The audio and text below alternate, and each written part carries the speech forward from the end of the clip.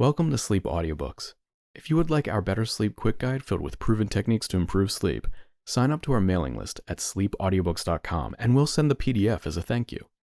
Subscribing and leaving a comment helps this channel more than you know, so please feel free to offer suggestions for future audiobooks or to just say hi. Thank you for listening. We hope you have an excellent night's sleep. This is Sleep Audiobooks.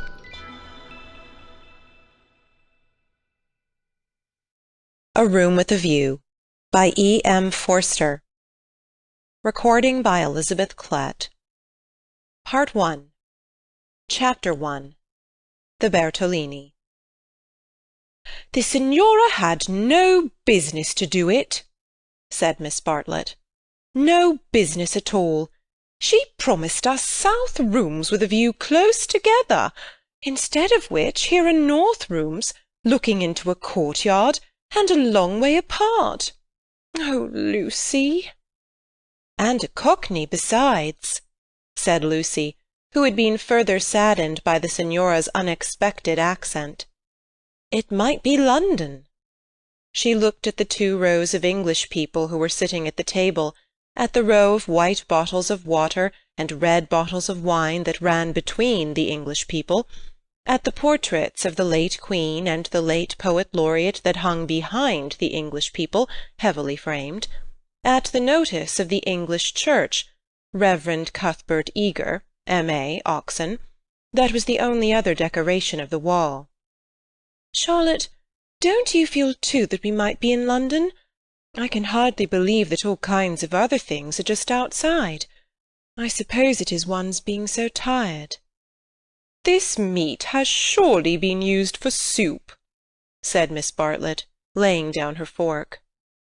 "I want so to see the Arno. The rooms the Signora promised us in her letter would have overlooked the Arno. The Signora had no business to do it at all. Oh, it is a shame." "Any nook does for me," Miss Bartlett continued. "But it does seem hard that you shouldn't have a view." Lucy felt that she had been selfish. "Charlotte, you mustn't spoil me. Of course you must look over the Arno too. I meant that. The first vacant room in the front." "You must have it," said Miss Bartlett, part of whose travelling expenses were paid by Lucy's mother, a piece of generosity to which she made many a tactful allusion.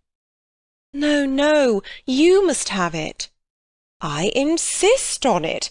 Your mother would never forgive me, Lucy." "She would never forgive me." The ladies' voices grew animated, and, if the sad truth be owned, a little peevish. They were tired, and under the guise of unselfishness they wrangled. Some of their neighbours interchanged glances, and one of them, one of the ill-bred people whom one does meet abroad, leant forward over the table and actually intruded into their argument. He said, "I have a view. I have a view." Miss Bartlett was startled. Generally, at a pension, people looked them over for a day or two before speaking, and often did not find out that they would do till they had gone. She knew that the intruder was ill-bred even before she glanced at him. He was an old man, of heavy build, with a fair shaven face and large eyes. There was something childish in those eyes, though it was not the childishness of senility.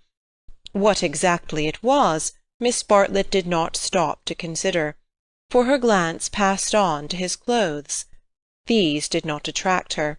He was probably trying to become acquainted with them before they got into the swim.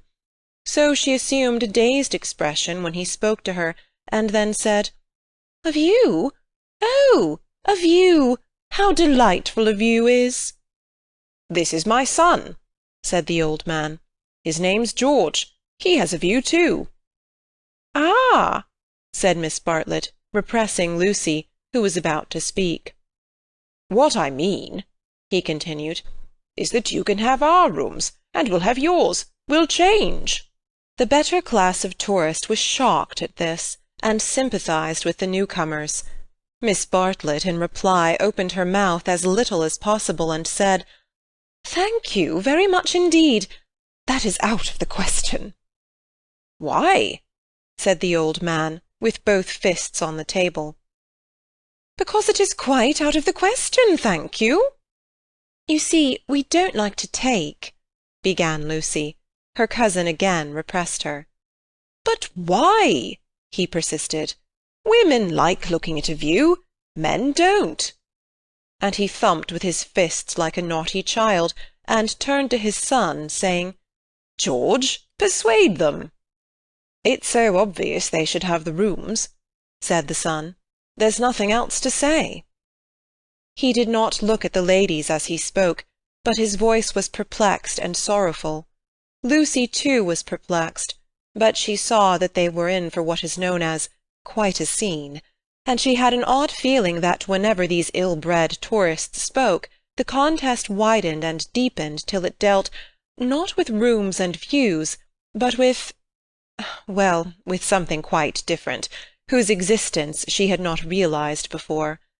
Now the old man attacked Miss Bartlett almost violently.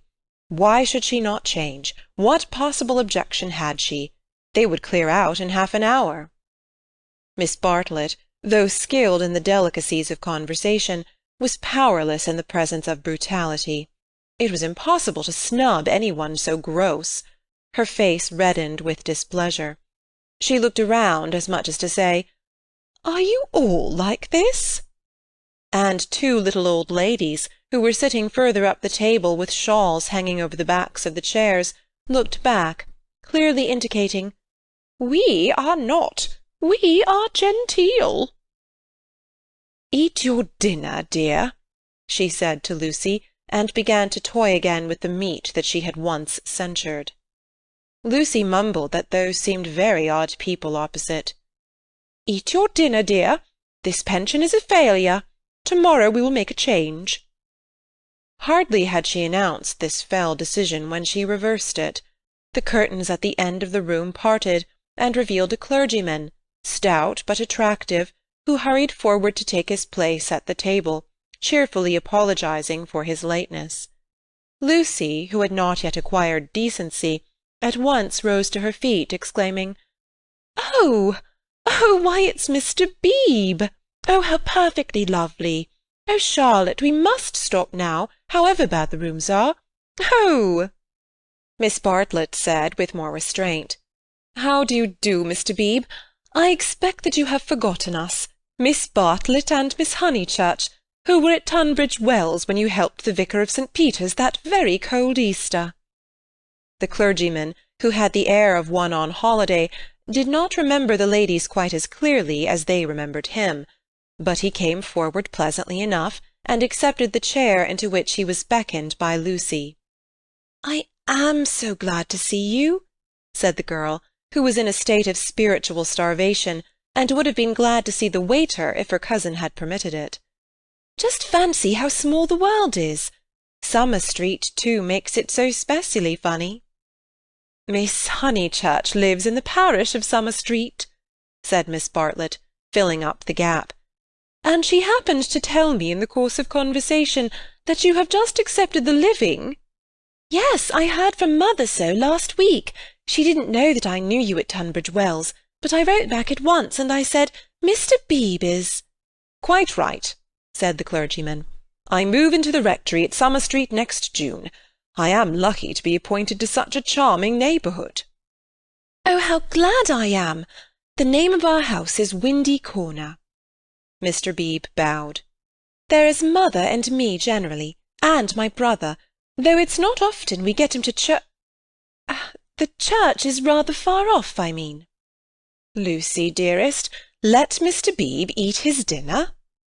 "I am eating it, thank you, and enjoying it." He preferred to talk to Lucy, whose playing he remembered, rather than to Miss Bartlett, who probably remembered his sermons. He asked the girl whether she knew Florence well, and was informed at some length that she had never been there before. It is delightful to advise a newcomer, and he was first in the field. "Don't neglect the country round," his advice concluded. "The first fine afternoon, drive up to Fiesole, and round by Settignano, or something of that sort." "No!" cried a voice from the top of the table. "Mr. Beebe, you are wrong. The first fine afternoon you ladies must go to Prato." "That lady looks so clever," whispered Miss Bartlett to her cousin. "We are in luck." And indeed, a perfect torrent of information burst on them. People told them what to see, when to see it, how to stop the electric trams, how to get rid of the beggars, how much to give for a vellum blotter, how much the place would grow upon them. The Pension Bertolini had decided, almost enthusiastically, that they would do. Whichever way they looked, kind ladies smiled and shouted at them, and above all rose the voice of the clever lady, crying, "Prato! They must go to Prato! That place is too sweetly squalid for words. I love it. I revel in shaking off the trammels of respectability, as you know." The young man named George glanced at the clever lady, and then returned moodily to his plate. Obviously he and his father did not do. Lucy, in the midst of her success, found time to wish they did. It gave her no extra pleasure that any one should be left in the cold, and when she rose to go, she turned back and gave the two outsiders a nervous little bow. The father did not see it. The son acknowledged it, not by another bow, but by raising his eyebrows and smiling. He seemed to be smiling across something. She hastened after her cousin, who had already disappeared through the curtains which smote one in the face, and seemed heavy with more than cloth. Beyond them stood the unreliable Signora, bowing good evening to her guests, and supported by "Henry, a little boy, and Victoria, a daughter." It made a curious little scene, this attempt of the Cockney to convey the grace and geniality of the South, and even more curious was the drawing-room, which attempted to rival the solid comfort of a Bloomsbury boarding-house. Was this really Italy? Miss Bartlett was already seated on a tightly stuffed armchair, which had the colour and the contours of a tomato. She was talking to Mr. Beebe, and as she spoke, her long narrow head drove backwards and forwards, slowly, regularly, as though she were demolishing some invisible obstacle. "We are most grateful to you," she was saying. "The first evening means so much. When you arrived, we were in for a peculiarly mauvais quart d'heure." He expressed his regret. "Do you, by any chance, know the name of an old man who sat opposite us at dinner?" "Emerson." "Is he a friend of yours?" "We are friendly, as one is in pensions." "Then I will say no more." He pressed her very slightly, and she said more. "I am, as it were," she concluded, "the chaperone of my young cousin Lucy, and it would be a serious thing if I put her under an obligation to people of whom we knew nothing. His manner was somewhat unfortunate. I hope I acted for the best." "You acted very naturally," said he. He seemed thoughtful, and after a few moments added, "All the same, I don't think much harm would have come of accepting." "No harm, of course, but we could not be under an obligation." "He is rather a peculiar man." Again he hesitated, and then said gently, "I think he would not take advantage of your acceptance, nor expect you to show gratitude. He has the merit, if it is one, of saying exactly what he means. He has rooms he does not value, and he thinks you would value them. He has no more thought of putting you under an obligation than he thought of being polite. It is so difficult, at least I find it difficult, to understand people who speak the truth." Lucy was pleased, and said, "I was hoping that he was nice. I do so always hope that people will be nice." "I think he is, nice and tiresome. I differ from him on almost every point of any importance, and so I expect, I may say I hope, you will differ. But his is a type one disagrees with rather than deplores. When he first came here, he not unnaturally put people's backs up. He has no tact and no manners. I don't mean by that he has bad manners, and he will not keep his opinions to himself. We nearly complained about him to our depressing Signora, but I am glad to say we thought better of it." I to conclude," said Miss Bartlett, "that he is a socialist?" Mr. Beebe accepted the convenient word, not without a slight twitching of the lips. "And presumably he has brought up his son to be a socialist too?" "I hardly know George, for he hasn't learned to talk yet. He seems a nice creature, and I think he has brains. Of course he has all his father's mannerisms, and it is quite possible that he too may be a socialist." "Oh, you relieve me," said Miss Bartlett. "So you think I ought to have accepted their offer? You feel I have been narrow-minded and suspicious?" "Not at all," he answered. "I never suggested that." "But ought I not to apologize, at all events, for my apparent rudeness?" He replied with some irritation that it would be quite unnecessary, and got up from his seat to go to the smoking-room. "Was I a bore?" said Miss Bartlett, as soon as he had disappeared. "Why didn't you talk, Lucy? He prefers young people, I'm sure. I do hope I haven't monopolized him. I hoped you would have him all the evening as well as all dinner-time." "He is nice," exclaimed Lucy. "Just what I remember. He seems to see good in everyone. No one would take him for a clergyman." "My dear Lucia!" "Well, you know what I mean. And you know how clergymen generally laugh. Mr. Beebe laughs just like an ordinary man." "Funny girl! How you do remind me of your mother! I wonder if she will approve of Mr. Beebe." "I'm sure she will, and so will Freddy." "I think every one at Windy Corner will approve. It is the fashionable world.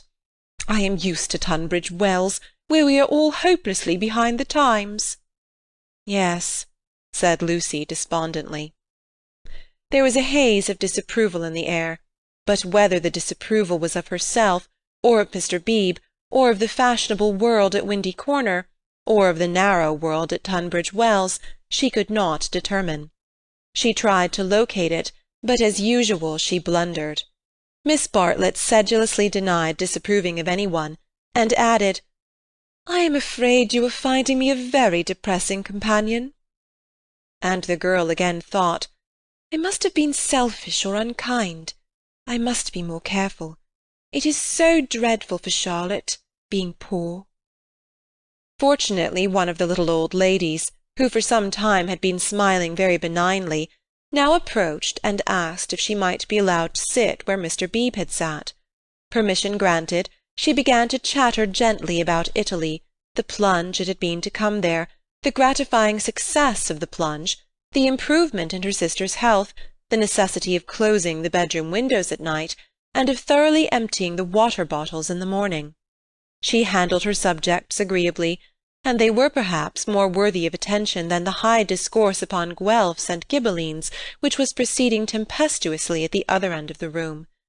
It was a real catastrophe, not a mere episode, that evening of hers at Venice, when she had found in her bedroom something that is one worse than a flea, though one better than something else. "But here you are as safe as in England. Signora Bertolini is so English." "Yet our rooms smell," said poor Lucy. "We dread going to bed." "Ah, then you look into the court," she sighed. "If only Mr. Emerson were more tactful. We were so sorry for you at dinner." "I think he was meaning to be kind." "Undoubtedly he was," said Miss Bartlett. "Mr. Beebe has just been scolding me for my suspicious nature. Of course I was holding back on my cousin's account." "Of course," said the little old lady, and they murmured that one could not be too careful with a young girl. Lucy tried to look demure, but could not help feeling a great fool. No one was careful with her at home, or at all events she had not noticed it. "About old Mr. Emerson, I hardly know. No, he is not tactful. Yet have you ever noticed that there are people who do things which are most indelicate, and yet, at the same time, beautiful?" "Beautiful?" said Miss Bartlett, puzzled at the word. "Are not beauty and delicacy the same?" "So one would have thought," said the other helplessly. "But things are so difficult, I sometimes think." She proceeded no further into things, for Mr. Beebe reappeared, looking extremely pleasant. "Miss Bartlett," he cried, "it's all right about the rooms. I'm so glad. Mr. Emerson was talking about it in the smoking-room, and knowing what I did, I encouraged him to make the offer again. He has let me come and ask you. He would be so pleased." "Oh, Charlotte," cried Lucy to her cousin, "we must have the rooms now. The old man is just as nice and kind as he can be." Miss Bartlett was silent. "I fear," said Mr. Beebe after a pause, "that I have been officious. I must apologize for my interference." Gravely displeased, he turned to go. Not till then did Miss Bartlett reply, "My own wishes, dearest Lucy, are unimportant in comparison with yours. It would be hard indeed if I stopped you doing as you liked at Florence, when I am only here through your kindness. If you wish to turn these gentlemen out of their rooms, I will do it. Would you then, Mr. Beebe, kindly tell Mr. Emerson that I accept his kind offer, and then conduct him to me, in order that I may thank him personally?" She raised her voice as she spoke. It was heard all over the drawing-room, and silenced the Guelphs and the Ghibellines. The clergyman, inwardly cursing the female sex, bowed and departed with her message. "Remember, Lucy, I alone am implicated in this. I do not wish the acceptance to come from you. Grant me that at all events." Mr. Beebe was back, saying rather nervously, "Mr. Emerson is engaged, but here is his son instead." The young man gazed down on the three ladies, who felt seated on the floor, so low were their chairs. "My father," he said, "is in his bath, so you cannot thank him personally, but any message given by you to me will be given by me to him as soon as he comes out."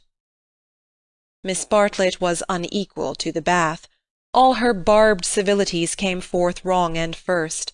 Young Mr. Emerson scored a notable triumph to the delight of Mr. Beebe and to the secret delight of Lucy. "Poor young man," said Miss Bartlett, as soon as he had gone. "How angry he is with his father about the rooms! It is all he can do to keep polite." "In half an hour or so your rooms will be ready," said Mr. Beebe. Then, looking rather thoughtfully at the two cousins, he retired to his own rooms, to write up his philosophic diary. "Oh, dear!" breathed the little old lady, and shuddered as if all the winds of heaven had entered the apartment. "Gentlemen sometimes do not realize—" Her voice faded away, but Miss Bartlett seemed to understand, and a conversation developed, in which gentlemen who did not thoroughly realize played a principal part. Lucy, not realizing either, was reduced to literature. Taking up Baedeker's Handbook to Northern Italy, she committed to memory the most important dates of Florentine history, for she was determined to enjoy herself on the morrow. Thus the half-hour crept profitably away, and at last Miss Bartlett rose with a sigh and said, "I think one might venture now. No, Lucy, do not stir. I will superintend the move." "How you do everything," said Lucy. "Naturally, dear. It is my affair." "But I would like to help you." "No, dear." Charlotte's energy, and her unselfishness. She had been thus all her life, but really on this Italian tour she was surpassing herself. So Lucy felt, or strove to feel. And yet there was a rebellious spirit in her which wondered whether the acceptance might not have been less delicate and more beautiful. At all events, she entered her own room without any feeling of joy. "I want to explain," said Miss Bartlett, "why it is that I have taken the largest room. Naturally, of course, I should have given it to you, but I happen to know that it belongs to the young man, and I was sure your mother would not like it." Lucy was bewildered. "If you are to accept a favour, it is more suitable you should be under an obligation to his father than to him. I am a woman of the world, in my small way, and I know where things lead to. However, Mr. Beebe is a guarantee of a sort that they will not presume on this." "Mother wouldn't mind, I'm sure," said Lucy, but again had the sense of larger and unsuspected issues. Miss Bartlett only sighed, and enveloped her in a protecting embrace as she wished her good night. It gave Lucy the sensation of a fog, and when she reached her own room, she opened the window and breathed the clean night air, thinking of the kind old man who had enabled her to see the lights dancing in the Arno, and the cypresses of San Miniato, and the foothills of the Apennines, black against the rising moon. Miss Bartlett, in her room, fastened the window-shutters and locked the door, and then made a tour of the apartment to see where the cupboards led, and whether there were any oubliettes or secret entrances. It was then that she saw, pinned up over the washstand, a sheet of paper, on which was scrawled an enormous note of interrogation. Nothing more. "What does it mean?" she thought, and she examined it carefully by the light of a candle. Meaningless at first, it gradually became menacing, obnoxious, portentous with evil. She was seized with an impulse to destroy it, but fortunately remembered that she had no right to do so, since it must be the property of young Mr. Emerson. So she unpinned it carefully, and put it between two pieces of blotting-paper to keep it clean for him. Then she completed her inspection of the room, sighed heavily, according to her habit, and went to bed. End of Chapter 1. Chapter 2. In Santa Croce with no Baedeker.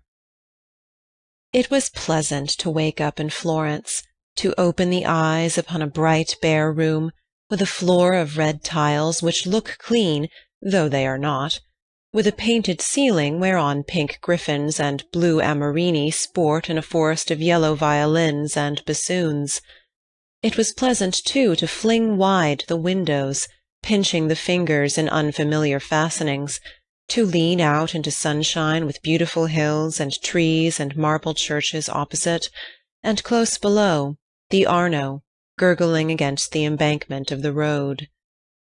Over the river men were at work with spades and sieves on the sandy foreshore, and on the river was a boat, also diligently employed for some mysterious end. An electric tram came rushing underneath the window. No one was inside it, except one tourist, but its platforms were overflowing with Italians, who preferred to stand. Children tried to hang on behind, and the conductor, with no malice, spat in their faces to make them let go. Then soldiers appeared, good-looking, undersized men, wearing each a knapsack covered with mangy fur, and a greatcoat which had been cut for some larger soldier. Beside them walked officers, looking foolish and fierce, and before them went little boys, turning somersaults in time with the band. The tram-car became entangled in their ranks, and moved on painfully, like a caterpillar in a swarm of ants. One of the little boys fell down, and some white bullocks came out of an archway. Indeed, if it had not been for the good advice of an old man who was selling button-hooks, the road might never have got clear.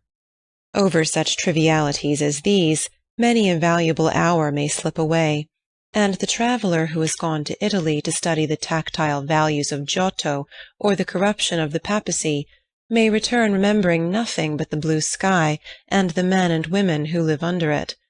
So it was as well that Miss Bartlett should tap and come in, and having commented on Lucy's leaving the door unlocked, and on her leaning out of the window before she was fully dressed, should urge her to hasten herself, or the best of the day would be gone.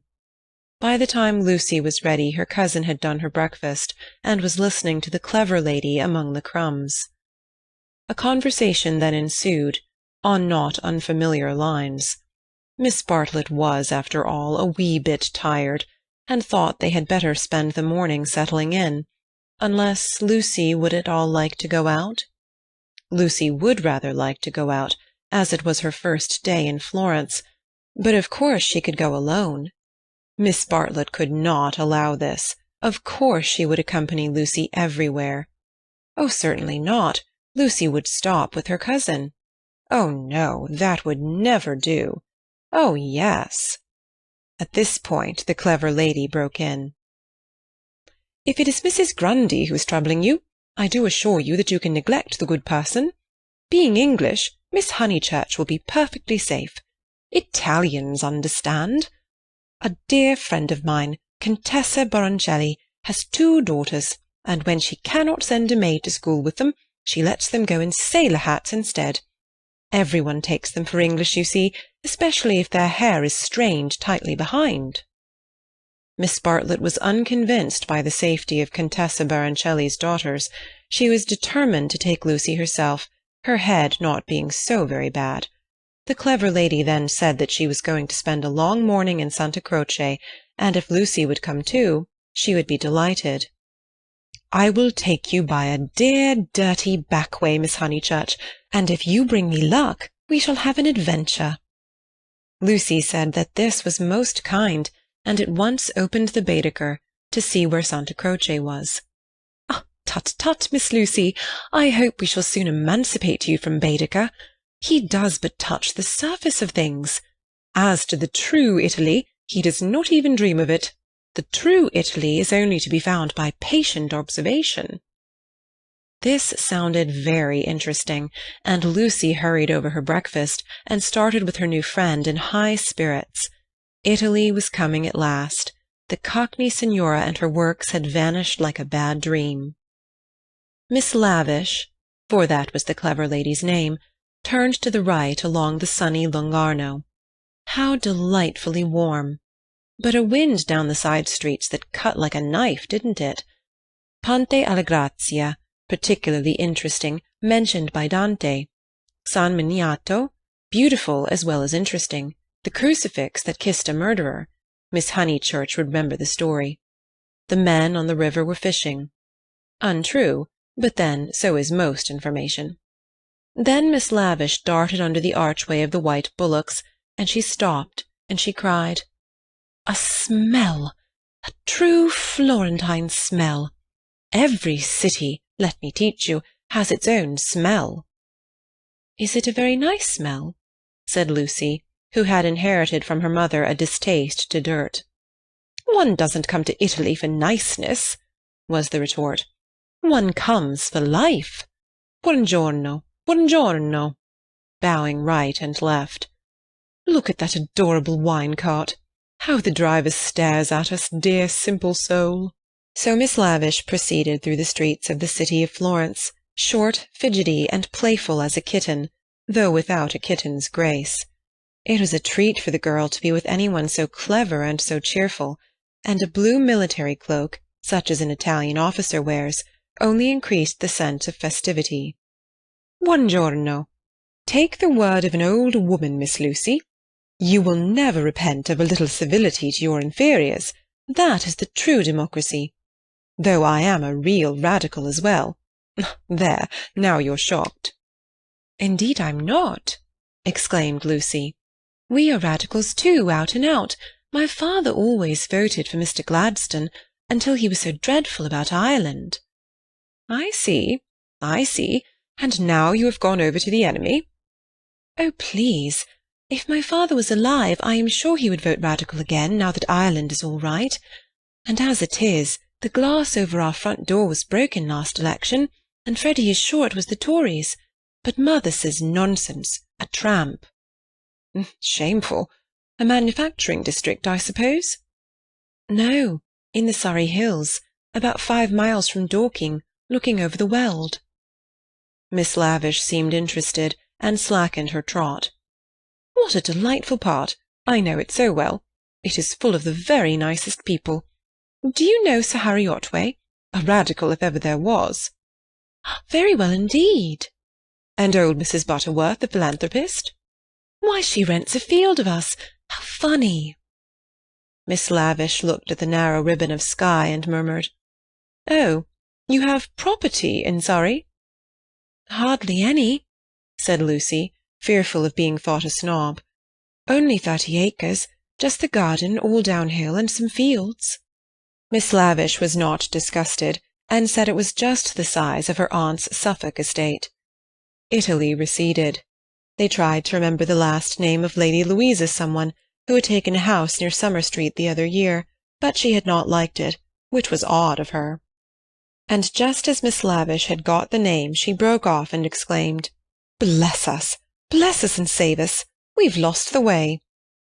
Certainly they had seemed a long time in reaching Santa Croce, the tower of which had been plainly visible from the landing window, but Miss Lavish had said so much about knowing her Florence by heart that Lucy had followed her with no misgivings. Lost! Lost! My dear Miss Lucy, during our political diatribes we have taken a wrong turning. How those horrid Conservatives would jeer at us! What are we to do? 2 lone females in an unknown town. Now this is what I call an adventure." Lucy, who wanted to see Santa Croce, suggested as a possible solution that they should ask the way there. "Oh, but that is the word of a craven. And no, you are not to look at your Baedeker. Give it to me. I shan't let you carry it. We will simply drift." Accordingly they drifted through a series of those grey-brown streets, neither commodious nor picturesque, in which the eastern quarter of the city abounds. Lucy soon lost interest in the discontent of Lady Louisa, and became discontented herself. For one ravishing moment Italy appeared. She stood in the square of the Annunziata, and saw in the living terracotta those divine babies whom no cheap reproduction can ever stale. There they stood, with their shining limbs bursting from the garments of charity, and their strong white arms extended against circlets of heaven. Lucy thought she had never seen anything more beautiful. But Miss Lavish, with a shriek of dismay, dragged her forward, declaring that they were out of their path now by at least a mile. The hour was approaching at which the continental breakfast begins, or rather ceases, to tell, and the ladies bought some hot chestnut paste out of a little shop, because it looked so typical. It tasted partly of the paper in which it was wrapped, partly of hair oil, partly of the great unknown. But it gave them strength to drift into another piazza, large and dusty, on the farther side of which rose a black and white facade of surpassing ugliness. Miss Lavish spoke to it dramatically. It was Santa Croce. The adventure was over. "Stop a minute. Let those 2 people go on, or I shall have to speak to them. I do detest conventional intercourse. Nasty. They are going into the church too. Oh, the British are abroad." "We sat opposite them at dinner last night. They have given us their rooms. They were so very kind." "Look at their figures," laughed Miss Lavish. "They walk through my Italy like a pair of cows. It's very naughty of me, but I would like to set an examination paper at Dover, and turn back every tourist who couldn't pass it." "What would you ask us?" Miss Lavish laid her hand pleasantly on Lucy's arm, as if to suggest that she, at all events, would get full marks. In this exalted mood they reached the steps of the great church, and were about to enter it when Miss Lavish stopped, squeaked, flung up her arms, and cried, "There goes my local colour-box. I must have a word with him." And in a moment she was away over the piazza, her military cloak flapping in the wind, nor did she slacken speed till she caught up with an old man with white whiskers, and nipped him playfully upon the arm. Lucy waited for nearly 10 minutes. Then she began to get tired. The beggars worried her, the dust blew in her eyes, and she remembered that a young girl ought not to loiter in public places. She descended slowly into the piazza, with the intention of rejoining Miss Lavish, who was really almost too original. But at that moment Miss Lavish and her local colour-box moved also, and disappeared down a side street, both gesticulating largely. Tears of indignation came to Lucy's eyes, partly because Miss Lavish had jilted her, partly because she had taken her Baedeker. How could she find her way home? How could she find her way about in Santa Croce? Her first morning was ruined, and she might never be in Florence again. A few minutes ago she had been all high spirits, talking as a woman of culture, and half persuading herself that she was full of originality. Now she entered the church depressed and humiliated, not even able to remember whether it was built by the Franciscans or the Dominicans. Of course it must be a wonderful building, But how like a barn, and how very cold! Of course it contained frescoes by Giotto, in the presence of whose tactile values she was capable of feeling what was proper, but who was to tell her which they were? She walked about disdainfully, unwilling to be enthusiastic over monuments of uncertain authorship or date. There was no one even to tell her which, of all the sepulchral slabs that paved the nave and transepts, was the one that was really beautiful, the one that had been most praised by Mr. Ruskin. Then the pernicious charm of Italy worked on her, and instead of acquiring information, she began to be happy. She puzzled out the Italian notices, the notice that forbade people to introduce dogs into the church, the notice that prayed people, in the interests of health and out of respect to the sacred edifice in which they found themselves, not to spit. She watched the tourists. Their noses were as red as their Baedekers, so cold was Santa Croce. She beheld the horrible fate that overtook 3 papists, 2 he-babies and a she-baby, who began their career by sousing each other with the holy water, and then proceeded to the Machiavelli memorial, dripping but hallowed. Advancing towards it very slowly, and from immense distances, they touched the stone with their fingers, with their handkerchiefs, with their heads, and then retreated. What could this mean? They did it again and again.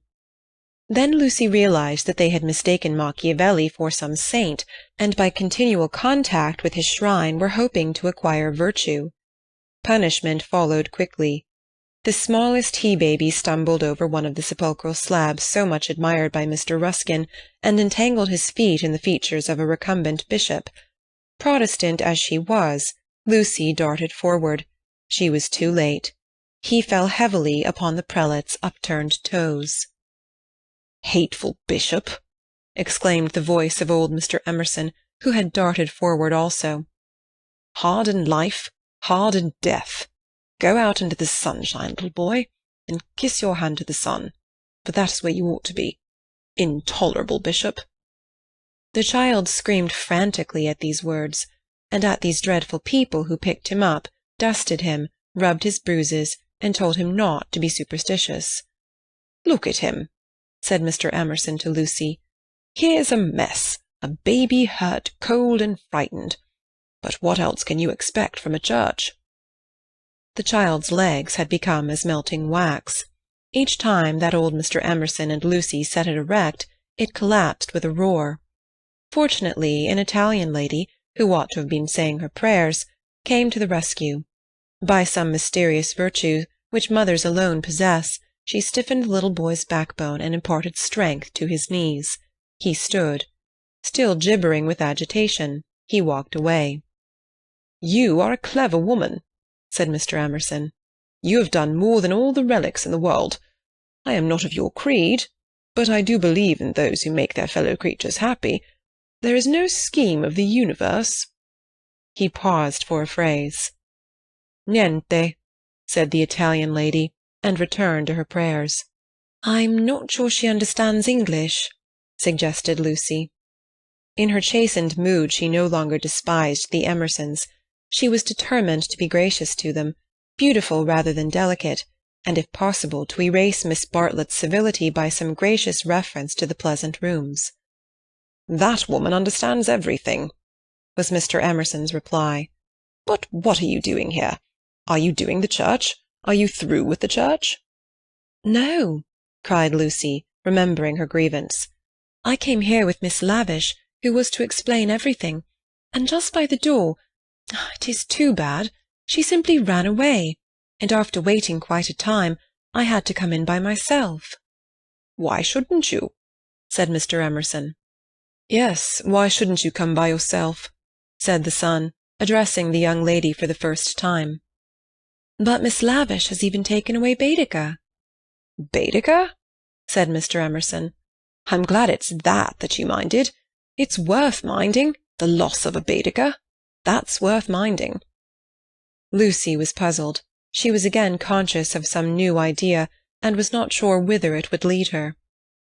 "If you've no Baedeker," said the son, "you'd better join us." Was this where the idea would lead? She took refuge in her dignity. "Thank you very much. but I could not think of that. I hope you do not suppose that I came to join on to you.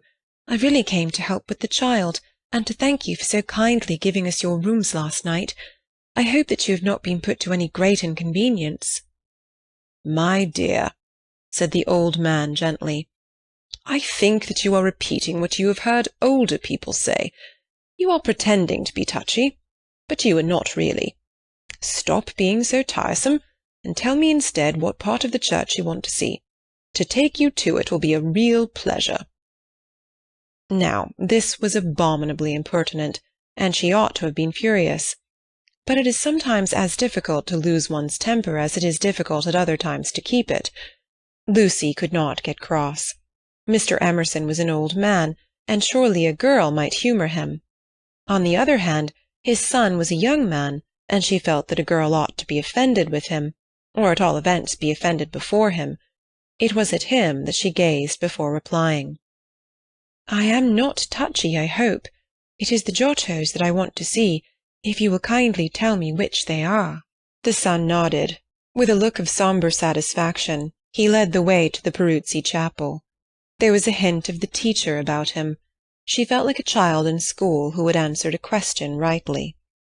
The chapel was already filled with an earnest congregation, and out of them rose the voice of a lecturer, directing them how to worship Giotto, not by tactile valuations, but by the standards of the spirit.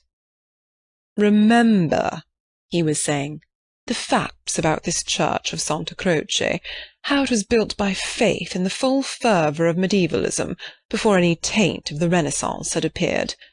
Observe how Giotto in these frescoes, now unhappily ruined by restoration, is untroubled by the snares of anatomy and perspective. Could anything be more majestic, more pathetic, beautiful, true? How little, we feel, avails knowledge and technical cleverness against a man who truly feels." "No," exclaimed Mr. Emerson, in much too loud a voice for church.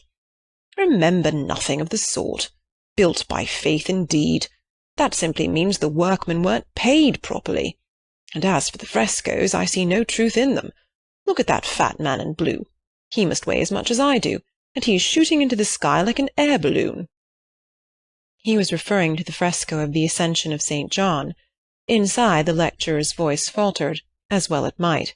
The audience shifted uneasily, and so did Lucy. She was sure that she ought not to be with these men, but they had cast a spell over her. They were so serious and so strange that she could not remember how to behave. "Now, did this happen, or didn't it? Yes or no?" George replied, "It happened like this, if it happened at all. I would rather go up to heaven by myself than be pushed by cherubs, and if I got there, I should like my friends to lean out of it, just as they do here." "You will never go up," said his father. "You and I, dear boy, will lie at peace in the earth that bore us, and our names will disappear as surely as our work survives. Some of the people can only see the empty grave, not the saint, whoever he is, going up. It did happen like that, if it happened at all." "Pardon me," said a frigid voice. "The chapel is somewhat small for two parties. We will incommode you no longer." The lecturer was a clergyman, and his audience must also be his flock, for they held prayer-books as well as guide-books in their hands. They filed out of the chapel in silence. Amongst them were the two little old ladies of the pension Bertolini, Miss Teresa and Miss Catherine Allen. "Stop!" cried Mr. Emerson. "There's plenty of room for us all. Stop!" The procession disappeared without a word. Soon the lecturer could be heard in the next chapel, describing the life of St. Francis. "George, I do believe that clergyman is the Brixton curate." George went into the next chapel and returned, saying, "Perhaps he is. I don't remember." "Then I had better speak to him and remind him who I am. It's that Mr. Eager. Why did he go? Did we talk too loud? How vexatious. I shall go and say we are sorry. Hadn't I better? Then perhaps he will come back." "He will not come back," said George. But Mr. Emerson, contrite and unhappy, hurried away to apologize to the Reverend Cuthbert Eager. Lucy, apparently absorbed in a lunette, could hear the lecture again interrupted, the anxious, aggressive voice of the old man, the curt, injured replies of his opponent. The son, who took every little contretemps as if it were a tragedy, was listening also. "My father has that effect on nearly every one," he informed her. "He will try to be kind." "I hope we all try," said she, smiling nervously, "because we think it improves our characters. But he is kind to people because he loves them, and they find him out, and are offended or frightened." "How silly of them," said Lucy, though in her heart she sympathized. "I think that a kind action done tactfully—" "Tact?" He threw up his head in disdain. Apparently she had given the wrong answer. She watched the singular creature pace up and down the chapel. For a young man his face was rugged, and, until the shadows fell upon it, hard. Enshadowed, it sprang into tenderness. She saw him once again at Rome, on the ceiling of the Sistine Chapel, carrying a burden of acorns. Healthy and muscular, he yet gave her the feeling of greyness, of tragedy that might only find solution in the night. The feeling soon passed. It was unlike her to have entertained anything so subtle. Born of silence and of unknown emotion, it passed when Mr. Emerson returned, and she could re-enter the world of rapid talk, which was alone familiar to her. "Were you snubbed?" asked his son tranquilly. "But we have spoilt the pleasure of I don't know how many people. They won't come back." "Full of innate sympathy, quickness to perceive good in others, vision of the brotherhood of man." Scraps of the lecture on St. Francis came floating round the partition wall. "Don't let us spoil yours," he continued to Lucy. "Have you looked at those saints?" "Yes," said Lucy. "They are lovely. Do you know which is the tombstone that is praised in Ruskin?" He did not know, and suggested that they should try to guess it. George, rather to her relief, refused to move, and she and the old man wandered not unpleasantly about Santa Croce, which, though it is like a barn, has harvested many beautiful things inside its walls. There were also beggars to avoid, and guides to dodge round the pillars, and an old lady with her dog, and here and there was a priest modestly edging to his mass through the groups of tourists. But Mr. Emerson was only half interested. He watched the lecturer, whose success he believed that he had impaired, and then he anxiously watched his son. "Why will he look at that fresco?" he said uneasily. "I saw nothing in it." "I like Giotto," she replied. "It is so wonderful what they say about his tactile values, though I like things like the Della Robbia babies better." "So you ought. A baby is worth a dozen saints, and my baby's worth the whole of paradise, and as far as I can see, he lives in hell." Lucy again felt that this did not do. "In hell," he repeated. "He's unhappy." "Oh dear," said Lucy. "How can he be unhappy when he is strong and alive? What more is one to give him? And think how he has been brought up, free from all the superstition and ignorance that lead men to hate one another in the name of God. With such an education as that, I thought he was bound to grow up happy." She was no theologian, but she felt that here was a very foolish old man, as well as a very irreligious one. She also felt that her mother might not like her talking to that kind of person, and that Charlotte would object most strongly. "What are we to do with him?" he asked. "He comes out for his holiday to Italy and behaves like that, like the little child who ought to have been playing, and who hurt himself upon the tombstone. Eh? What did you say?" Lucy had made no suggestion. Suddenly he said, "Now don't be stupid over this. I don't require you to fall in love with my boy, but I do think you might try and understand him. You are nearer his age, and if you let yourself go, I'm sure you are sensible. You might help me. He has known so few women, and you have the time. You stop here several weeks, I suppose. But let yourself go. You are inclined to get muddled, if I may judge from last night. Let yourself go. Pull out from the depths those thoughts that you do not understand, and spread them out in the sunlight and know the meaning of them.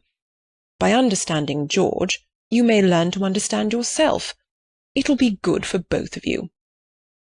To this extraordinary speech Lucy found no answer. "I only know what it is that's wrong with him, not why it is." "And what is it?" asked Lucy fearfully, expecting some harrowing tale. "The old trouble. Things won't fit." "What things?" "The things of the universe. It is quite true, they don't." "Oh, Mr. Emerson, whatever do you mean?" In his ordinary voice, so that she scarcely realized he was quoting poetry, he said, From eve and morning, and yon 12-winded sky, the stuff of life to knit me blew hither. Here am I." George and I both know this, but why does it distress him? We know that we come from the winds, and that we shall return to them, that all life is perhaps a knot, a tangle, a blemish in the eternal smoothness. But why should this make us unhappy? Let us rather love one another, and work and rejoice. I don't believe in this world sorrow." Miss Honeychurch assented. "Then make my boy think like us. Make him realize that by the side of the everlasting why there is a yes, a transitory yes, if you like, but a yes." Suddenly she laughed. Surely one ought to laugh. A young man melancholy because the universe wouldn't fit, because life was a tangle or a wind or a yes, or something. "I'm very sorry," she cried. "You'll think me unfeeling, but— Then she became matronly. "Oh, but your son wants employment. Has he no particular hobby?" "Why, I myself have worries, but I can generally forget them at the piano. And collecting stamps did no end of good for my brother. Perhaps Italy bores him. You ought to try the Alps or the lakes." The old man's face saddened, and he touched her gently with his hand. This did not alarm her. She thought that her advice had impressed him, and that he was thanking her for it. Indeed, he no longer alarmed her at all. She regarded him as a kind thing, but quite silly. Her feelings were as inflated spiritually as they had been an hour ago aesthetically, before she lost Baedeker. The dear George, now striding towards them over the tombstones, seemed both pitiable and absurd. He approached, his face in the shadow. He said, "Miss Bartlett." "Oh, good gracious me!" said Lucy, suddenly collapsing, and again seeing the whole of life in a new perspective. "Where? Where?" "In the nave." "I see. Those gossiping little old Miss Allens must have—" She checked herself. "Poor girl!" exploded old Mr. Emerson. "Poor girl!" She could not let this pass, for it was just what she was feeling herself. "Poor girl? I fail to understand the point of that remark. I think myself a very fortunate girl, I assure you. I'm thoroughly happy, and having a splendid time. Pray don't waste time mourning over me. There's enough sorrow in the world, isn't there, without trying to invent it? Good-bye. Thank you both so much for all your kindness. Ah, yes, there does come my cousin. A delightful morning. Santa Croce is a wonderful church." She rejoined her cousin. End of Chapter 2. Chapter 3. Music, Violets, and the Letter S. It so happened that Lucy, who found daily life rather chaotic, entered a more solid world when she opened the piano. She was then no longer either deferential or patronizing, no longer either a rebel or a slave. The kingdom of music is not the kingdom of this world. It will accept those whom breeding and intellect and culture have alike rejected.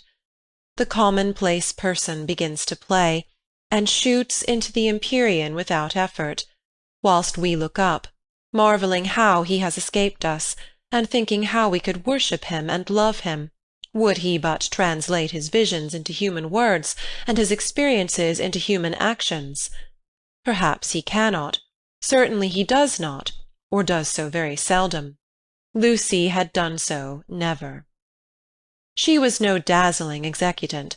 Her runs were not at all like strings of pearls, and she struck no more right notes than was suitable for one of her age and situation. Nor was she the passionate young lady who performs so tragically on a summer's evening with the window open. Passion was there, but it could not be easily labelled. It slipped between love and hatred and jealousy, and all the furniture of the pictorial style. And she was tragical only in the sense that she was great, for she loved to play on the side of victory. Victory of what and over what, that is more than the words of daily life can tell us. But that some sonatas of Beethoven are written tragic no one can gainsay. Yet they can triumph or despair as the player decides, and Lucy had decided that they should triumph. A very wet afternoon at the Bertolini permitted her to do the things she really liked, and after lunch she opened the little draped piano. A few people lingered round and praised her playing, but finding that she made no reply, dispersed to their rooms to write up their diaries or to sleep. She took no notice of Mr. Emerson looking for his son, nor of Miss Bartlett looking for Miss Lavish, nor of Miss Lavish looking for her cigarette-case. Like every true performer, she was intoxicated by the mere feel of the notes. They were fingers caressing her own, and by touch, not by sound alone, did she come to her desire. Mr. Beebe, sitting unnoticed in the window, pondered this illogical element in Miss Honeychurch, and recalled the occasion at Tunbridge Wells when he had discovered it. It was at one of those entertainments where the upper classes entertain the lower. The seats were filled with a respectful audience, and the ladies and gentlemen of the parish, under the auspices of their vicar, sang or recited or imitated the drawing of a champagne cork. Among the promised items was Miss Honeychurch, piano, Beethoven. And Mr. Beebe was wondering whether it would be Adelaida or the March of the Ruins of Athens, when his composure was disturbed by the opening bars of Opus 3. He was in suspense all through the introduction, for not until the pace quickens does one know what the performer intends. With the roar of the opening theme he knew that things were going extraordinarily. In the chords that herald the conclusion he heard the hammer strokes of victory. He was glad that she only played the first movement, for he could have paid no attention to the winding intricacies of the measures of 9/16. The audience clapped, no less respectful. It was Mr. Beebe who started the stamping. It was all that one could do. "Who is she?" he asked the vicar afterwards. "Cousin of one of my parishioners. I do not consider her choice of piece happy. Beethoven is usually so simple and direct in his appeal that it is sheer perversity to choose a thing like that, which, if anything, disturbs." "Introduce me." "She will be delighted. She and Miss Bartlett are full of the praises of your sermon." "My sermon?" cried Mr. Beebe. "Why ever did she listen to it?" When he was introduced he understood why, for Miss Honeychurch, disjoined from her music-stool, was only a young lady with a quantity of dark hair and a very pretty, pale, undeveloped face. She loved going to concerts, she loved stopping with her cousin, she loved iced coffee and meringues. He did not doubt that she loved his sermon also. But before he left Tunbridge Wells he made a remark to the vicar, which he now made to Lucy herself when she closed the little piano and moved dreamily towards him. "If Miss Honeychurch ever takes to live as she plays, it will be very exciting, both for us and for her." Lucy at once re-entered daily life. "Oh, what a funny thing! Someone said just the same to mother, and she said she trusted I should never live a duet." "Doesn't Mrs. Honeychurch like music?" "She doesn't mind it, but she doesn't like one to get excited over anything. She thinks I am silly about it. She thinks I can't make out. Once, you know, I said that I liked my own playing better than anyone else's. She has never got over it. Of course I didn't mean that I played well. I only meant—" "Of course," said he, wondering why she bothered to explain. "Music," said Lucy, as if attempting some generality. She could not complete it, and looked out absently upon Italy in the wet. The whole life of the South was disorganized, and the most graceful nation in Europe had turned into formless lumps of clothes. The street and the river were dirty yellow, the bridge was dirty grey, and the hills were dirty purple. Somewhere in their folds were concealed Miss Lavish and Miss Bartlett, who had chosen this afternoon to visit the Torre del Gallo. "What about music?" said Mr. Beebe. "Poor Charlotte will be sopped," was Lucy's reply. The expedition was typical of Miss Bartlett, who would return cold, tired, hungry, and angelic, with a ruined skirt, a pulpy Baedeker, and a tickling cough in her throat. On another day, when the whole world was singing and the air ran into the mouth like wine, she would refuse to stir from the drawing-room, saying that she was an old thing, and no fit companion for a hearty girl. "Miss Lavish has led your cousin astray. She hopes to find the true Italy in the wet, I believe." "Miss Lavish is so original," murmured Lucy. This was a stock remark, the supreme achievement of the Pension Bertolini in the way of definition. Miss Lavish was so original. Mr. Beebe had his doubts, but they would have been put down to clerical narrowness. For that, and for other reasons, he held his peace. "Is it true," continued Lucy in awestruck tone, "that Miss Lavish is writing a book?" "They do say so." "What is it about?" "It will be a novel," replied Mr. Beebe, "dealing with modern Italy. Let me refer you for an account to Miss Catherine Allen, who uses words herself more admirably than anyone I know." "I wish Miss Lavish would tell me herself. We started such friends. But I don't think she ought to have run away with Baedeker that morning in Santa Croce. Charlotte was most annoyed at finding me practically alone, and so I couldn't help being a little annoyed with Miss Lavish." "The two ladies, at all events, have made it up." He was interested in the sudden friendship between women so apparently dissimilar as Miss Bartlett and Miss Lavish. They were always in each other's company, with Lucy a slighted third. Miss Lavish he believed he understood, but Miss Bartlett might reveal unknown depths of strangeness, though not perhaps of meaning. Was Italy deflecting her from the path of prim chaperone which he had assigned to her at Tunbridge Wells? All his life he had loved to study maiden ladies. They were his specialty, and his profession had provided him with ample opportunities for the work. Girls like Lucy were charming to look at, but Mr. Beebe was, from rather profound reasons, somewhat chilly in his attitude towards the other sex, and preferred to be interested rather than enthralled. Lucy, for the third time, said that poor Charlotte would be sopped. The Arno was rising in flood, washing away the traces of the little carts upon the foreshore. But in the south-west there had appeared a dull haze of yellow, which might mean better weather if it did not mean worse.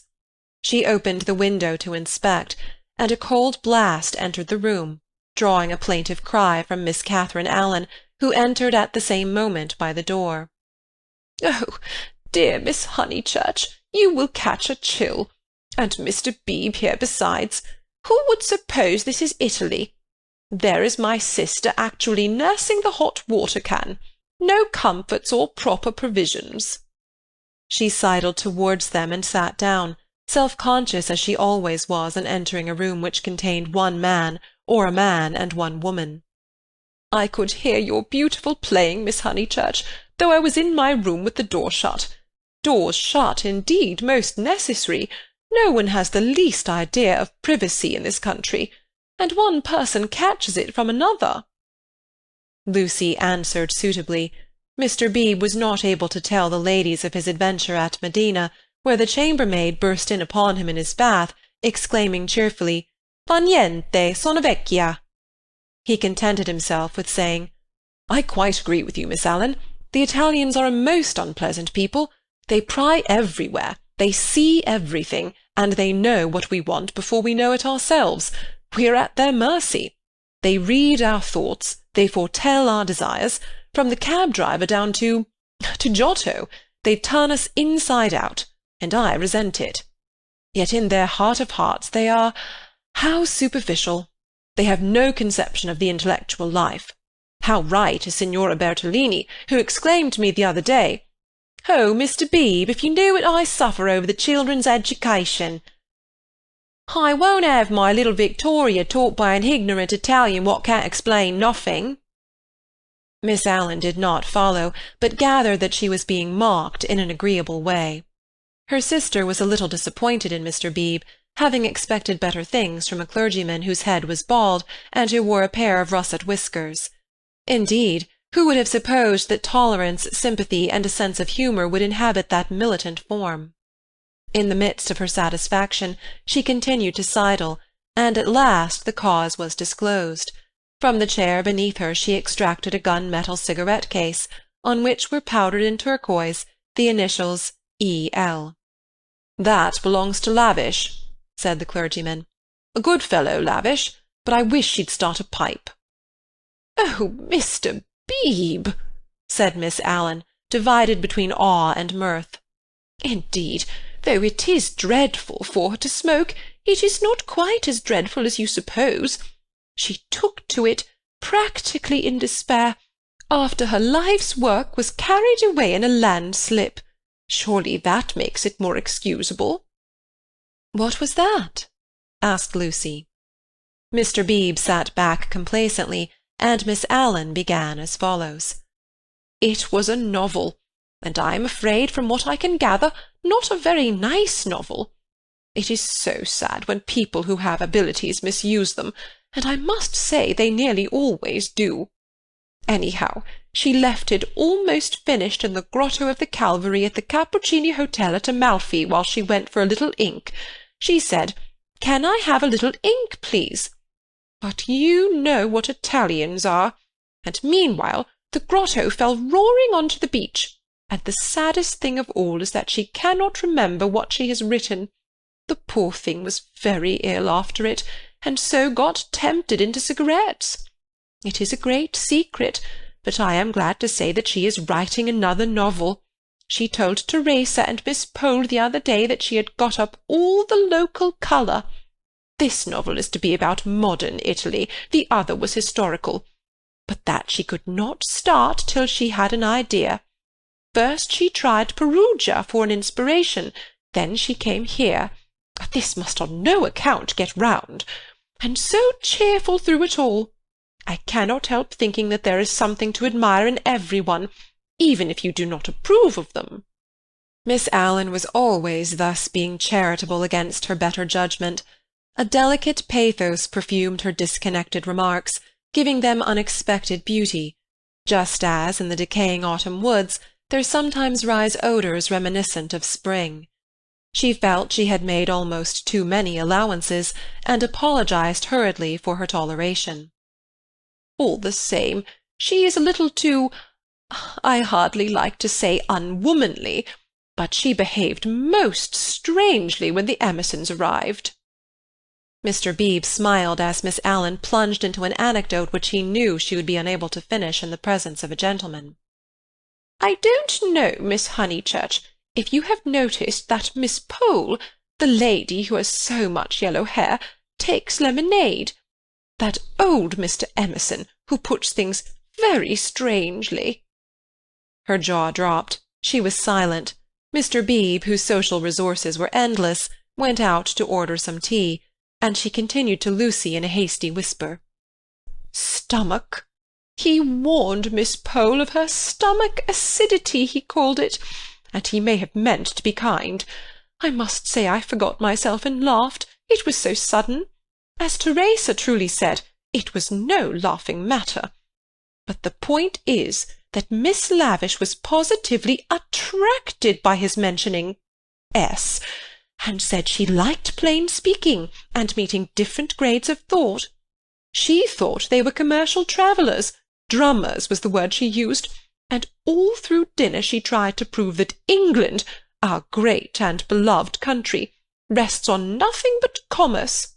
Teresa was very much annoyed, and left the table before the cheese, saying as she did so, 'There, Miss Lavish, is one who can confute you better than I,' and pointed to that beautiful picture of Lord Tennyson. Then Miss Lavish said, 'Tut, the early Victorians!' Just imagine! 'Tut, the early Victorians!' My sister had gone, and I felt bound to speak. I said, 'Miss Lavish, I am an early Victorian. At least, that is to say, I will hear no breath of censure against our dear Queen.' It was horrible speaking. I reminded her how the Queen had been to Ireland when she did not want to go, and I must say she was dumbfounded and made no reply. But unluckily Mr. Emerson overheard this part, and called in his deep voice, 'Quite so, quite so. I honour the woman for her Irish visit.' The woman! Oh, I tell things so badly, but you see what a tangle we were in by this time, all on account of S having been mentioned in the first place. But that was not all. After dinner, Miss Lavish actually came up and said, 'Miss Allen, I am going into the smoking-room to talk to those two nice men. Come too.' Needless to say, I refused such an unsuitable invitation, and she had the impertinence to tell me that it would broaden my ideas, and said that she had 4 brothers, all university men, except one who was in the army, who always made a point of talking to commercial travellers." "Let me finish the story," said Mr. Beebe, who had returned. "Miss Lavish tried Miss Pole, myself, everyone, and finally said, 'I shall go alone.' She went. At the end of 5 minutes she returned unobtrusively with a green baize board, and began playing Patience." "Whatever happened?" cried Lucy. "No one knows. No one will ever know. Miss Lavish will never dare to tell, and Mr. Emerson does not think it worth telling." "Mr. Beebe, old Mr. Emerson, is he nice or not nice? I do so want to know." Mr. Beebe laughed and suggested that she should settle the question for herself. "No, but it is so difficult. Sometimes he is so silly, and then I do not mind him. Miss Allen, what do you think? Is he nice?" The little old lady shook her head, and sighed disapprovingly. Mr. Beebe, whom the conversation amused, stirred her up by saying, "I consider that you were bound to class him as nice, Miss Allen, after that business of the violets." "Violets? Oh dear! Who told you about the violets? How do things get round? A pension is a bad place for gossips. No, I cannot forget how they behaved at Mr. Eager's lecture at Santa Croce. Oh, poor Miss Honeychurch! It really was too bad. No, I have quite changed. I do not like the Emersons. They are not nice." Mr. Beebe smiled nonchalantly. He had made a gentle effort to introduce the Emersons into Bertolini society, and the effort had failed. He was almost the only person who remained friendly to them. Miss Lavish, who represented intellect, was avowedly hostile, and now the Miss Allens, who stood for good breeding, were following her. Miss Bartlett, smarting under an obligation, would scarcely be civil. The case of Lucy was different. She had given him a hazy account of her adventures in Santa Croce, and he gathered that the 2 men had made a curious and possibly concerted attempt to annex her, to show her the world from their own strange standpoint, to interest her in their private sorrows and joys. This was impertinent. He did not wish their cause to be championed by a young girl. He would rather it should fail. After all, he knew nothing about them, and pension joys, pension sorrows, are flimsy things, whereas Lucy would be his parishioner. Lucy, with one eye upon the weather, finally said that she thought the Emersons were nice, not that she saw anything of them now. Even their seats at dinner had been moved. "But aren't they always waylaying you to go out with them, dear?" said the little lady inquisitively. "Only once. Charlotte didn't like it and said something, quite politely, of course." "Most right of her. They don't understand our ways. They must find their level." Mr. Beebe rather felt that they had gone under. They had given up their attempt, if it was one, to conquer society, and now the father was almost as silent as the son. He wondered whether he would not plan a pleasant day for these folk before they left. Some expedition, perhaps, with Lucy well chaperoned to be nice to them. It was one of Mr. Beebe's chief pleasures to provide people with happy memories. Evening approached while they chatted. The air became brighter, the colours on the trees and hills were purified, and the Arno lost its muddy solidity and began to twinkle. There were a few streaks of bluish-green among the clouds, a few patches of watery light upon the earth, and then the dripping façade of San Miniato shone brilliantly in the declining sun. "Too late to go out," said Miss Allen in a voice of relief. "All the galleries are shut." "I think I shall go out," said Lucy. "I want to go round to the town in the circular tram, on the platform by the driver." Her two companions looked grave. Mr. Beebe, who felt responsible for her in the absence of Miss Bartlett, ventured to say, "I wish we could. Unluckily I have letters. If you do want to go out alone, won't you be better on your feet?" "Italians, dear, you know," said Miss Allen. "Perhaps I shall meet someone who reads me through and through." But they still looked disapproval, and she so far conceded to Mr. Beebe as to say that she would only go for a little walk, and keep to the street frequented by tourists. "She oughtn't really to go at all," said Mr. Beebe as they watched her from the window, "and she knows it. I put it down to too much Beethoven." End of Chapter 3. Chapter 4. Fourth Chapter. Mr. Beebe was right. Lucy never knew her desires so clearly as after music. She had not really appreciated the clergyman's wit, nor the suggestive twitterings of Miss Allen. Conversation was tedious. She wanted something big, and she believed that it would have come to her on the wind-swept platform of an electric tram. This she might not attempt.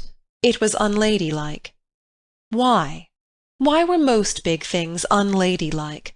Charlotte had once explained to her why. It was not that ladies were inferior to men, it was that they were different. Their mission was to inspire others to achievement rather than to achieve themselves. Indirectly, by means of tact and a spotless name, a lady could accomplish much.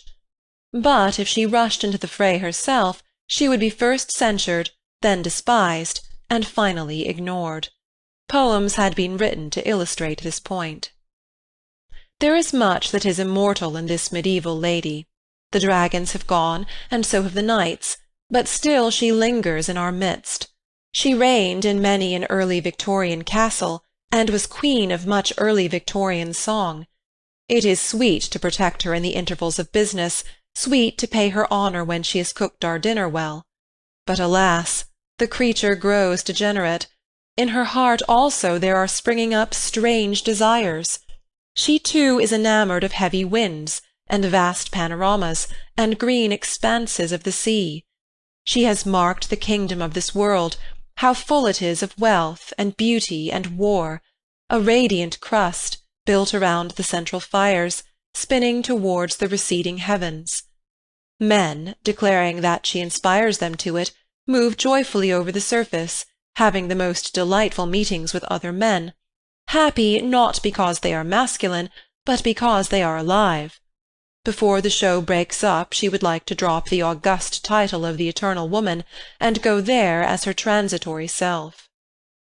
Lucy does not stand for the medieval lady, who was rather an ideal to which she was bidden to lift her eyes when feeling serious. Nor has she any system of revolt. Here and there a restriction annoyed her particularly, and she would transgress it, and perhaps be sorry that she had done so.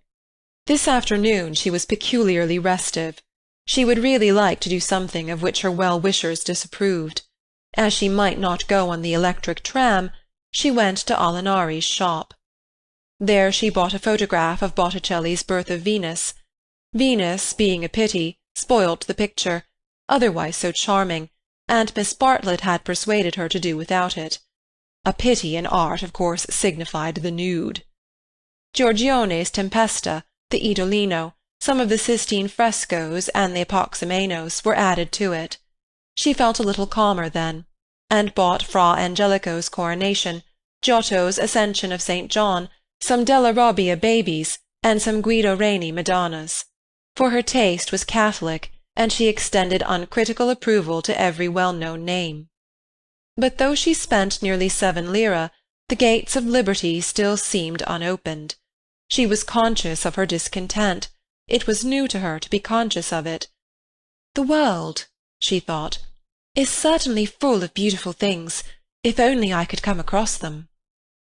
It was not surprising that Mrs. Honeychurch disapproved of music, declaring that it always left her daughter peevish, unpractical, and touchy. Nothing ever happens to me, she reflected, as she entered the Piazza Signoria and looked nonchalantly at its marvels, now fairly familiar to her. The great square was in shadow, the sunshine had come too late to strike it. Neptune was already unsubstantial in the twilight, half god, half ghost, and his fountain plashed dreamily to the men and satyrs who idled together on its marge. The loggia showed as the triple entrance of a cave, wherein many a deity, shadowy but immortal, looked forth upon the arrivals and departures of mankind. It was the hour of unreality, the hour, that is, when unfamiliar things are real. An older person at such an hour and in such a place might think that sufficient was happening to him, and rest content. Lucy desired more. She fixed her eyes wistfully on the tower of the palace, which rose out of the lower darkness like a pillar of roughened gold. It seemed no longer a tower, no longer supported by earth, but some unattainable treasure throbbing in the tranquil sky. Its brightness mesmerized her, still dancing before her eyes when she bent them to the ground and started towards home. Then something did happen. 2 Italians by the loggia had been bickering about a debt. "Cinque lire," they had cried, "cinque lire." They sparred at each other, and one of them was hit lightly upon the chest. He frowned. He bent towards Lucy with a look of interest, as if he had an important message for her. He opened his lips to deliver it, and a stream of red came out between them, and trickled down his unshaven chin. That was all. A crowd rose out of the dusk.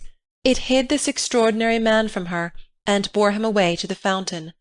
Mr. George Emerson happened to be a few paces away, looking at her across the spot where the man had been. How very odd! Across something. Even as she caught sight of him he grew dim. The palace itself grew dim, swayed above her, fell on to her softly, slowly, noiselessly, and the sky fell with it. She thought, "Oh, what have I done? Oh, what have I done?" she murmured, and opened her eyes. George Emerson still looked at her, but not across anything.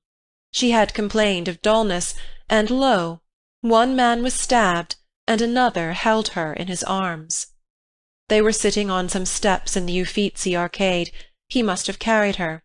He rose when she spoke and began to dust his knees. She repeated, "Oh, what have I done?" "You fainted." I am very sorry." "How are you now?" "Perfectly well, absolutely well." And she began to nod and smile. "Then let us come home. There's no point in our stopping." He held out his hand to pull her up. She pretended not to see it. The cries from the fountain, they had never ceased, rang emptily. The whole world seemed pale and void of its original meaning. "How very kind you have been! I might have hurt myself falling. But now I am well. I can go alone, thank you." His hand was still extended. "Oh, my photographs!" she suddenly exclaimed. "What photographs?" "I bought some photographs at Alinari's. I must have dropped them out there in the square." She looked at him cautiously. "Would you add to your kindness by fetching them?" He added to his kindness. As soon as he had turned his back, Lucy arose with the running of a maniac and stole down the arcade towards the Arno. "Miss Honeychurch?" She stopped with her hand on her heart. "You sit still. You aren't fit to go home alone." "Yes, I am, thank you so very much."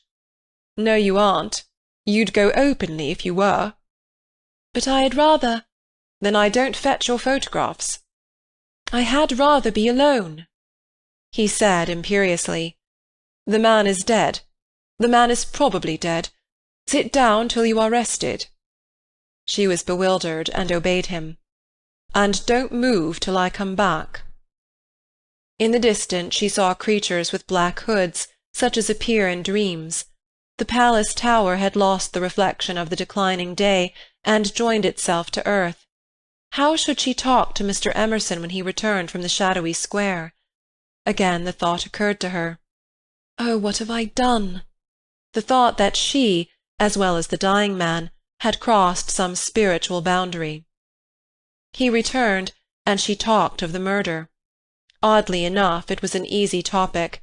She spoke of the Italian character. She became almost garrulous over the incident that had made her faint 5 minutes before. Being strong physically, she soon overcame the horror of blood. She rose without his assistance, and though wings seemed to flutter inside her, she walked firmly enough towards the Arno. There a cabman signalled to them. They refused him.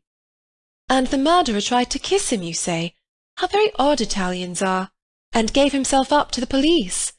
Mr. Beebe was saying that Italians know everything, but I think they are rather childish. When my cousin and I were at the Pitti yesterday— What was that?"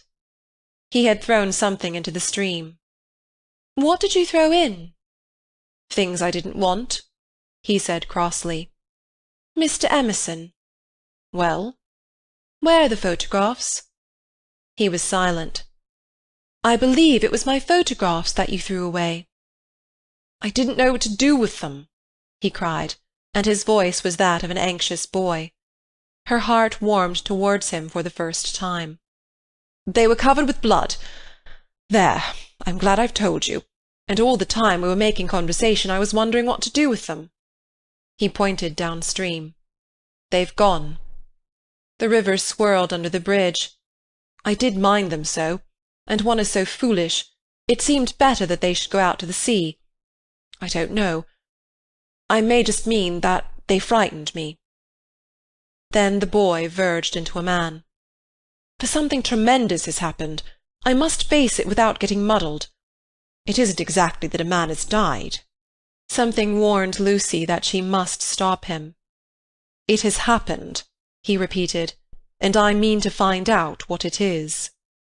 "Mr. Emerson."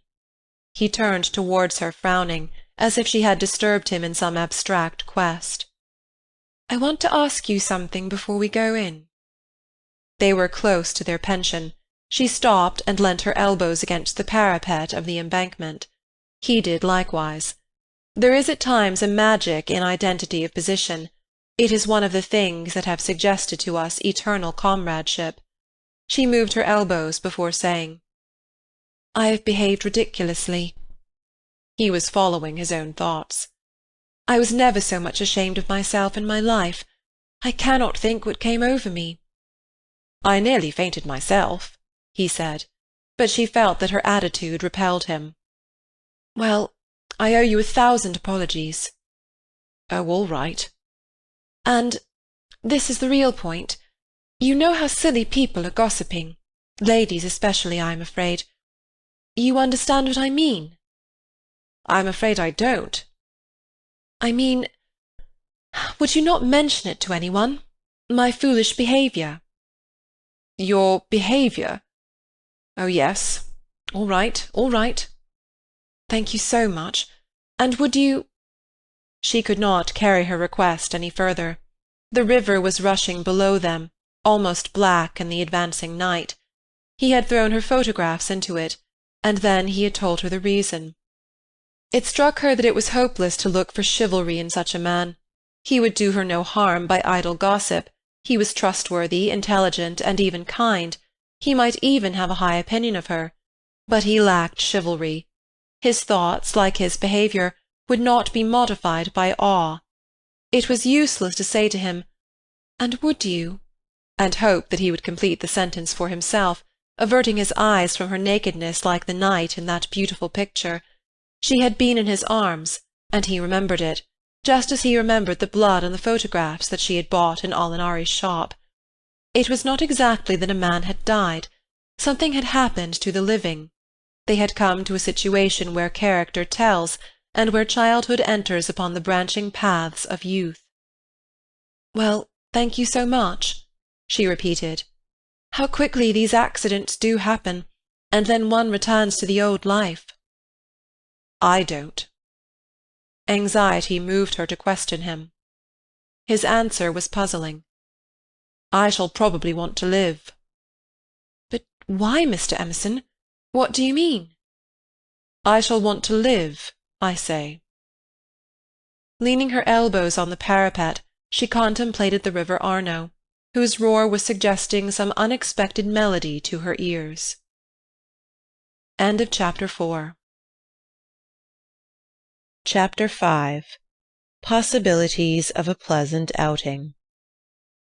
It was a family saying that you never knew which way Charlotte Bartlett would turn. She was perfectly pleasant and sensible over Lucy's adventure, found the abridged account of it quite adequate, and paid suitable tribute to the courtesy of Mr. George Emerson. She and Miss Lavish had had an adventure also. They had been stopped at the Dazio coming back, and the young officials there, who seemed impudent and désoeuvré, had tried to search their reticules for provisions. It might have been most unpleasant. Fortunately, Miss Lavish was a match for anyone. For good or for evil, Lucy was left to face her problem alone. None of her friends had seen her, either in the piazza or later on by the Embankment. Mr. Beebe, indeed, noticed her startled eyes at dinner-time, had again passed to himself the remark of "too much Beethoven." But he only supposed that she was ready for an adventure, not that she had encountered it. This solitude oppressed her. She was accustomed to have her thoughts confirmed by others, or at all events contradicted. It was too dreadful not to know whether she was thinking right or wrong. At breakfast next morning she took decisive action. There were two plans between which she had to choose. Mr. B. was walking up to the Torre del Gallo with the Emersons and some American ladies. Would Miss Bartlett and Miss Honeychurch join the party? Charlotte declined for herself. She had been there in the rain the previous afternoon. But she thought it an admirable idea for Lucy, who hated shopping, changing money, fetching letters, and other irksome duties, all of which Miss Bartlett must accomplish this morning, and could easily accomplish alone. "No, Charlotte," cried the girl with real warmth. "It's very kind of Mr. Beebe, but I am certainly coming with you. I had much rather." "Very well, dear," said Miss Bartlett, with a faint flush of pleasure that called forth a deep flush of shame on the cheeks of Lucy. How abominably she behaved to Charlotte, now as always! But now she should alter. All the morning she would be really nice to her. She slipped her arm into her cousin's, and they started off along the Lungarno. The river was a lion that morning in strength, voice, and colour. Miss Bartlett insisted on leaning over the parapet to look at it. She then made her usual remark, which was, "How I do wish Freddy and your mother could see this too." Lucy fidgeted. It was tiresome of Charlotte to have stopped exactly where she did. "Look, Lucia." "Oh, you are watching for the Torre del Gallo party. I feared you would repent you of your choice." Serious as the choice had been, Lucy did not repent. Yesterday had been a muddle, queer and odd, the kind of thing one could not write down easily on paper, but she had a feeling that Charlotte and her shopping were preferable to George Emerson and the summit of the Torre del Gallo. Since she could not unravel the tangle, she must take care not to re-enter it. She could protest sincerely against Miss Bartlett's insinuations. But though she had avoided the chief actor, the scenery unfortunately remained. Charlotte, with the complacency of fate, led her from the river to the Piazza Signoria. She could not have believed that stones, a loggia, a fountain, a palace tower would have such significance. For a moment she understood the nature of ghosts. The exact site of the murder was occupied, not by a ghost, but by Miss Lavish, who had the morning newspaper in her hand. She hailed them briskly. The dreadful catastrophe of the previous day had given her an idea which she thought would work up into a book. "Oh, let me congratulate you," said Miss Bartlett. "After your despair of yesterday, what a fortunate thing! Aha! Miss Honeychurch, come you here. I am in luck. Now you are to tell me absolutely everything that you saw, from the beginning." Lucy poked at the ground with her parasol. "But perhaps you would rather not." "I'm sorry. If you could manage without it. I think I would rather not." The elder ladies exchanged glances, not of disapproval. It is suitable that a girl should feel deeply. "It is I who am sorry," said Miss Lavish. "We literary hacks are shameless creatures. I believe there's no secret of the human heart into which we wouldn't pry." She marched cheerfully to the fountain and back, and did a few calculations in realism. Then she said that she had been in the piazza since 8 o'clock collecting material. A good deal of it was unsuitable, but of course one always had to adapt. The two men had quarrelled over a 5-franc note. For the 5-franc note she should substitute a young lady, which would raise the tone of the tragedy, and at the same time furnish an excellent plot. "What is the heroine's name?" asked Miss Bartlett. "Leonora," said Miss Lavish. Her own name was Eleanor. "I do hope she's nice." That desideratum would not be omitted. "And what is the plot?" Love, murder, abduction, revenge was the plot. Out it all came while the fountain plashed to the satyrs in the morning sun. "I hope you'll excuse me for boring on like this," Miss Lavish concluded. "It is so tempting to talk to really sympathetic people. Of course, this is the barest outline. There will be a deal of local colouring, descriptions of Florence and the neighbourhood, and I shall also introduce some humorous characters. And let me give you all fair warning. I intend to be unmerciful to the British tourist." "Oh, you wicked woman!" cried Miss Bartlett. "I am sure you are thinking of the Emersons." Miss Lavish gave a Machiavellian smile. "I confess that in Italy my sympathies are not with my own countrymen. It is the neglected Italians who attract me, and whose lives I am going to paint so far as I can. For I repeat, and I insist, and I have always held most strongly, that a tragedy such as yesterday's is not the less tragic because it happened in humble life." There was a fitting silence when Miss Lavish had concluded. Then the cousins wished success to her labours, and walked slowly away across the square. "She is my idea of a really clever woman," said Miss Bartlett. "That last remark struck me as so particularly true. It should be a most pathetic novel." Lucy assented. At present her great aim was not to get put into it. Her perceptions this morning were curiously keen, and she believed that Miss Lavish had her on trial for an ingenue. "She is emancipated, but only in the very best sense of the word," continued Miss Bartlett slowly. "None but the superficial would be shocked at her. We had a long talk yesterday. She believes in justice and truth and human interest. She told me also that she has a high opinion of the destiny of woman. Mr. Eager! Why, how nice! What a pleasant surprise!" "Ah, not for me," said the chaplain blandly, "for I have been watching you and Miss Honeychurch for quite a little time." "We were chatting to Miss Lavish." His brow contracted. "So I saw. Were you indeed? Andate via. Sono occupato." The last remark was made to a vendor of panoramic photographs who was approaching with a courteous smile. "I am about to venture a suggestion. Would you and Miss Honeychurch be disposed to join me in a drive some day this week? A drive in the hills? We might go up by Fiesole and back by Settignano. There is a point on that road where we could get down and have an hour's ramble on the hillside. The view thence of Florence is most beautiful, far better than the hackneyed view from Fiesole. It is the view that Alessio Baldovinetti is fond of introducing into his pictures. That man had a decided feeling for landscape, decidedly. But who looks at it to-day? Ah, the world is too much with us." Miss Bartlett had not heard of Alessio Baldovinetti, but she knew that Mr. Eager was no commonplace chaplain. He was a member of the residential colony who had made Florence their home.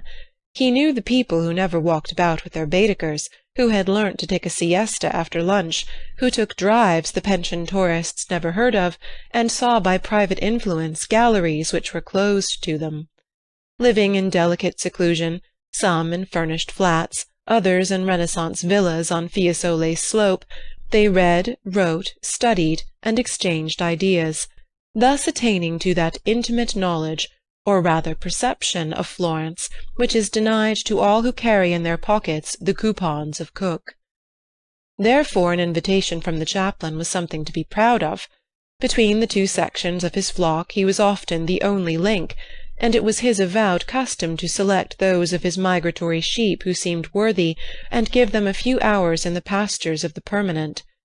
Tea at a Renaissance villa? Nothing had been said about it yet, but if it did come to that, how Lucy would enjoy it! A few days ago, and Lucy would have felt the same, but the joys of life were grouping themselves anew. A drive in the hills with Mr. Eager and Miss Bartlett, even if culminating in a residential tea-party, was no longer the greatest of them. She echoed the raptures of Charlotte somewhat faintly. Only when she heard that Mr. Beebe was also coming did her thanks become more sincere. "So we shall be a partie carrée," said the chaplain.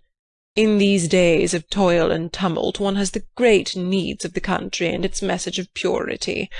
Andante via, andante presto, presto.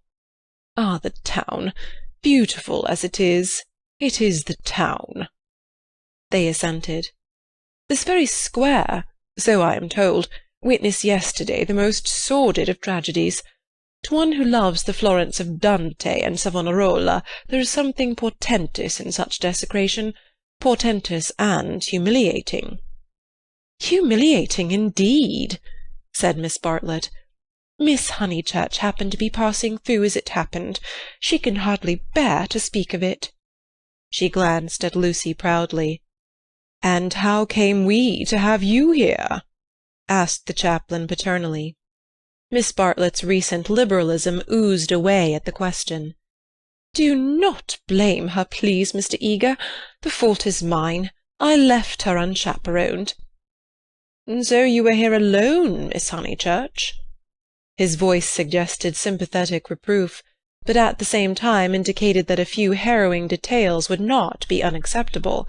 His dark, handsome face drooped mournfully towards her to catch her reply. "Practically.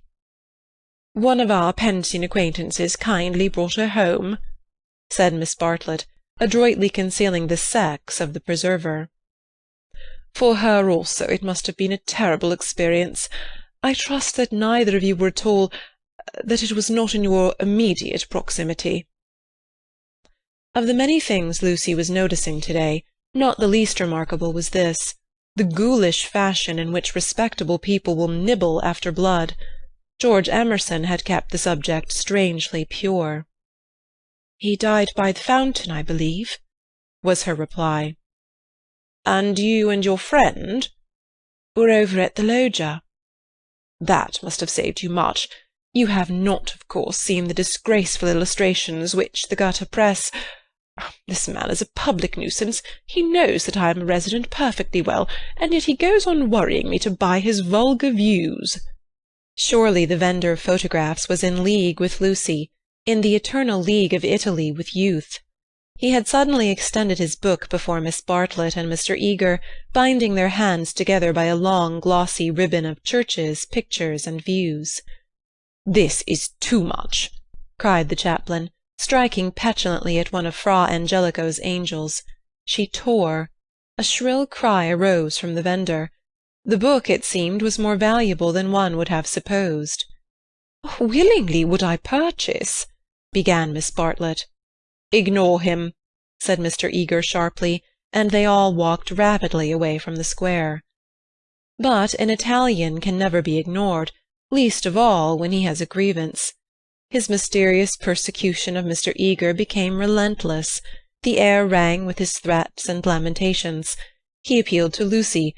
Would not she intercede? He was poor, he sheltered a family, the tax on bread. He waited, he gibbered, he was recompensed, he was dissatisfied, he did not leave them until he had swept their minds clean of all thoughts, whether pleasant or unpleasant. Shopping was the topic that now ensued.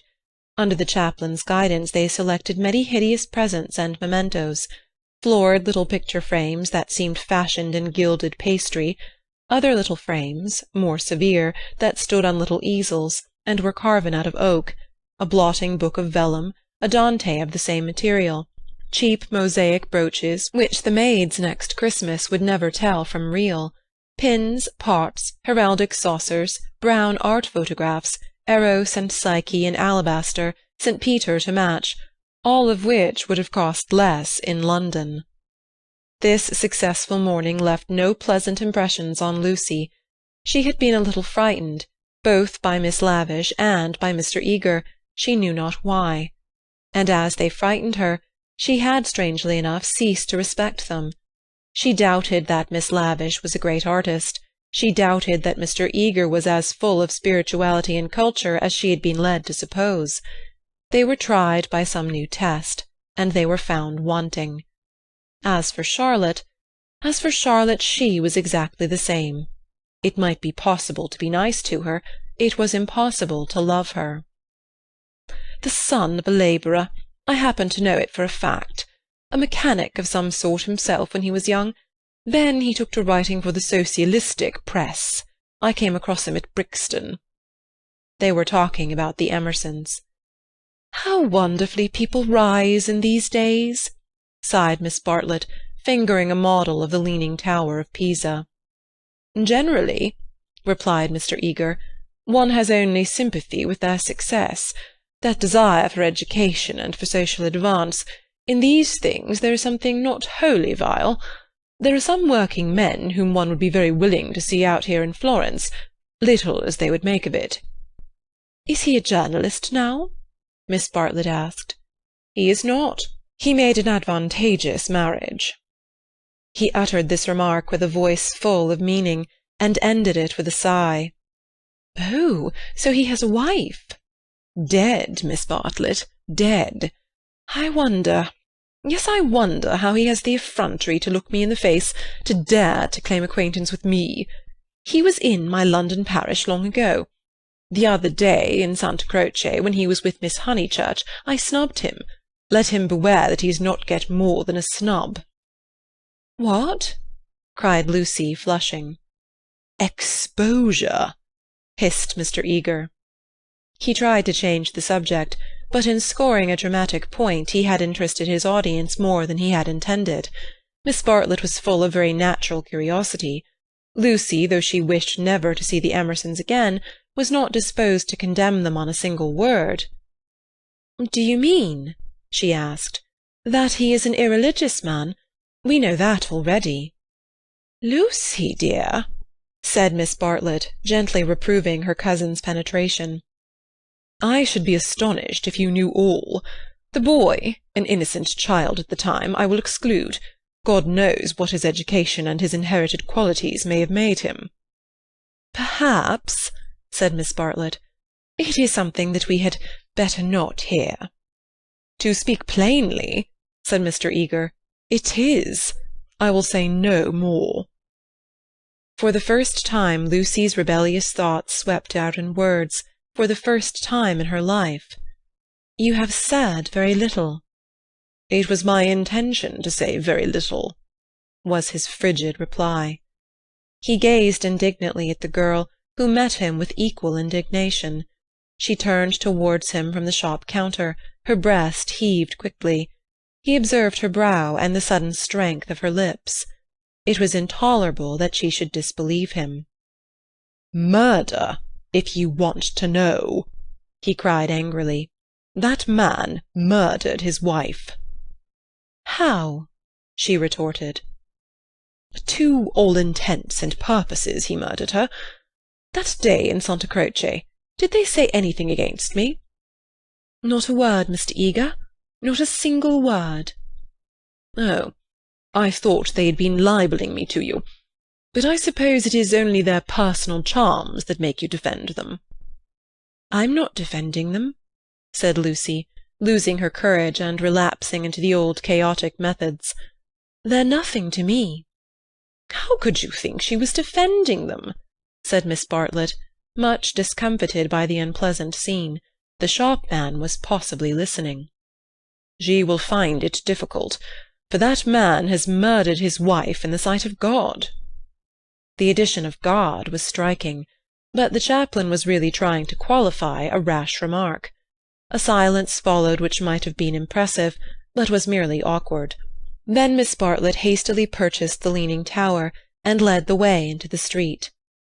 "I must be going," said he, shutting his eyes and taking out his watch. Miss Bartlett thanked him for his kindness, and spoke with enthusiasm of the approaching drive. "Drive? Oh, is our drive to come off?" Lucy was recalled to her manners, and after a little exertion the complacency of Mr. Eager was restored. "Bother the drive!" exclaimed the girl as soon as he had departed. "It is just the drive we had arranged with Mr. Beebe without any fuss at all. Why should he invite us in that absurd manner? We might as well invite him. We are each paying for ourselves." Miss Bartlett, who had intended to lament over the Emersons, was launched by this remark into unexpected thoughts. "If that is so, dear, if the drive we and Mr. Beebe are going with Mr. Eager is really the same as the one we were going with Mr. Beebe, then I foresee a sad kettle of fish." "How?" "Because Mr. Beebe has asked Eleanor Lavish to come too." "That will mean another carriage." "Far worse. Mr. Eager does not like Eleanor. She knows it herself. The truth must be told. She is too unconventional for him." They were now in the newspaper room at the English Bank. Lucy stood by the central table, heedless of Punch and the Graphic, trying to answer, or at all events to formulate the questions rioting in her brain. The well-known world had broken up, and there emerged Florence, a magic city where people thought and did the most extraordinary things. Murder, accusations of murder, a lady clinging to one man and being rude to another, were these the daily incidents of her streets? Was there more in her frank beauty than met the eye? The power, perhaps, to evoke passions, good and bad, and to bring them speedily to a fulfilment?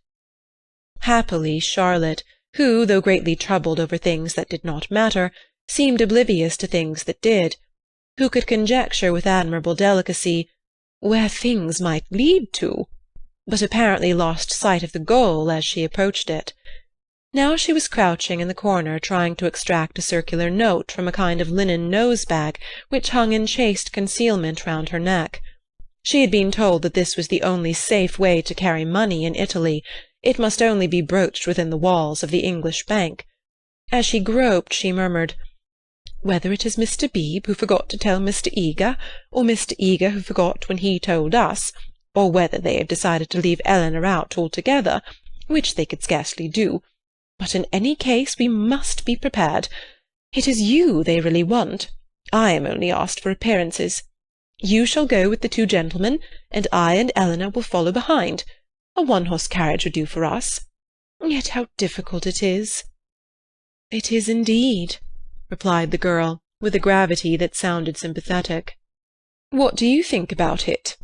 asked Miss Bartlett, flushed from the struggle and buttoning up her dress. "I don't know what I think, nor what I want." "Oh, dear Lucy, I do hope Florence isn't boring you. Speak the word, and as you know, I would take you to the ends of the earth to-morrow." "Thank you, Charlotte," said Lucy, and pondered over the offer. There were letters for her at the bureau, one from her brother full of athletics and biology, one from her mother, delightful as only her mother's letters could be. She read in it of the crocuses which had been bought for yellow and were coming up puce, of the new parlour-maid, who had watered the ferns with essence of lemonade, and of the semi-detached cottages which were ruining Summer Street, and breaking the heart of Sir Harry Otway. She recalled the free, pleasant life of her home, where she was allowed to do everything, and where nothing ever happened to her. The road up through the pine woods, the clean drawing-room, the view over the Sussex Weald, all hung before her bright and distinct, but pathetic as the pictures in a gallery, to which, after much experience, a traveller returns. "And the news?" asked Miss Bartlett. "Mrs. Vyse and her son have gone to Rome," said Lucy, giving the news that interested her least. "Do you know the Vyses?"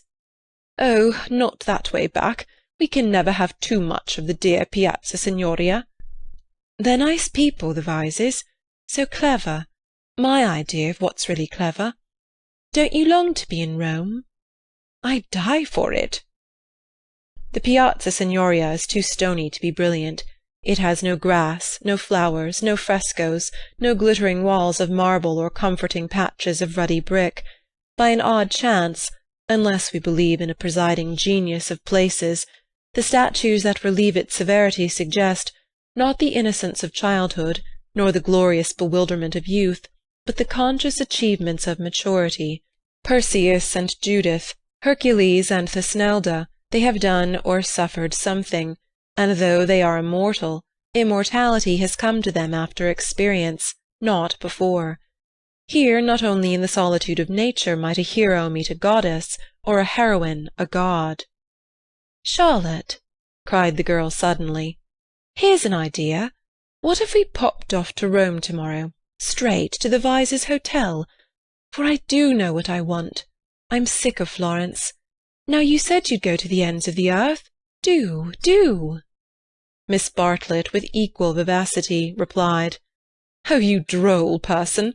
Pray, what would become of your drive in the hills?" They passed together through the gaunt beauty of the square, laughing over the unpractical suggestion.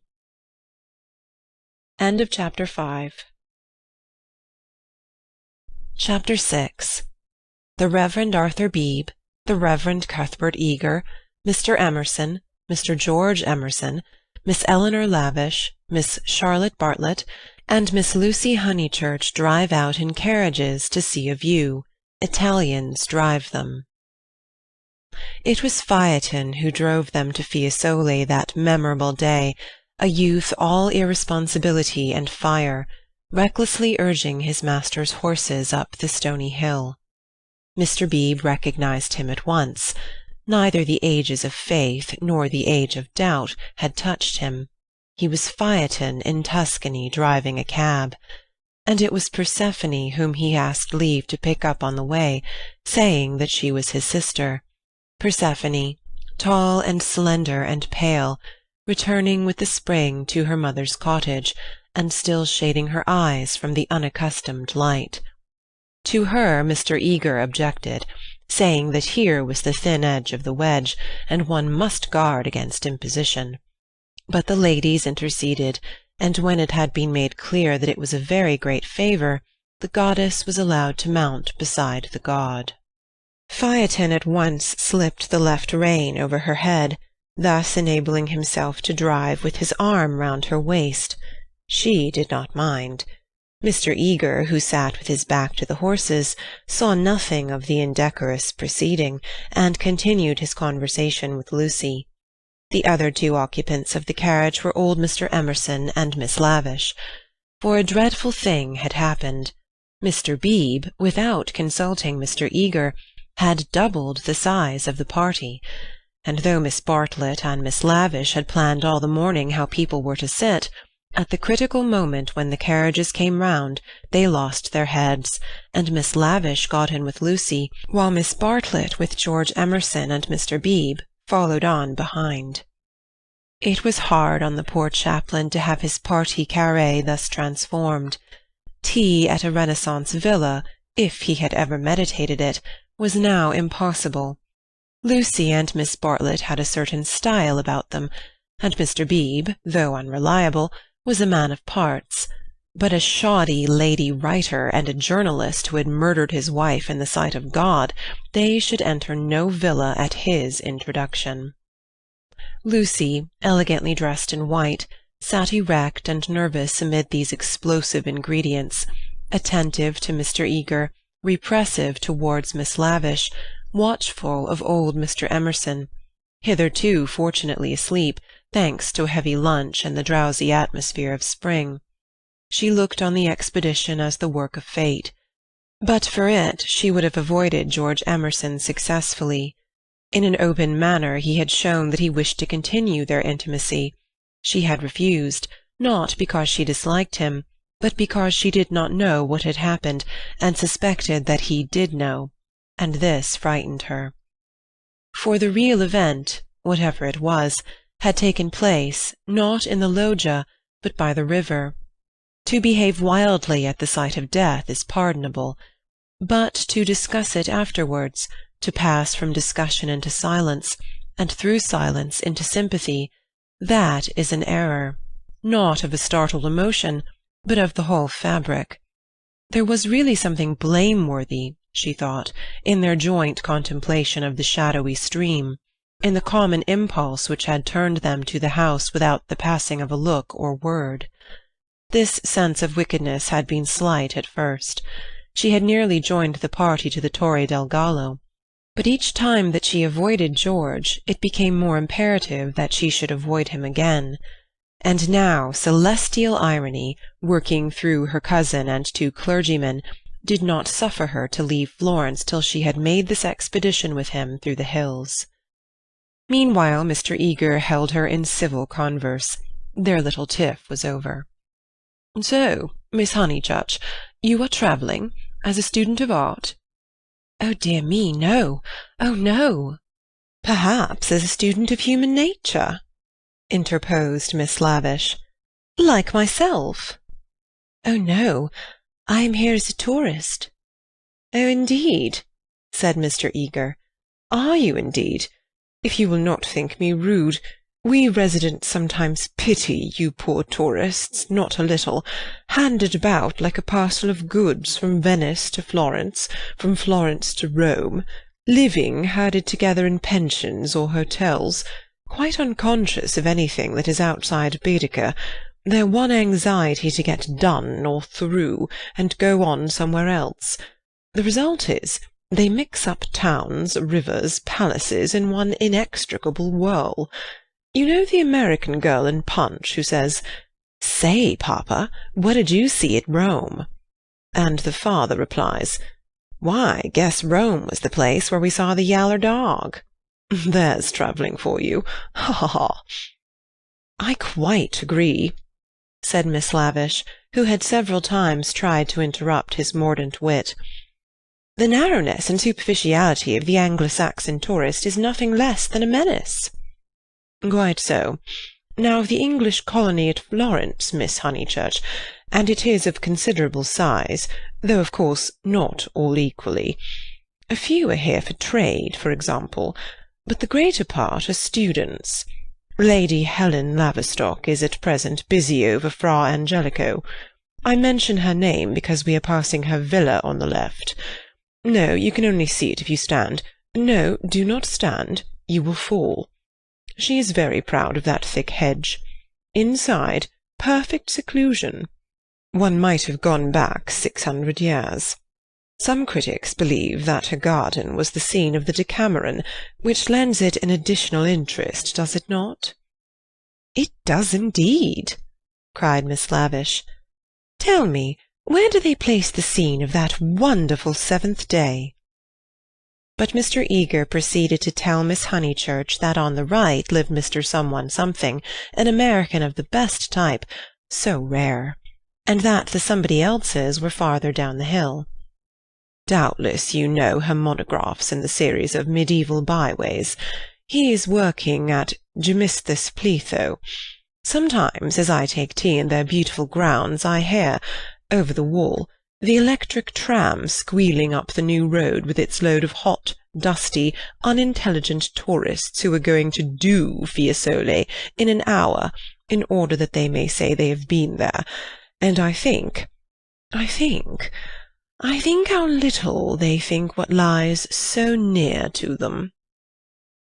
During this speech the two figures on the box were sporting with each other disgracefully.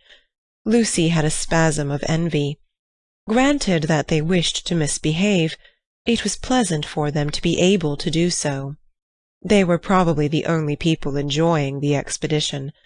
The carriage swept with agonizing jolts up through the piazza of Fiesole and into the Settignano road. "Piano, piano," said Mr. Eager, elegantly waving his hand over his head. "Va bene, signore, va bene, va bene," crooned the driver, and whipped his horses up again.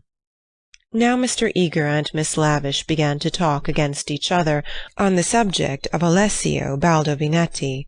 Was he a cause of the Renaissance, or was he one of its manifestations? The other carriage was left behind. As the pace increased to a gallop, the large slumbering form of Mr. Emerson was thrown against the chaplain with the regularity of a machine.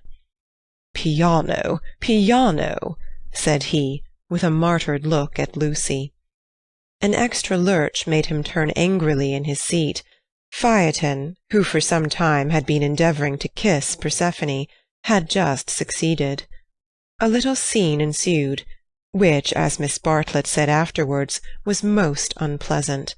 The horses were stopped, the lovers were ordered to disentangle themselves, the boy was to lose his pourboire, the girl was immediately to get down. "She is my sister," said he, turning round on them with piteous eyes.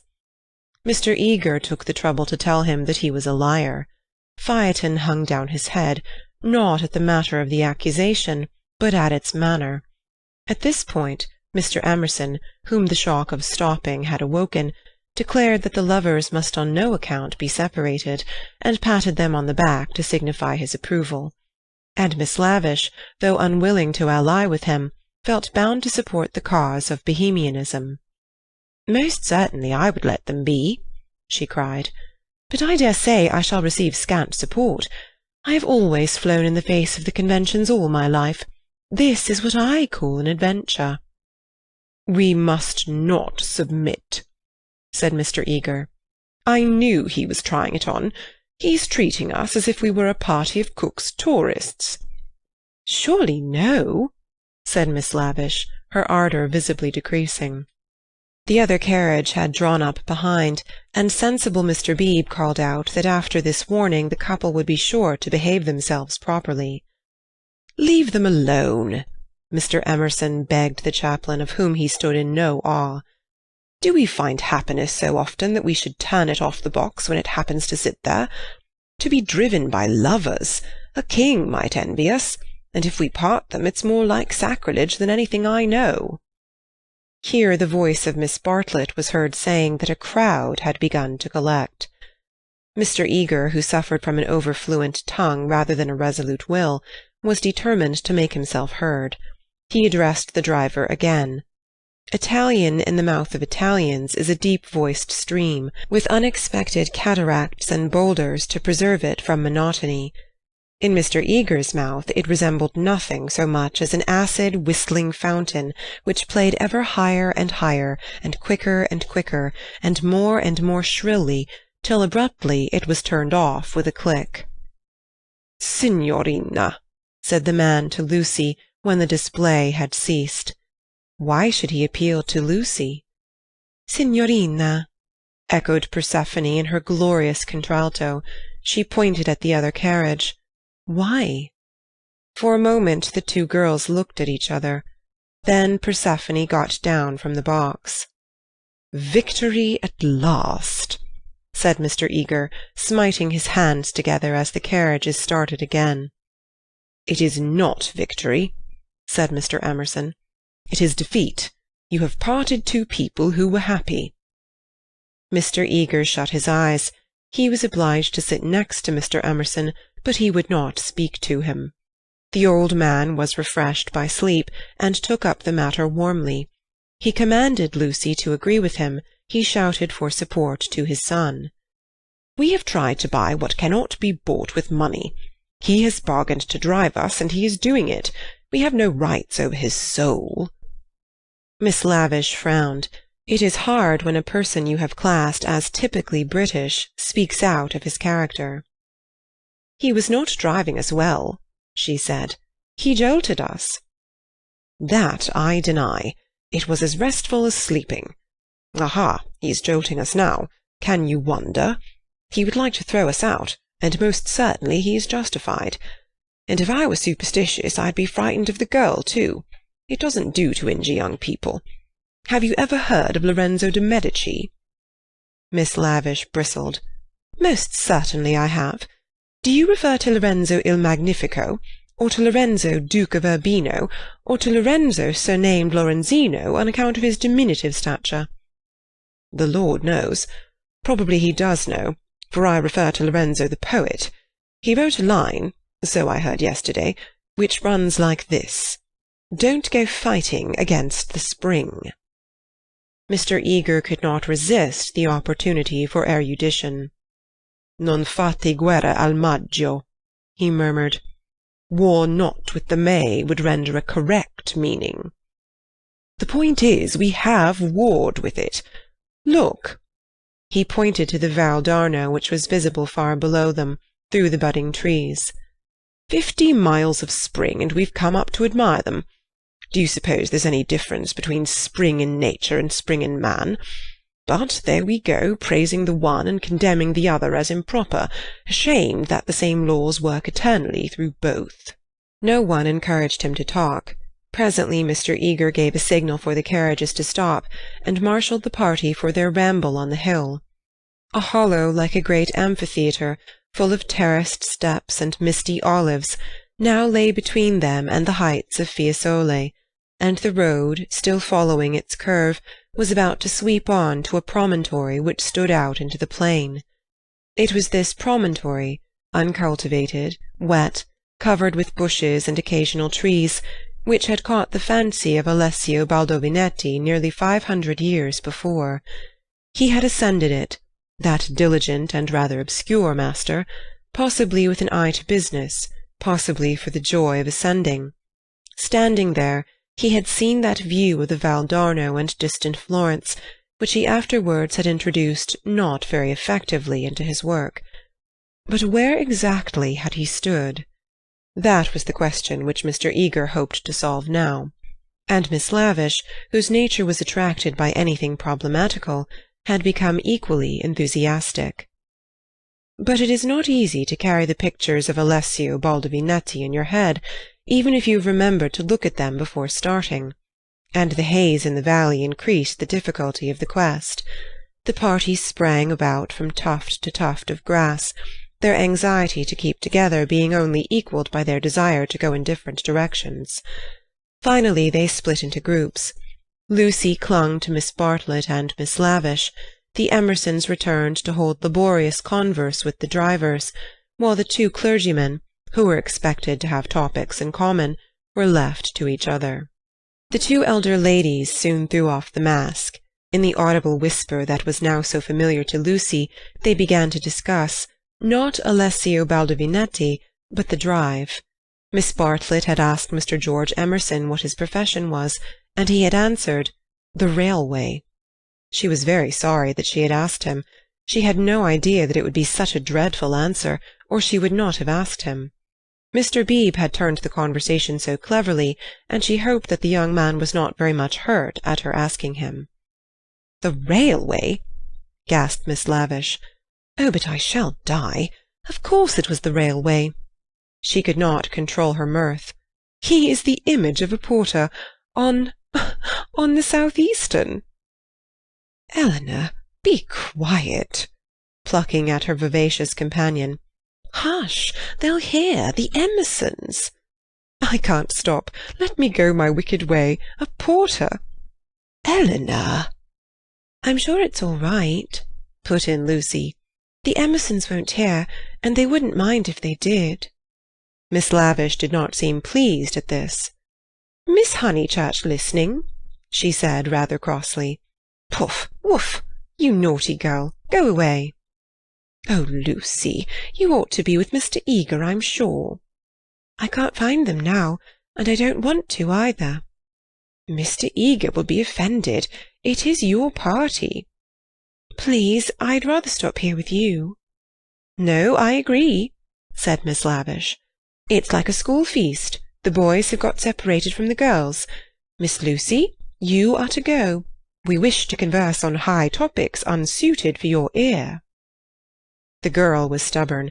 As her time at Florence drew to its close, she was only at ease amongst those to whom she felt indifferent. Such a one was Miss Lavish, and such for the moment was Charlotte. She wished she had not called attention to herself. They were both annoyed at her remark, and seemed determined to get rid of her. "How tired one gets," said Miss Bartlett. "Oh, I do wish Freddy and your mother could be here." Unselfishness with Miss Bartlett had entirely usurped the functions of enthusiasm. Lucy did not look at the view either. She would not enjoy anything till she was safe in Rome. "Then sit you down," said Miss Lavish. "Observe my foresight." With many a smile she produced 2 of those mackintosh squares that protect the frame of the tourist from damp grass or cold marble steps. She sat on one. Who was to sit on the other? "Oh, Lucy, without a moment's doubt, Lucy. The ground will do for me. Really, I have not had rheumatism for years. If I do feel it coming on, I shall stand. Imagine your mother's feelings if I let you sit on the wet in your white linen." She sat down heavily where the ground looked particularly moist. "Here we are, all settled delightfully. Even if my dress is thinner, it will not show so much, being brown. Sit down, dear. You are too unselfish. You don't assert yourself enough." She cleared her throat. "Now, don't be alarmed. This isn't a cold. It's the tiniest cough, and I have had it 3 days. It's nothing to do with sitting here at all." There was only one way of treating the situation. At the end of 5 minutes, Lucy departed in search of Mr. Beebe and Mr. Eager, vanquished by the mackintosh square.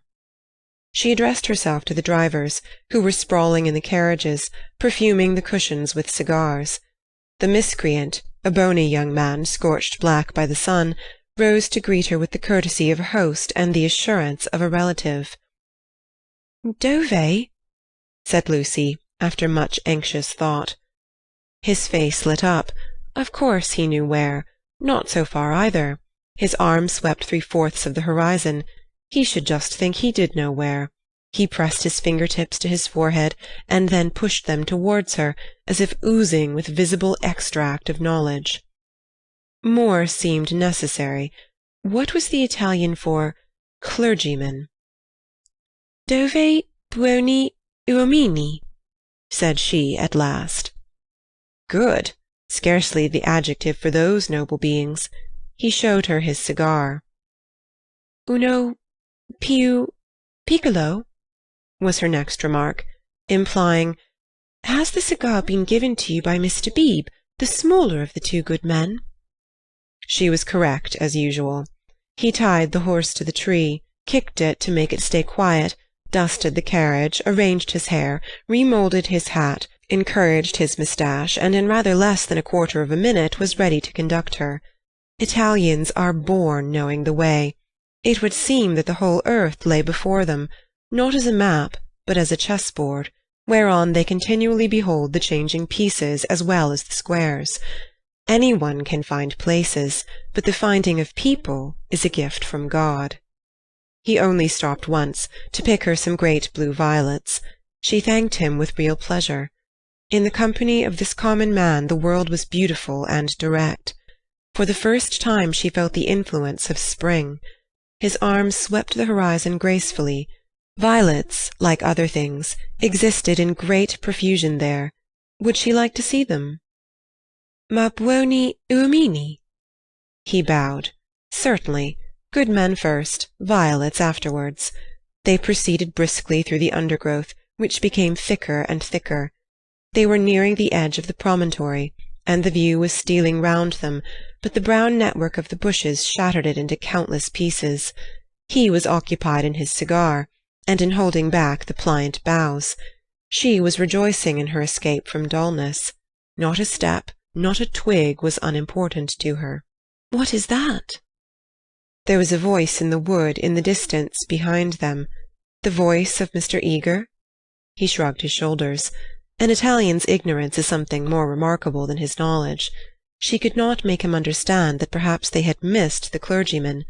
The view was forming at last. She could discern the river, the golden plain, other hills. "Eccolo!" he exclaimed. At the same moment the ground gave way, and with a cry she fell out of the wood. Light and beauty enveloped her. She had fallen on to a little open terrace, which was covered with violets from end to end. "Courage!" cried her companion, now standing some 6 feet above. "Courage and love!" She did not answer. From her feet the ground sloped sharply into the view, and violets ran down in rivulets and streams and cataracts, irrigating the hillside with blue, eddying round the tree stems, collecting into pools in the hollows, covering the grass with spots of azure foam. But never again were they in such profusion. This terrace was the wellhead, the primal source whence beauty gushed out to water the earth. Standing at its brink, like a swimmer who prepares, was the good man. But he was not the good man that she had expected, and he was alone. George had turned at the sound of her arrival.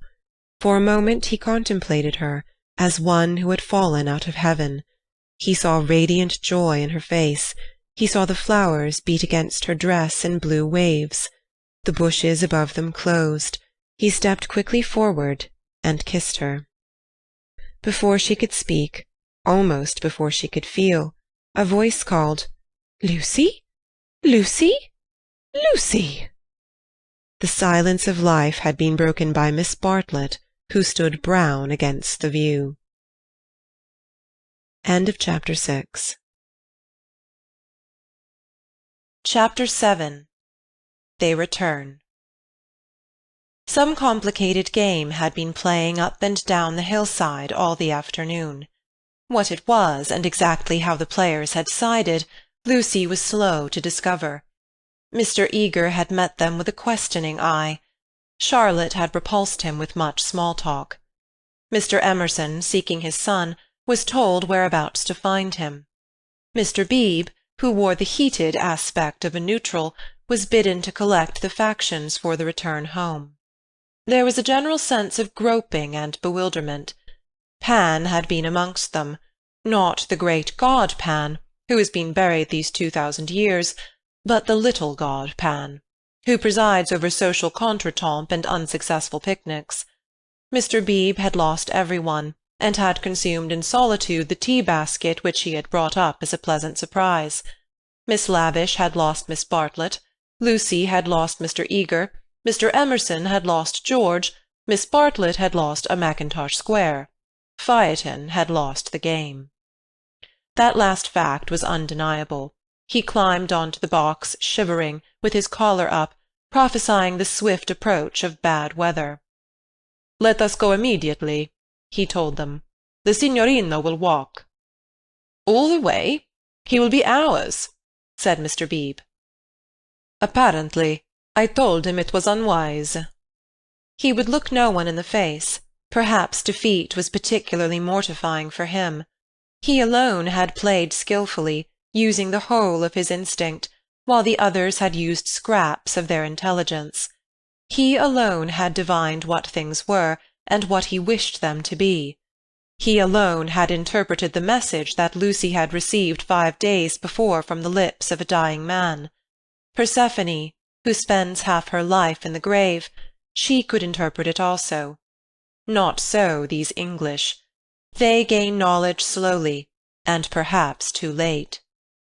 The thoughts of a cab-driver, however just, seldom affect the lives of his employers.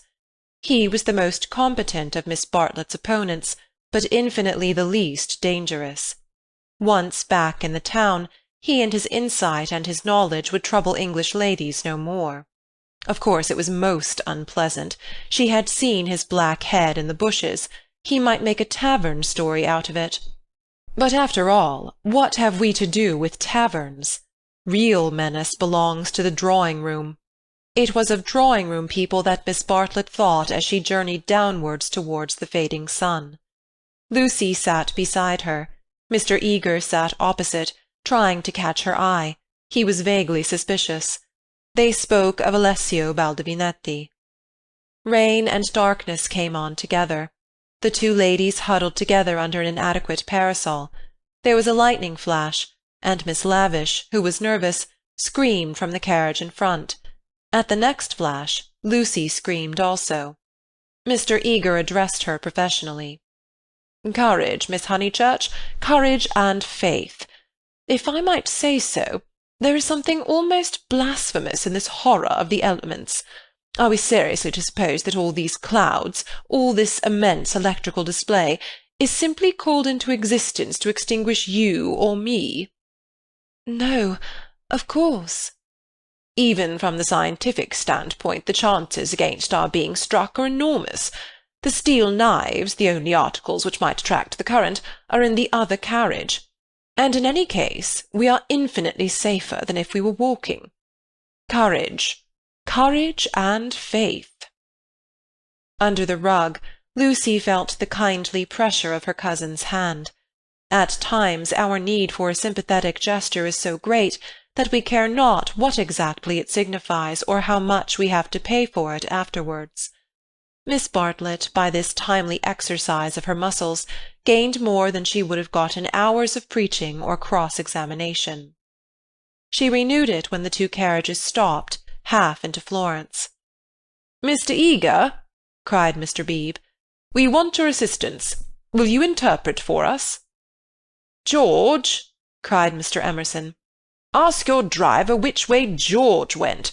The boy may lose his way. He may be killed." "Go, Mr. Eager," said Miss Bartlett. "Don't ask our driver. Our driver is no help. Go support poor Mr. Beebe. He is nearly demented." "He may be killed," cried the old man. "He may be killed." "Typical behaviour," said the chaplain as he quitted the carriage. "In the presence of reality, that kind of person invariably breaks down."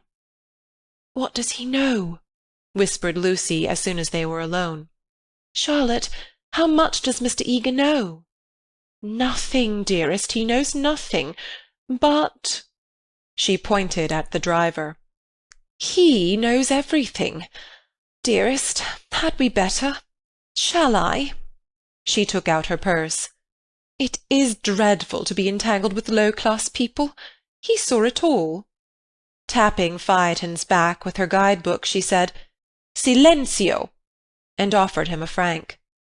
"Va bene," he replied, and accepted it. As well this ending to his day as any. But Lucy, a mortal maid, was disappointed in him. There was an explosion up the road. The storm had struck the overhead wire of the tram line, and one of the great supports had fallen. If they had not stopped, perhaps they might have been hurt. They chose to regard it as a miraculous preservation, and the floods of love and sincerity, which fructify every hour of life, burst forth in tumult. They descended from the carriages, they embraced each other. It was as joyful to be forgiven past unworthinesses as to forgive them. For a moment they realized vast possibilities of good. The older people recovered quickly. In the very height of their emotion they knew it to be unmanly or unladylike.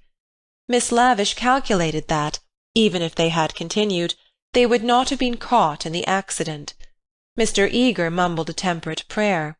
But the drivers, through miles of dark, squalid road, poured out their souls to the dryads and the saints, and Lucy poured out hers to her cousin. "Charlotte, dear Charlotte, kiss me again. Only you can understand me. You warned me to be careful, and I thought I was developing." "Do not cry, dearest. Take your time." "I have been obstinate and silly, worse than you know, far worse. Once by the river. Oh, but he isn't killed. He wouldn't be killed, would he?" The thought disturbed her repentance. As a matter of fact, the storm was worst along the road, but she had been near danger, and so she thought it must be near to every one. "I trust not. One would always pray against that." "He is really. I think he was taken by surprise, just as I was before. But this time I'm not to blame. I want you to believe that. I simply slipped into those violets. No, I want to be really truthful. I am a little to blame. I had silly thoughts. The sky, you know, was gold, and the ground all blue, and for a moment he looked like someone in a book." "In a book?" "Heroes, gods, the nonsense of schoolgirls." "And then?" "But, Charlotte, you know what happened then." Miss Bartlett was silent. Indeed, she had little more to learn. With a certain amount of insight she drew her young cousin affectionately to her. All the way back Lucy's body was shaken by deep sighs, which nothing could repress. "I want to be truthful," she whispered. "It is so hard to be absolutely truthful." "Don't be troubled, dearest. Wait till you are calmer. We will talk it over before bedtime in my room." So they re-entered the city with hands clasped. It was a shock to the girl to find how far emotion had ebbed in others. The storm had ceased, and Mr. Emerson was easier about his son. Mr. Beebe had regained good humour, and Mr. Eager was already snubbing Miss Lavish. Charlotte alone she was sure of. Charlotte, whose exterior concealed so much insight and love. The luxury of self-exposure kept her almost happy through the long evening. She thought not so much of what had happened as of how she should describe it. All her sensations, her spasms of courage, her moments of unreasonable joy, her mysterious discontent, should be carefully laid before her cousin. And together in divine confidence they would disentangle and interpret them all. "At last," thought she, "I shall understand myself. I shan't be again troubled by things that come out of nothing, and mean I don't know what." Miss Allen asked her to play. She refused vehemently. Music seemed to her the employment of a child. She sat close to her cousin, who with commendable patience was listening to a long story about lost luggage. When it was over she capped it by a story of her own. Lucy became rather hysterical with the delay. In vain she tried to check, or at all events to accelerate the tale. It was not till a late hour that Miss Bartlett had recovered her luggage, and could say in her usual tone of gentle reproach, "Well, dear, I at all events am ready for Bedfordshire. Come into my room, and I will give a good brush to your hair." With some solemnity the door was shut, and a cane chair placed for the girl. Then Miss Bartlett said, "So, what is to be done?" She was unprepared for the question. It had not occurred to her that she would have to do anything. A detailed exhibition of her emotions was all that she had counted upon. "What is to be done? A point, dearest, which you alone can settle." The rain was streaming down the black windows, and the great room felt damp and chilly. One candle burnt trembling on the chest of drawers close to Miss Bartlett's toque, which cast monstrous and fantastic shadows on the bolted door. A tram roared by in the dark, and Lucy felt unaccountably sad, though she had long since dried her eyes. She lifted them to the ceiling, where the griffins and bassoons were colourless and vague, the very ghosts of joy. "It has been raining for nearly 4 hours," she said at last. Miss Bartlett ignored the remark. "How do you propose to silence him?" "The driver?" "My dear girl, no. Mr. George Emerson." Lucy began to pace up and down the room. "I don't understand," she said at last. She understood very well, but she no longer wished to be absolutely truthful. "How are you going to stop him talking about it?" "I have a feeling that talk is a thing he will never do." "I, too, intend to judge him charitably, but unfortunately I have met the type before. They seldom keep their exploits to themselves." "Exploits?" cried Lucy, wincing under the horrible plural. "My poor dear, did you suppose that this was his first? Come here and listen to me. I am only gathering it from his own remarks. Do you remember that day at lunch when he argued with Miss Allen that liking one person is an extra reason for liking another?" "Yes," said Lucy, whom at the time the argument had pleased. "Well, I am no prude. There is no need to call him a wicked young man, but obviously he is thoroughly unrefined. Let us put it down to his deplorable antecedents and education, if you wish. But we are no farther on with our question. What do you propose to do?"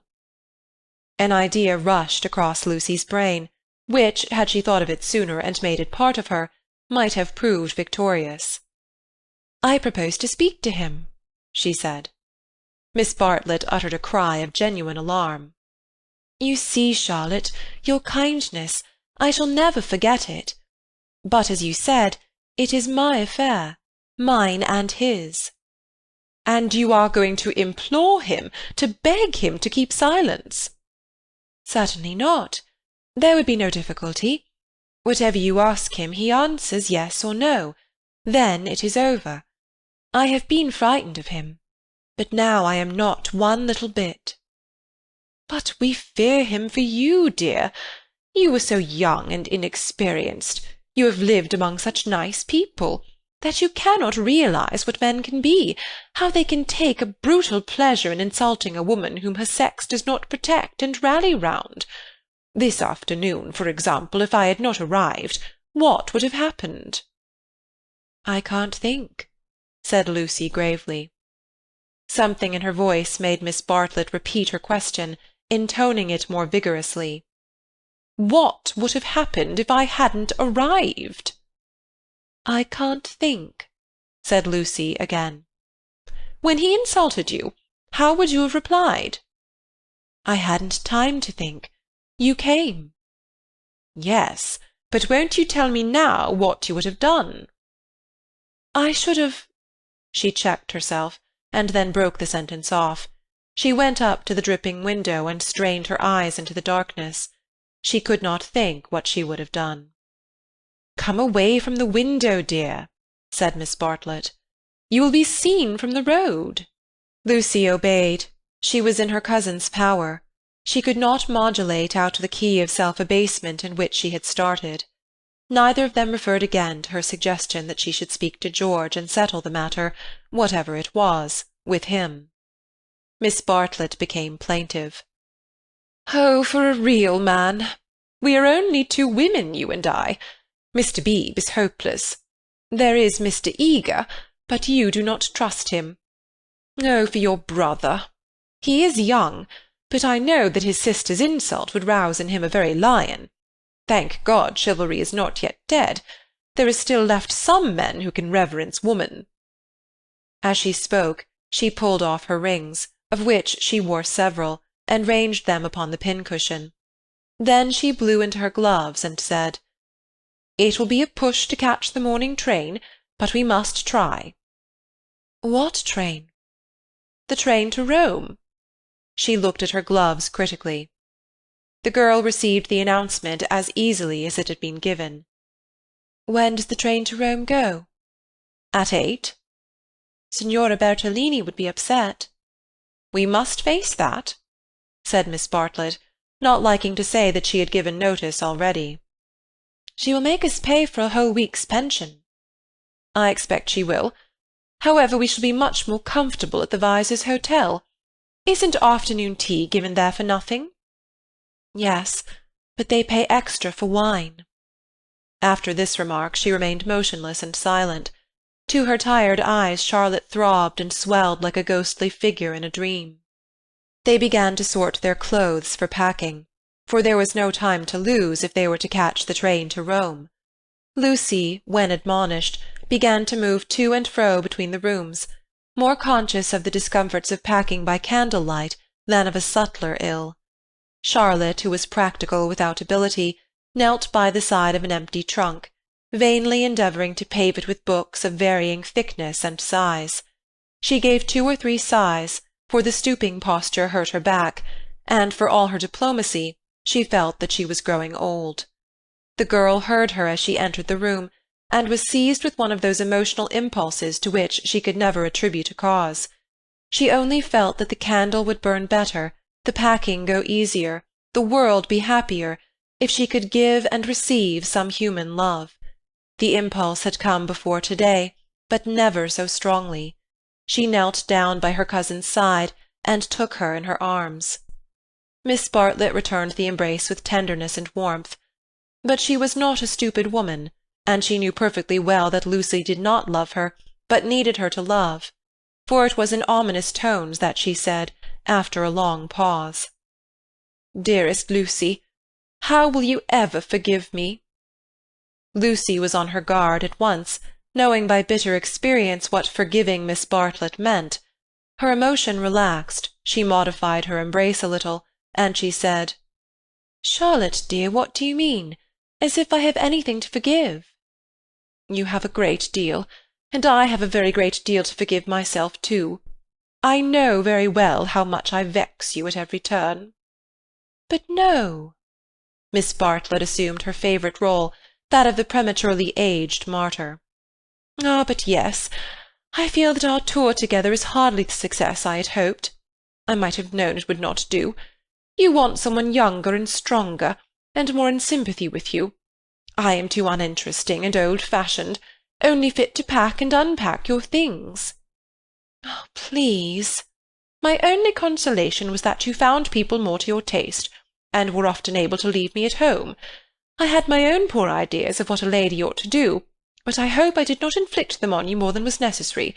You had your own way about these rooms, at all events." "You mustn't say these things," said Lucy softly. She still clung to the hope that she and Charlotte loved each other heart and soul. They continued to pack in silence. "I have been a failure," said Miss Bartlett, as she struggled with the straps of Lucy's trunk instead of strapping her own. "Failed to make you happy, failed in my duty to your mother. She's been so generous to me. I shall never face her again after this disaster." "But mother will understand. It is not your fault, this trouble, and it isn't a disaster either." "It is my fault. It is a disaster. She will never forgive me, and rightly. For instance, what right had I to make friends with Miss Lavish?" "Every right." "When I was here for your sake. If I have vexed you, it is equally true that I have neglected you. Your mother will see this as clearly as I do when you tell her." Lucy, from a cowardly wish to improve the situation, said, "Why need mother hear of it?" "But you tell her everything." "I suppose I do, generally." "I dare not break your confidence. There is something sacred in it. Unless you feel that it is a thing you could not tell her." The girl would not be degraded to this.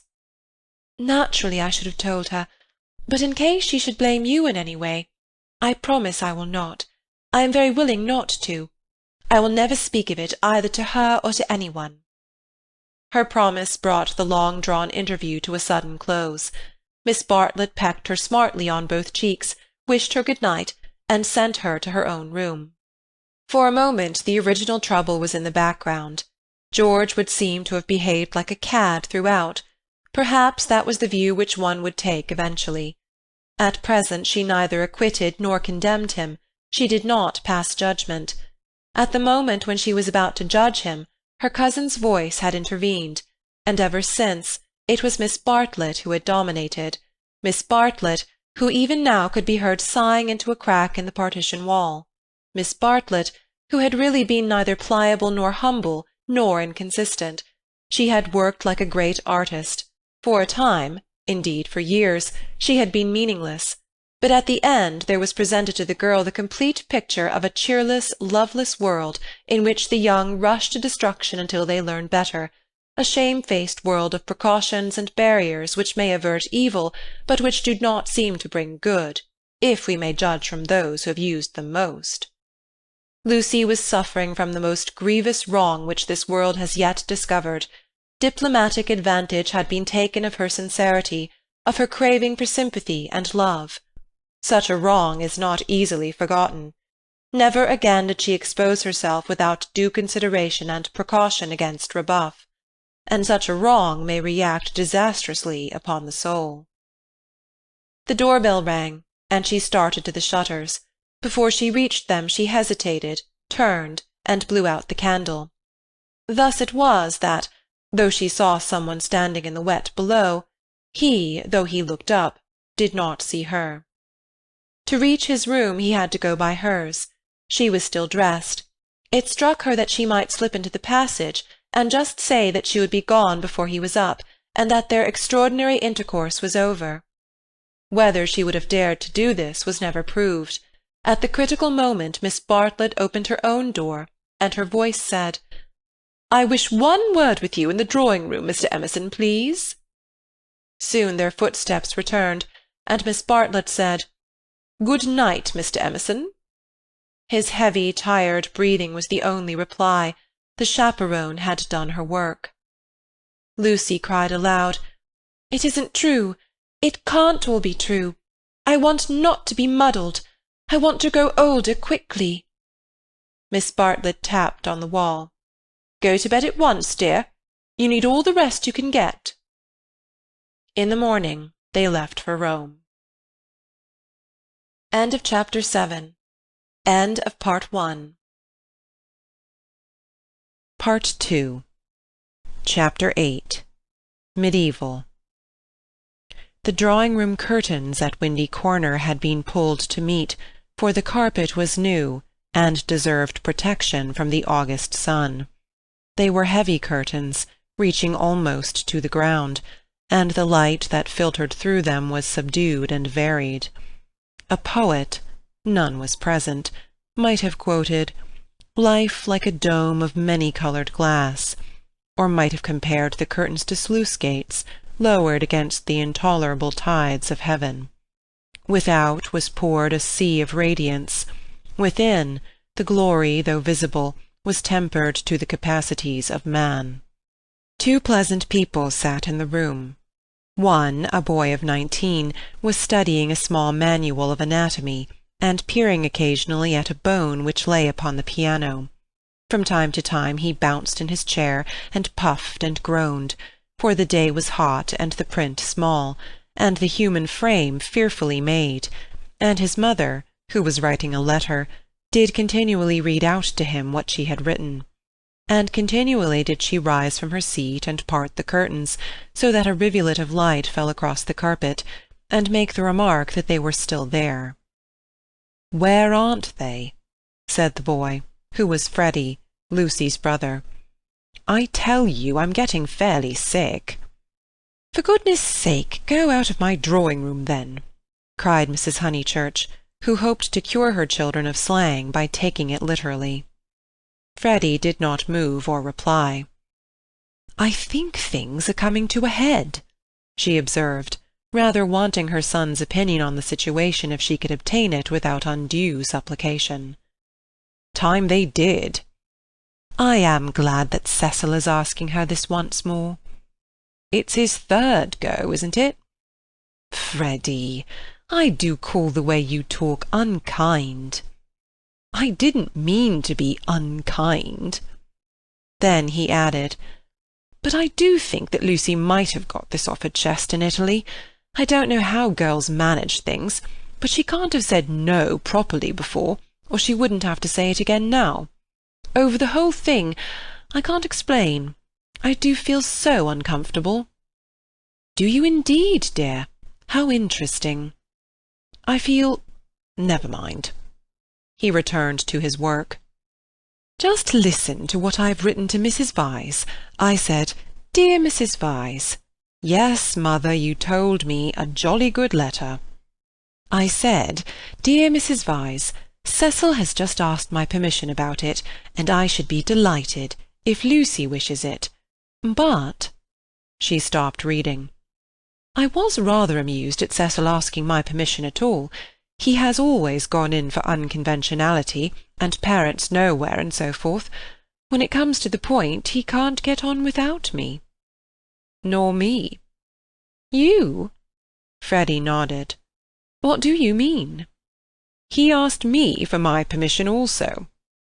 She exclaimed, "How very odd of him!" "Why so?" asked the son and heir. "Why shouldn't my permission be asked?"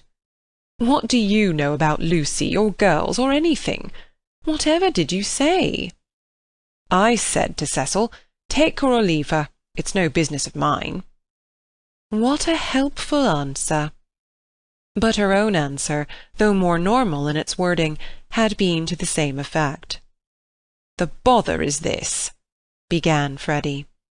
Then he took up his work again, too shy to say what the bother was. Mrs. Honeychurch went back to the window. "Freddy, you must come. They are still there." "I don't see you ought to go peeping like that." "Peeping like that? Can't I look out of my own window?" But she returned to the writing-table, observing as she passed her son, "Still page 322?" Freddy snorted, and turned over 2 leaves. For a brief space they were silent. Close by, beyond the curtains, the gentle murmur of a long conversation had never ceased. "The bother is this. I have put my foot in it with Cecil most awfully." He gave a nervous gulp. "Not content with permission, which I did give. That is to say, I said, I don't mind. Well, not content with that, he wanted to know whether I wasn't off my head with joy. He practically put it like this: wasn't it a splendid thing for Lucy and for Windy Corner generally if he married her? And he would have an answer. He said it would strengthen his hand." "I hope you gave a careful answer, dear." "I answered no," said the boy, grinding his teeth. "There, fly into a stew. I can't help it. I had to say it. I had to say no. He ought never to have asked me." "Ridiculous child!" cried his mother. "You think you're so holy and truthful, but really it's only abominable conceit.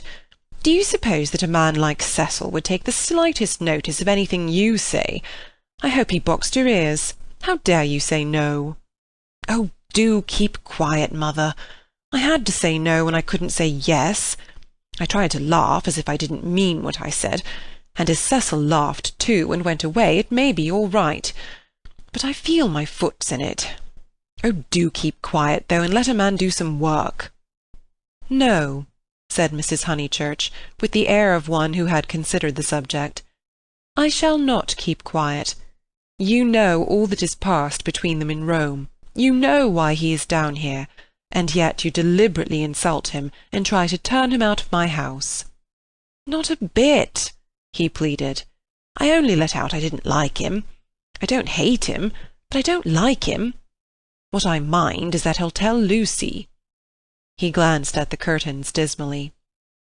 "Well, I like him," said Mrs. Honeychurch. "I know his mother. He's good, he's clever, he's rich, he's well-connected. Oh, you needn't kick the piano. He's well-connected. I'll say it again, if you like. He's well-connected." She paused, as if rehearsing her eulogy, but her face remained dissatisfied. She added, "And he has beautiful manners." "I liked him till just now. I suppose it's having him spoiling Lucy's first week at home, and it's also something that Mr. Beebe said, not knowing." "Mr. Beebe?" said his mother, trying to conceal her interest. "I don't see how Mr. Beebe comes in." "You know Mr. Beebe's funny way, when you never quite know what he means. He said, 'Mr. Vyse is an ideal bachelor.' I was very cute. I asked him what he meant. He said, 'Oh, he's like me, better detached.' I couldn't make him say any more, but it set me thinking. Since Cecil has come after Lucy, he hasn't been so pleasant. At least, I can't explain." "You never can, dear, but I can. You are jealous of Cecil, because he may stop Lucy knitting you silk ties." The explanation seemed plausible, and Freddy tried to accept it, but at the back of his brain there lurked a dim mistrust. Cecil praised one too much for being athletic. Was that it? Cecil made one talk in his way instead of letting one talk in one's own way. This tired one. Was that it? And Cecil was the kind of fellow who would never wear another fellow's cap. Unaware of his own profundity, Freddy checked himself. He must be jealous, or he would not dislike a man for such foolish reasons. "Will this do?" called his mother. "Dear Mrs. Vyse, Cecil has just asked my permission about it, and I should be delighted if Lucy wishes it." Then I put in at the top, "and I have told Lucy so." I must write the letter out again. "And I have told Lucy so. But Lucy seems very uncertain, and in these days young people must decide for themselves." I said that because I didn't want Mrs. Vyse to think us old-fashioned. She goes in for lectures and improving her mind, and all the time a thick layer of flue under the beds, and the maid's dirty thumb marks where you turn on the electric light. She keeps that flat abominably. Suppose Lucy marries Cecil. Would she live in a flat, or in the country? Don't interrupt so foolishly. Where was I? Oh, yes. Young people must decide for themselves. I know that Lucy likes your son, because she tells me everything, and she wrote to me from Rome when he asked her first. No, I'll cross that last bit out. It looks patronising. I'll stop at because she tells me everything. Or shall I cross that out too? Cross it out too, said Freddy. Mrs. Honeychurch left it in. Then the whole thing runs, Dear Mrs. Vyse, Cecil has just asked my permission about it, and I should be delighted if Lucy wishes it, and I have told Lucy so. But Lucy seems very uncertain, and in these days young people must decide for themselves.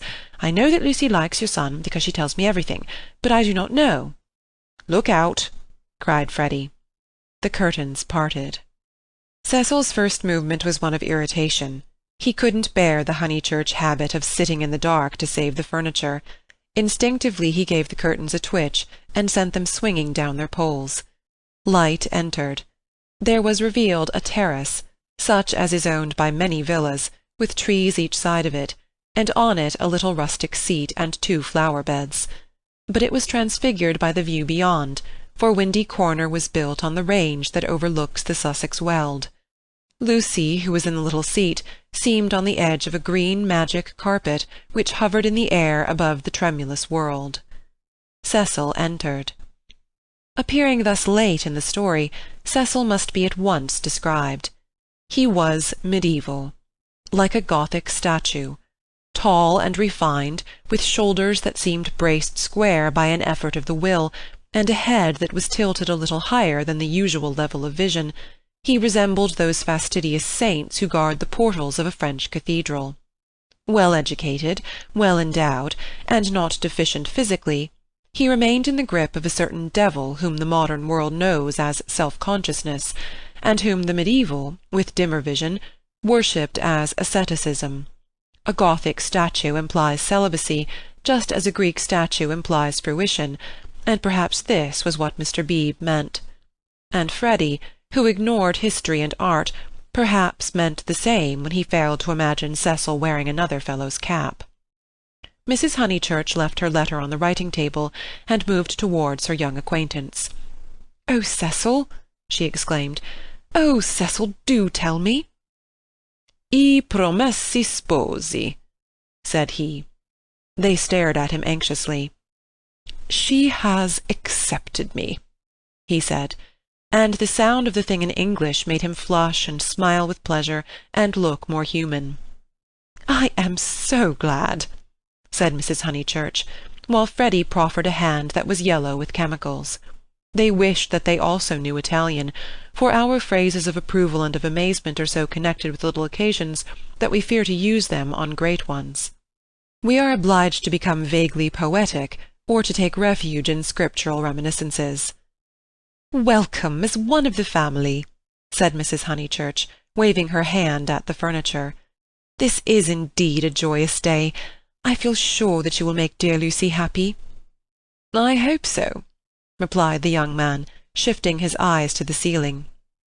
"We mothers," simpered Mrs. Honeychurch, and then realized that she was affected, sentimental, bombastic, all the things she hated most. Why could she not be as Freddy, who stood stiff in the middle of the room, looking very cross and almost handsome? "I say, Lucy," called Cecil, for conversation seemed to flag. Lucy rose from the seat. She moved across the lawn and smiled in at them, just as if she was going to ask them to play tennis. Then she saw her brother's face. Her lips parted, and she took him in her arms. He said, "Steady on." "Not a kiss for me?" asked her mother. Lucy kissed her also. "Would you take them into the garden, and tell Mrs. Honeychurch all about it?" Cecil suggested. "And I'd stop here and tell my mother." "We go with Lucy," said Freddy, as if taking orders.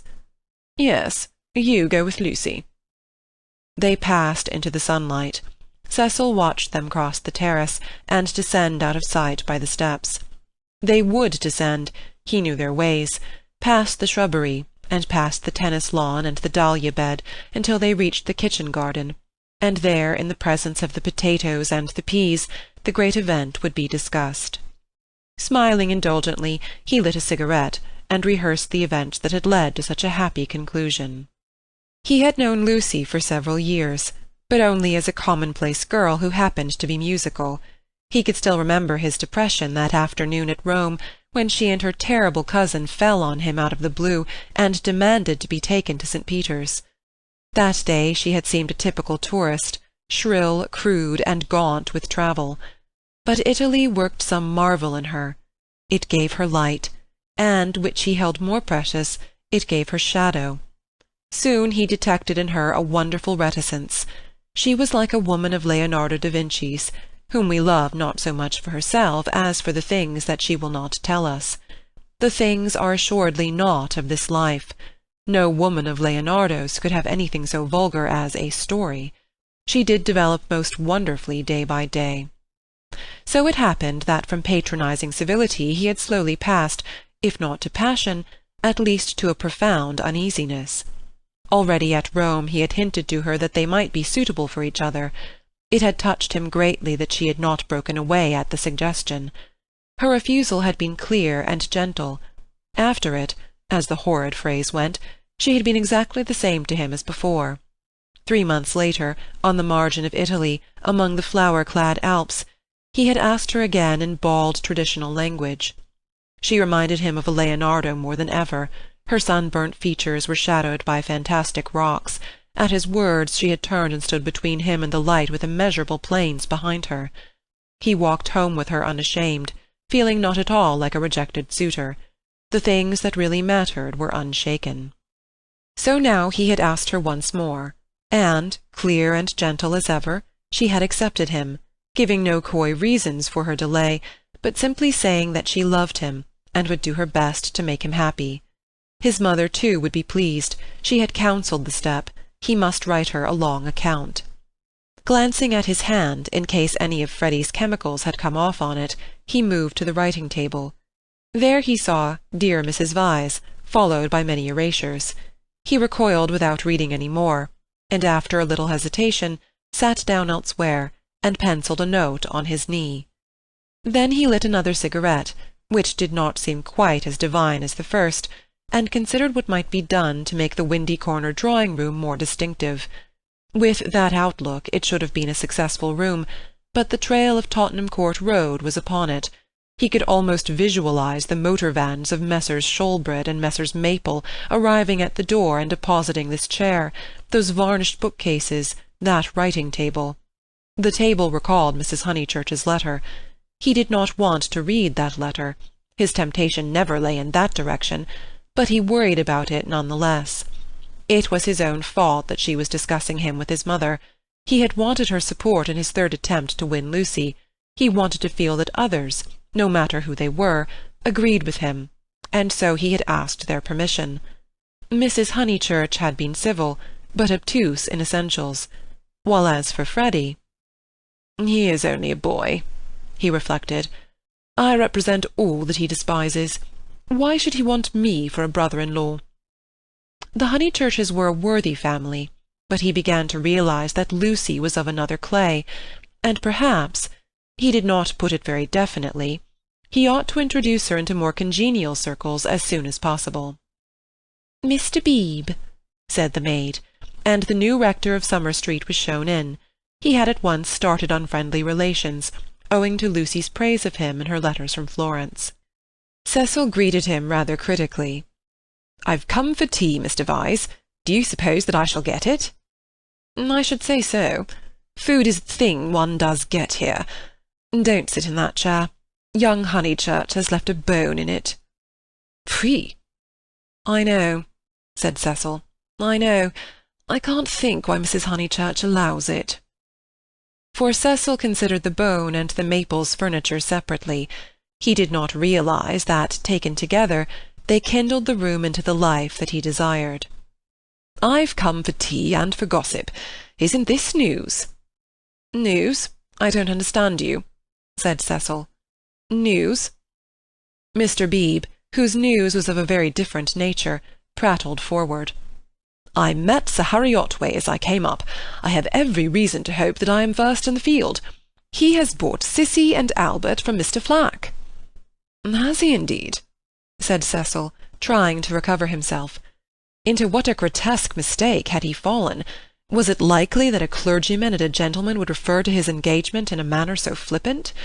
But his stiffness remained, and though he asked who Cissy and Albert might be, he still thought Mr. Beebe rather a bounder. Unpardonable question! To have stopped a week at Windy Corner, and not to have met Cissy and Albert, the semi-detached villas that have been run up opposite the church. I'll set Mrs. Honeychurch after you. I'm shockingly stupid over local affairs, said the young man languidly. I can't even remember the difference between a parish council and a local government board. Perhaps there is no difference, or perhaps those aren't the right names. I only go into the country to see my friends and to enjoy the scenery. It is very remiss of me. Italy and London are the only places where I don't feel to exist on sufferance. Mr. Beebe, distressed at this heavy reception of Cissy and Albert, determined to shift the subject. Let me see, Mr. Vyse. I forget. What is your profession? I have no profession, said Cecil. It is another example of my decadence. My attitude, quite an indefensible one, is that so long as I am no trouble to anyone, I have a right to do as I like. I know I ought to be getting money out of people, or devoting myself to things I don't care a straw about, but somehow I have not been able to begin. You are very fortunate, said Mr. Beebe. It is a wonderful opportunity, the possession of leisure. His voice was rather parochial, but he did not see quite his way to answering naturally. He felt, as all who have regular occupation must feel, that others should have it also. I am glad that you approve. I daren't face the healthy person. For example, Freddie Honeychurch. Oh, Freddie's a good sort, isn't he? Admirable. The sort who has made England what she is. Cecil wondered at himself. Why on this day of all others was he so hopelessly contrary? He tried to get right by inquiring effusively after Mr. Beebe's mother, an old lady for whom he had no particular regard. Then he flattered the clergyman, praised his liberal-mindedness, his enlightened attitude towards philosophy and science. "Where are the others?" said Mr. Beebe at last.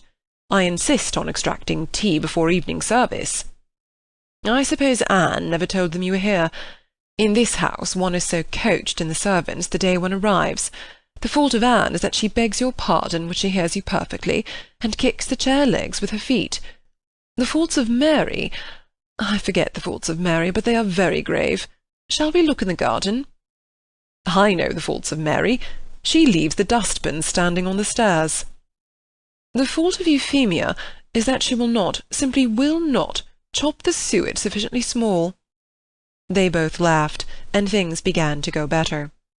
"The faults of Freddie," Cecil continued. "Ah, he has too many. No one but his mother can remember the faults of Freddie. Try the faults of Miss Honeychurch. They are not innumerable." "She has none," said the young man, with grave sincerity. "I quite agree. At present she has none." "At present?" "I'm not cynical.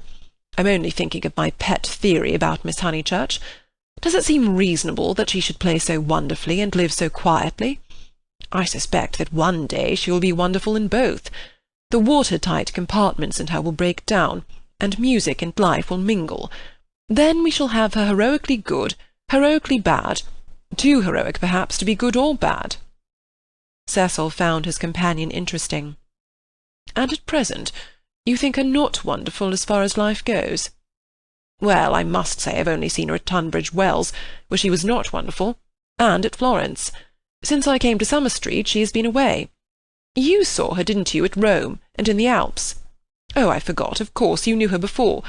No, she wasn't wonderful in Florence either, but I kept on expecting that she would be." "In what way?"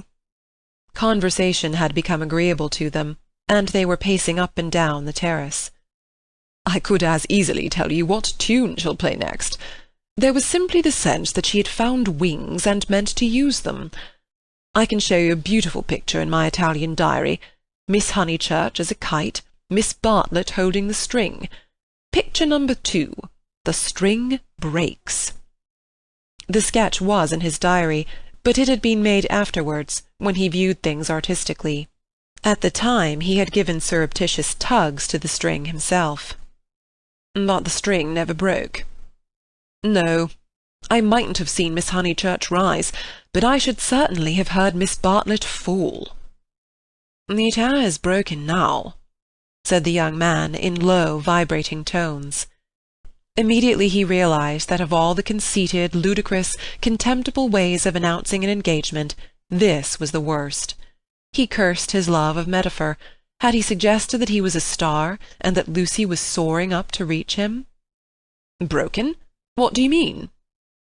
"I meant," said Cecil stiffly, "that she is going to marry me." The clergyman was conscious of some bitter disappointment which he could not keep out of his voice. "I am sorry. I must apologize. I had no idea you were intimate with her, or I should never have talked in this flippant, superficial way. Mr. Vyse, you ought to have stopped me." And down the garden he saw Lucy herself. Yes, he was disappointed. Cecil, who naturally preferred congratulations to apologies, drew down his mouth at the corners. Was this the reception his action would get from the world? Of course he despised the world as a whole. Every thoughtful man should. It was almost a test of refinement. But he was sensitive to the successive particles of it which he encountered. Occasionally he could be quite crude. "I am sorry I have given you a shock," he said dryly. "I fear that Lucy's choice does not meet with your approval." "Not that. But you ought to have stopped me. I know Miss Honeychurch only a little as time goes. Perhaps I oughtn't to have discussed her so freely with anyone, certainly not with you." "You are conscious of having said something indiscreet?" Mr. Beebe pulled himself together. Really, Mr. Vyse had the art of placing one in the most tiresome positions. He was driven to use the prerogatives of his profession. "No, I have said nothing indiscreet. I foresaw at Florence that her quiet, uneventful childhood must end, and it has ended. I realized dimly enough that she might take some momentous step. She has taken it. She has learnt—you will let me talk freely, as I have begun freely—she has learnt what it is to love, the greatest lesson, some people will tell you, that our earthly life provides." It was now time for him to wave his hat at the approaching trio. He did not omit to do so. "She has learnt through you," and if his voice was still clerical, it was now also sincere. "Let it be your care that her knowledge is profitable to her." "Grazie tante," said Cecil, who did not like parsons. "Have you heard?" shouted Mrs. Honeychurch, as she toiled up the sloping garden. "Oh, Mr. Beebe, have you heard the news?" Freddy, now full of geniality, whistled the wedding march. Youth seldom criticizes the accomplished fact. "Indeed I have," he cried. He looked at Lucy. In her presence he could not act the parson any longer, at all events not without apology. "Mrs. Honeychurch, I'm going to do what I am always supposed to do, but generally I'm too shy. I want to invoke every kind of blessing on them, grave and gay, great and small. I want them all their lives to be supremely good and supremely happy as husband and wife, as father and mother. And now I want my tea." "You only asked for it just in time," the lady retorted. "How dare you be serious at Windy Corner?" He took his tone from her. There was no more heavy beneficence, no more attempts to dignify the situation with poetry or the Scriptures. None of them dared or was able to be serious any more. An engagement is so potent a thing that sooner or later it reduces all who speak of it to this state of cheerful awe. Away from it, in the solitude of their rooms, Mr. Beebe, and even Freddy, might again be critical. But in its presence, and in the presence of each other, they were sincerely hilarious. It has a strange power, for it compels not only the lips, but the very heart. The chief parallel, to compare one great thing with another, is the power over us of a temple of some alien creed. Standing outside, we deride or oppose it, or at the most feel sentimental. Inside, though the saints and gods are not ours, we become true believers, in case any true believer should be present.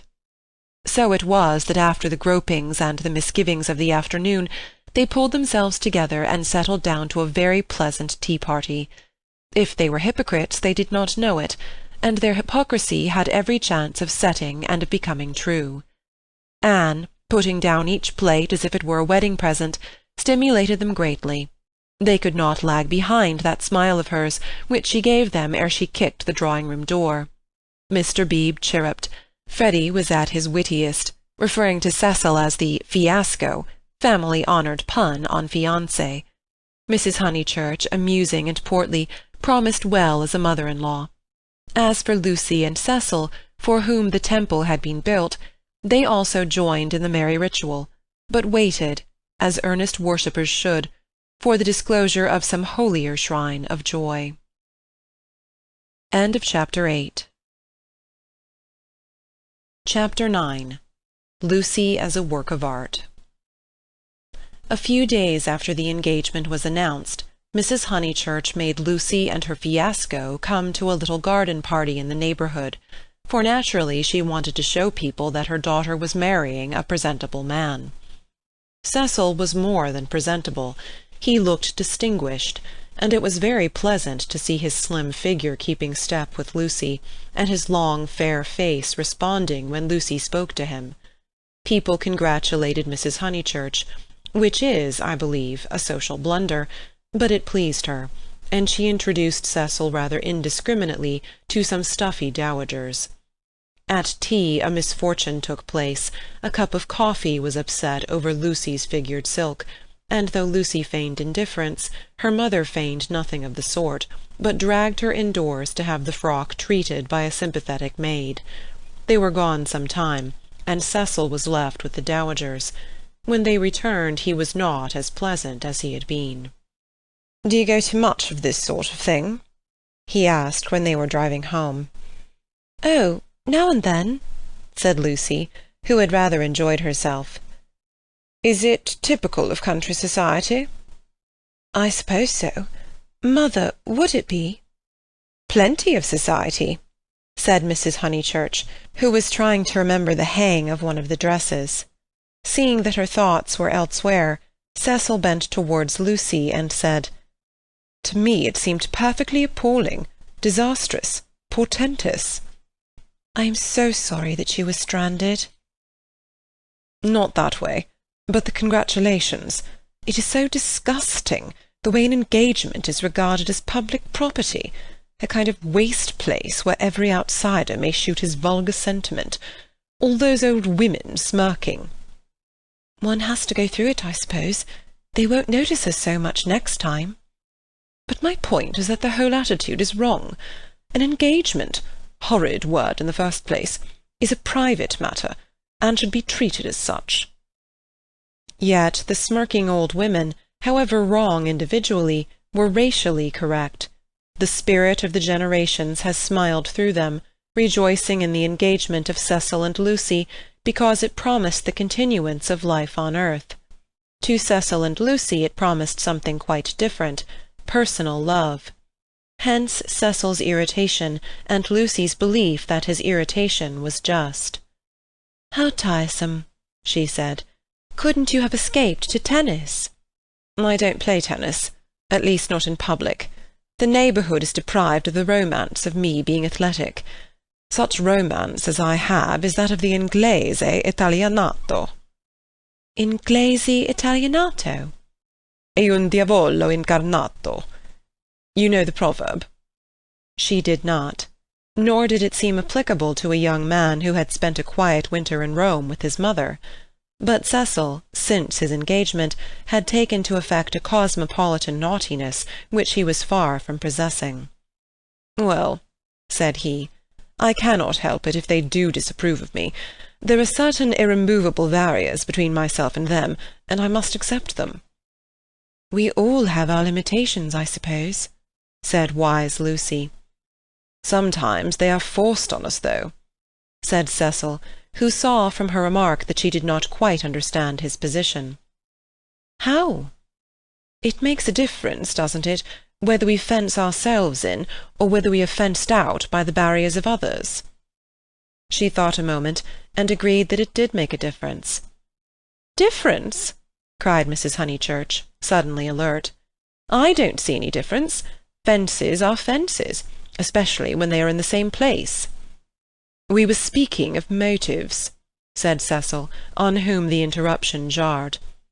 My dear Cecil, look here." She spread out her knees and perched her card-case on her lap. "This is me. That's Windy Corner. The rest of the pattern is the other people. Motives are all very well, but the fence comes here." "We weren't talking of real fences," said Lucy, laughing. "Oh, I see, dear. Poetry." She leant placidly back. Cecil wondered why Lucy had been amused. "I tell you who has no fences, as you call them," she said, "and that's Mr. Beebe." "A parson fenceless would mean a parson defenceless." Lucy was slow to follow what people said, but quick enough to detect what they meant. She missed Cecil's epigram, but grasped the feeling that prompted it. "Don't you like Mr. Beebe?" she asked thoughtfully. "I never said so," he cried. "I consider him far above the average. I only denied—" And he swept off on the subject of fences again, and was brilliant. "Now, a clergyman that I do hate," said she, wanting to say something sympathetic, "a clergyman that does have fences, and the most dreadful ones, is Mr. Eager, the English chaplain at Florence. He was truly insincere, not merely the manner unfortunate. He was a snob, and so conceited, and he did say such unkind things." "What sort of things?" "There was an old man at the Bertolini who he said had murdered his wife." "Perhaps he had." "Why, no." "Why, no?" "He was such a nice old man, I'm sure." Cecil laughed at her feminine inconsequence. "Well, I did try to sift things. Mr. Eager would never come to the point. He prefers it vague, said the old man had practically murdered his wife, had murdered her in the sight of God." "Hush, dear," said Mrs. Honeychurch absently. "But isn't it intolerable that a person whom we're told to imitate should go round spreading slander? It was, I believe, chiefly owing to him that the old man was dropped. People pretended he was vulgar, but he certainly wasn't that." "Poor old man! What was his name?" "Harris," said Lucy glibly. "Let's hope that Mrs. Harris there warn't no such person," said her mother. Cecil nodded intelligently. "Isn't Mr. Eager a parson of the cultured type?" he asked. "I don't know. I hate him. I've heard him lecture on Giotto. I hate him. Nothing can hide a petty nature. I hate him." "My goodness gracious me, child," said Mrs. Honeychurch. "You'll blow my head off. Whatever is there to shout over? I forbid you and Cecil to hate any more clergymen." He smiled. There was indeed something rather incongruous in Lucy's moral outburst over Mr. Eager. It was as if one should see the Leonardo on the ceiling of the Sistine. He longed to hint to her that not here lay her vocation, that a woman's power and charm reside in mystery, not in muscular rant. But possibly rant is a sign of vitality. It mars the beautiful creature, but shows that she is alive. After a moment he contemplated her flushed face and excited gestures with a certain approval. He forbore to repress the sources of youth. Nature, simplest of topics, he thought, lay around them. He praised the pine woods, the deep lakes of bracken, the crimson leaves that spotted the hurt bushes, the serviceable beauty of the turnpike road. The outdoor world was not very familiar to him, and occasionally he went wrong in a question of fact. Mrs. Honeychurch's mouth twitched when he spoke of the perpetual green of the larch. "I count myself a lucky person," he concluded. "When I'm in London I feel I could never live out of it. When I'm in the country I feel the same about the country. After all, I do believe that birds and trees and the sky are the most wonderful things in life, and that the people who live amongst them must be the best. It's true that in 9 cases out of 10 they don't seem to notice anything. The country gentleman and the country labourer are each in their way the most depressing of companions. Yet they may have a tacit sympathy with the workings of nature which is denied to us of the town. Do you feel that, Mrs. Honeychurch?" Mrs. Honeychurch started and smiled. She had not been attending. Cecil, who was rather crushed on the front seat of the Victoria, felt irritable, and determined not to say anything interesting again. Lucy had not attended either. Her brow was wrinkled, and she still looked furiously cross, the result, he concluded, of too much moral gymnastics. It was sad to see her thus blind to the beauties of an August wood. "Come down, O maid, from yonder mountain height," he quoted, and touched her knee with his own. She flushed again, and said, "What height?" "Come down, O maid, from yonder mountain height. What pleasure lives in height," the shepherd sang, "in height and in the splendour of the hills." "Let us take Mrs. Honeychurch's advice, and hate clergymen no more. What's this place?" "Summer Street, of course," said Lucy, and roused herself. The woods had opened to leave space for a sloping triangular meadow. Pretty cottages lined it on two sides, and the upper and third side was occupied by a new stone church, expensively simple, with a charming shingled spire. Mr. Beebe's house was near the church. In height it scarcely exceeded the cottages. Some great mansions were at hand, but they were hidden in the trees. The scene suggested a Swiss Alp rather than the shrine and centre of a leisured world, and was only marred by two ugly little villas, the villas that had competed with Cecil's engagement, having been acquired by Sir Harry Otway the very afternoon that Lucy had been acquired by him. Cissy was the name of one of these villas, Albert of the other. These titles were not only picked out in shaded Gothic on the garden gates, but appeared a second time on the porches, where they followed the semicircular curve of the entrance arch in block capitals. Albert was inhabited.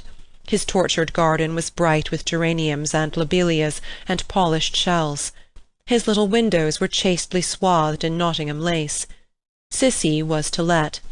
3 notice-boards, belonging to Dorking agents, lolled on her fence and announced the not surprising fact. Her paths were already weedy. Her pocket-handkerchief of a lawn was yellow with dandelions. "The place is ruined," said the ladies mechanically. "Summer Street will never be the same again." As the carriage passed, Cissy's door opened, and a gentleman came out of her. "Stop!" cried Mrs. Honeychurch, touching the coachman with her parasol. "Here's Sir Harry. Now we shall know. Sir Harry, pull those things down at once." Sir Harry Otway, who need not be described, came to the carriage and said, "Mrs. Honeychurch, I meant to. I really can't turn out Miss Flack." "Am I not always right? She ought to have gone before the contract was signed. Does she still live rent-free, as she did in her nephew's time?" "But what can I do?" He lowered his voice. "An old lady, so very vulgar, and almost bedridden." "Turn her out," said Cecil bravely. Sir Harry sighed and looked at the villas mournfully. He had had full warning of Mr. Flack's intentions, and might have bought the plot before building commenced, but he was apathetic and dilatory. He had known Summer Street for so many years that he could not imagine it being spoilt. Not till Mrs. Flack had laid the foundation-stone, and the apparition of red and cream brick began to rise, did he take alarm. He called on Mr. Flack, the local builder, a most reasonable and respectful man, who agreed that tiles would have made a more artistic roof, but pointed out that slates were cheaper. He ventured to differ, however, about the Corinthian columns, which were to cling like leeches to the frames of the bow windows, saying that for his part he liked to relieve the façade by a bit of decoration. Sir Harry hinted that a column, if possible, should be structural as well as decorative. Mr. Flack replied that all the columns had been ordered, adding, "And the capitals different. One with dragons in the foliage, another approaching to the Ionian style, another introducing Mrs. Flack's initials, every one different." For he had read his Ruskin. He built his villas according to his desire, and not till he had inserted an immovable aunt into one of them did Sir Harry buy. This futile and unprofitable transaction filled the knight with sadness as he leant on Mrs. Honeychurch's carriage. He had failed in his duties to the countryside, and the countryside was laughing at him as well. He had spent money, and yet Summer Street was spoilt as much as ever. All he could do now was to find a desirable tenant for Cissy, someone really desirable. "The rent is absurdly low," he told them, "and perhaps I am an easy landlord, but it is such an awkward size. It is too large for the peasant class, and too small for anyone the least like ourselves." Cecil had been hesitating whether he should despise the villas or despise Sir Harry for despising them. The latter impulse seemed the more fruitful. "You ought to find a tenant at once," he said maliciously. It would be a perfect paradise for a bank clerk." "Exactly," said Sir Harry excitedly. "That is exactly what I fear, Mr. Vyse. It will attract the wrong type of people. The train service has improved, a fatal improvement to my mind. And what are 5 miles from a station in these days of bicycles?" "Rather a strenuous clerk it would be," said Lucy. Cecil, who had his full share of medieval mischievousness, replied that the physique of the lower middle classes was improving at a most appalling rate. She saw that he was laughing at their harmless neighbour, and roused herself to stop him. "Sir Harry," she exclaimed, "I have an idea.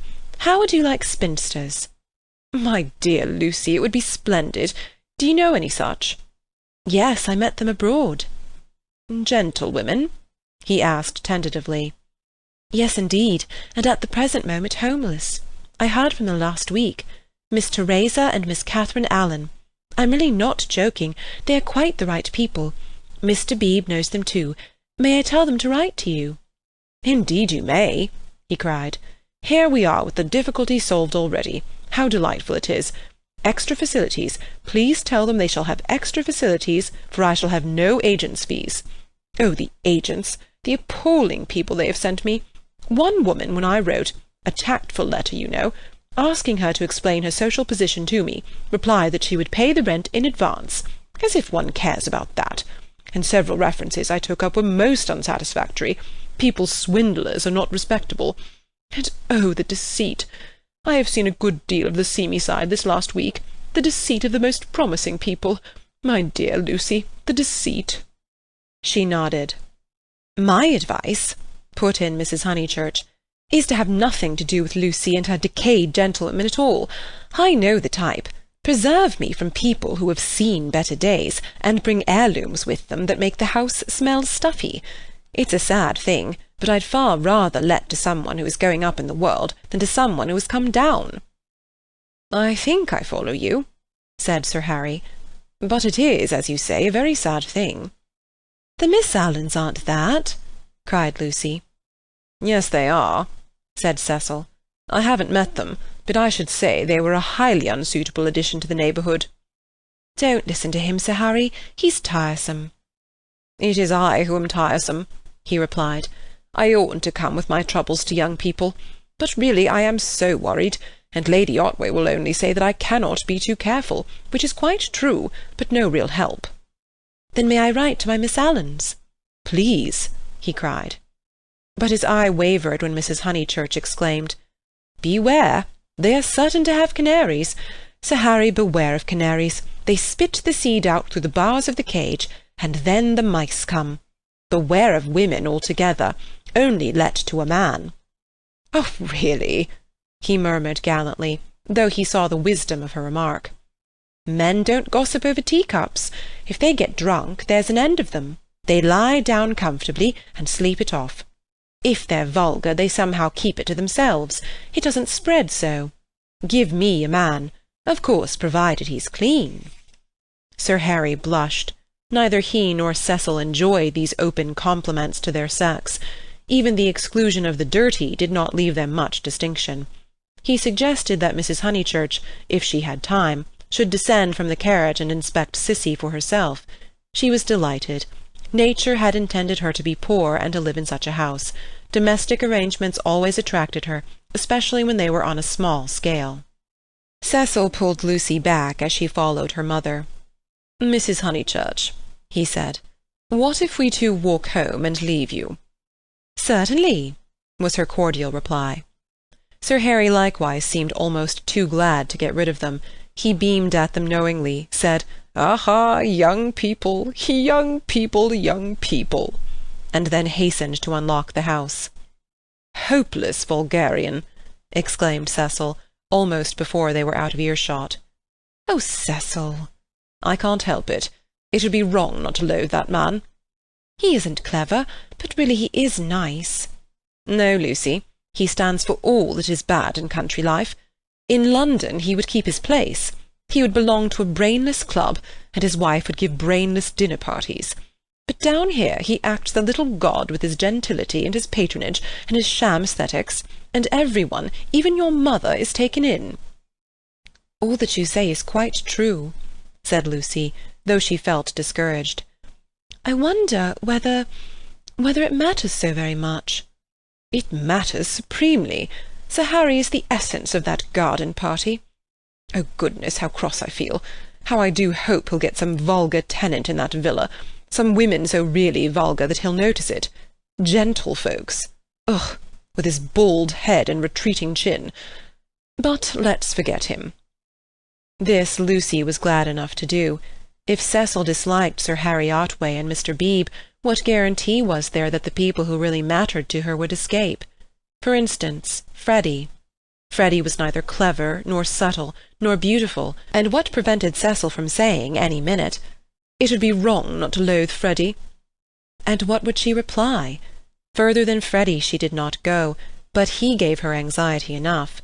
She could only assure herself that Cecil had known Freddy some time, and that they had always got on pleasantly, except perhaps during the last few days, which was an accident, perhaps. "Which way shall we go?" she asked him. Nature, simplest of topics, she thought, was around them. Summer Street lay deep in the woods, and she had stopped where a footpath diverged from the high road. "Are there two ways?" "Perhaps the road is more sensible, as we're got up smart." "I'd rather go through the wood," said Cecil, with that subdued irritation that she had noticed in him all the afternoon. "Why is it, Lucy, that you always say the road? Do you know that you have never once been with me in the fields or the wood since we were engaged?" "Haven't I? The wood, then?" said Lucy, startled at his queerness, but pretty sure that he would explain later. It was not his habit to leave her in doubt as to his meaning. She led the way into the whispering pines, and sure enough he did explain before they had gone a dozen yards. "I had got an idea, I dare say wrongly, that you feel more at home with me in a room." "A room?" she echoed, hopelessly bewildered. "Yes, or at the most in a garden, or on a road. Never in the real country like this." "Oh, Cecil, whatever do you mean? I have never felt anything of the sort. You talk as if I was a kind of poetess sort of person." "I don't know that you aren't. I connect you with a view, a certain type of view. Why shouldn't you connect me with a room?" She reflected a moment, and then said, laughing, "Do you know that you're right? I do. I must be a poetess after all. When I think of you, it's always as in a room. How funny!" To her surprise, he seemed annoyed. "A drawing-room, pray, with no view?" "Yes, with no view, I fancy. Why not?" "I'd rather," he said reproachfully, "that you connected me with the open air." She said again, "Oh, Cecil, whatever do you mean?" As no explanation was forthcoming, she shook off the subject as too difficult for a girl, and led him farther into the wood, pausing every now and then at some particularly beautiful or familiar combination of the trees. She had known the wood between Summer Street and Windy Corner ever since she could walk alone. She had played at losing Freddy in it, when Freddy was a purple-faced baby, and though she had now been to Italy, it had lost none of its charm. Presently they came to a little clearing among the pines, another tiny green alp, solitary this time, and holding in its bosom a shallow pool. She exclaimed, "The Sacred Lake!" "Why do you call it that?" "I can't remember why. I suppose it comes out of some book. It's only a puddle now, but you see that stream going through it? Well, a good deal of water comes down after heavy rains, and can't get away at once, and the pool becomes quite large and beautiful. Then Freddy used to bathe there. He is very fond of it." "And you?" He meant, "Are you fond of it?" But she answered dreamily, "I bathed here too till I was found out. Then there was a row." At another time he might have been shocked, for he had depths of prudishness within him. But now, with his momentary cult of the fresh air, he was delighted at her admirable simplicity. He looked at her as she stood by the pool's edge. She was got up smart, as she phrased it, and she reminded him of some brilliant flower that has no leaves of its own, but blooms abruptly out of a world of green. "Who found you out?" "Charlotte," she murmured. "She was stopping with us. Charlotte, Charlotte." "Poor girl!" She smiled gravely. A certain scheme from which hitherto he had shrank now appeared practical. "Lucy?" "Yes, I suppose we ought to be going," was her reply.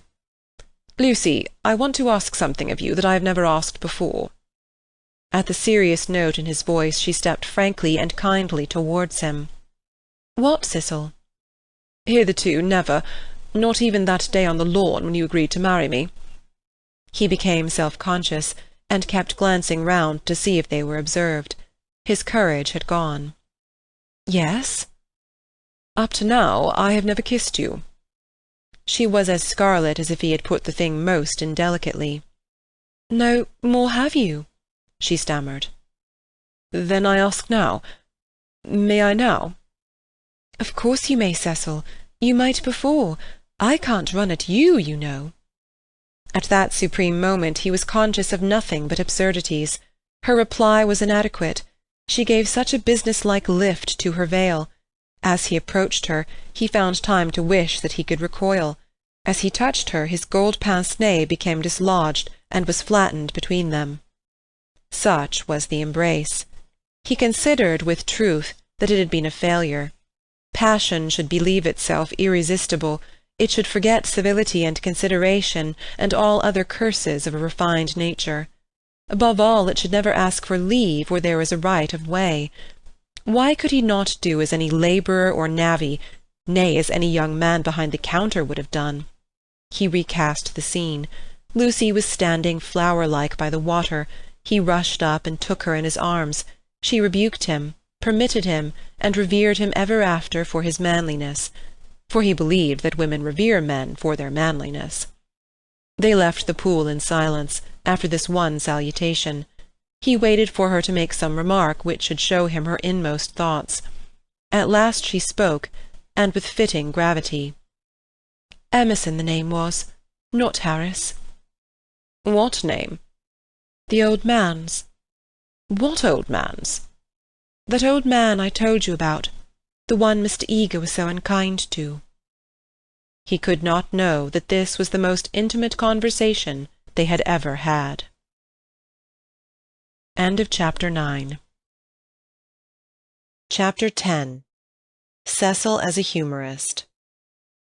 The society out of which Cecil proposed to rescue Lucy was perhaps no very splendid affair, yet it was more splendid than her antecedents entitled her to.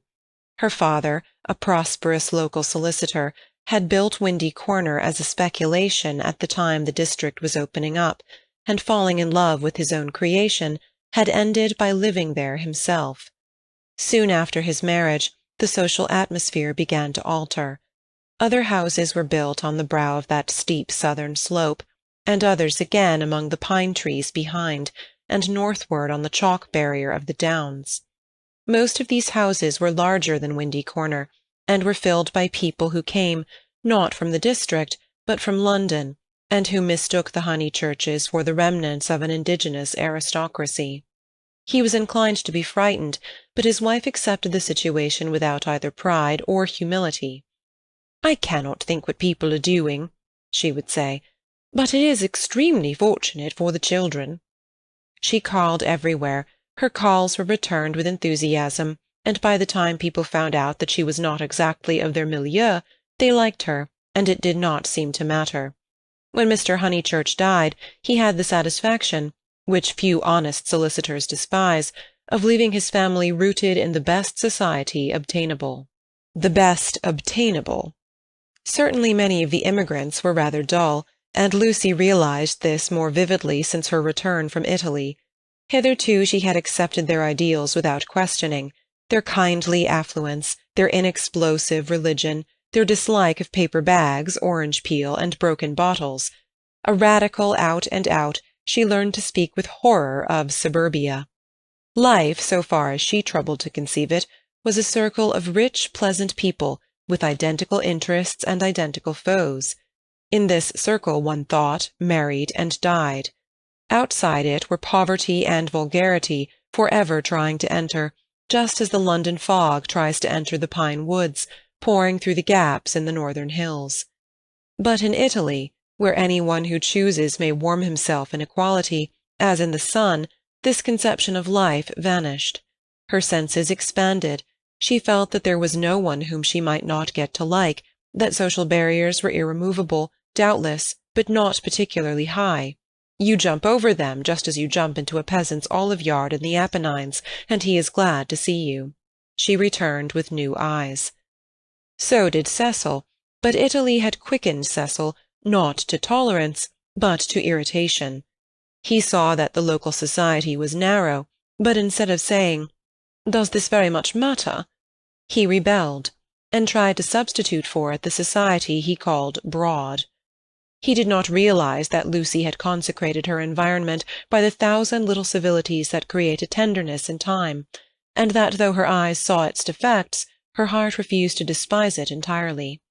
Nor did he realize a more important point, that if she was too great for this society, she was too great for all society, and had reached the stage where personal intercourse would alone satisfy her. A rebel she was, but not of the kind he understood. A rebel who desired, not a wider dwelling-room, but equality beside the man she loved. For Italy was offering her the most priceless of all possessions, her own soul. Playing bumble-puppy with Minnie Beebe, niece to the rector and aged 13, an ancient and most honourable game, which consists in striking tennis balls high into the air so that they fall over the net and immoderately bounce. Some hit Mrs. Honeychurch, others are lost. The sentence is confused, but the better illustrates Lucy's state of mind, for she was trying to talk to Mr. Beebe at the same time. "Oh, it has been such a nuisance. First he, then they, no one knowing what they wanted, and everyone so tiresome." "But they really are coming now," said Mr. Beebe. "I wrote to Miss Teresa a few days ago. She was wondering how often the butcher called, and my reply of once a month must have impressed her favourably. They are coming. I heard from them this morning." "I shall hate those Miss Allens," Mrs. Honeychurch cried.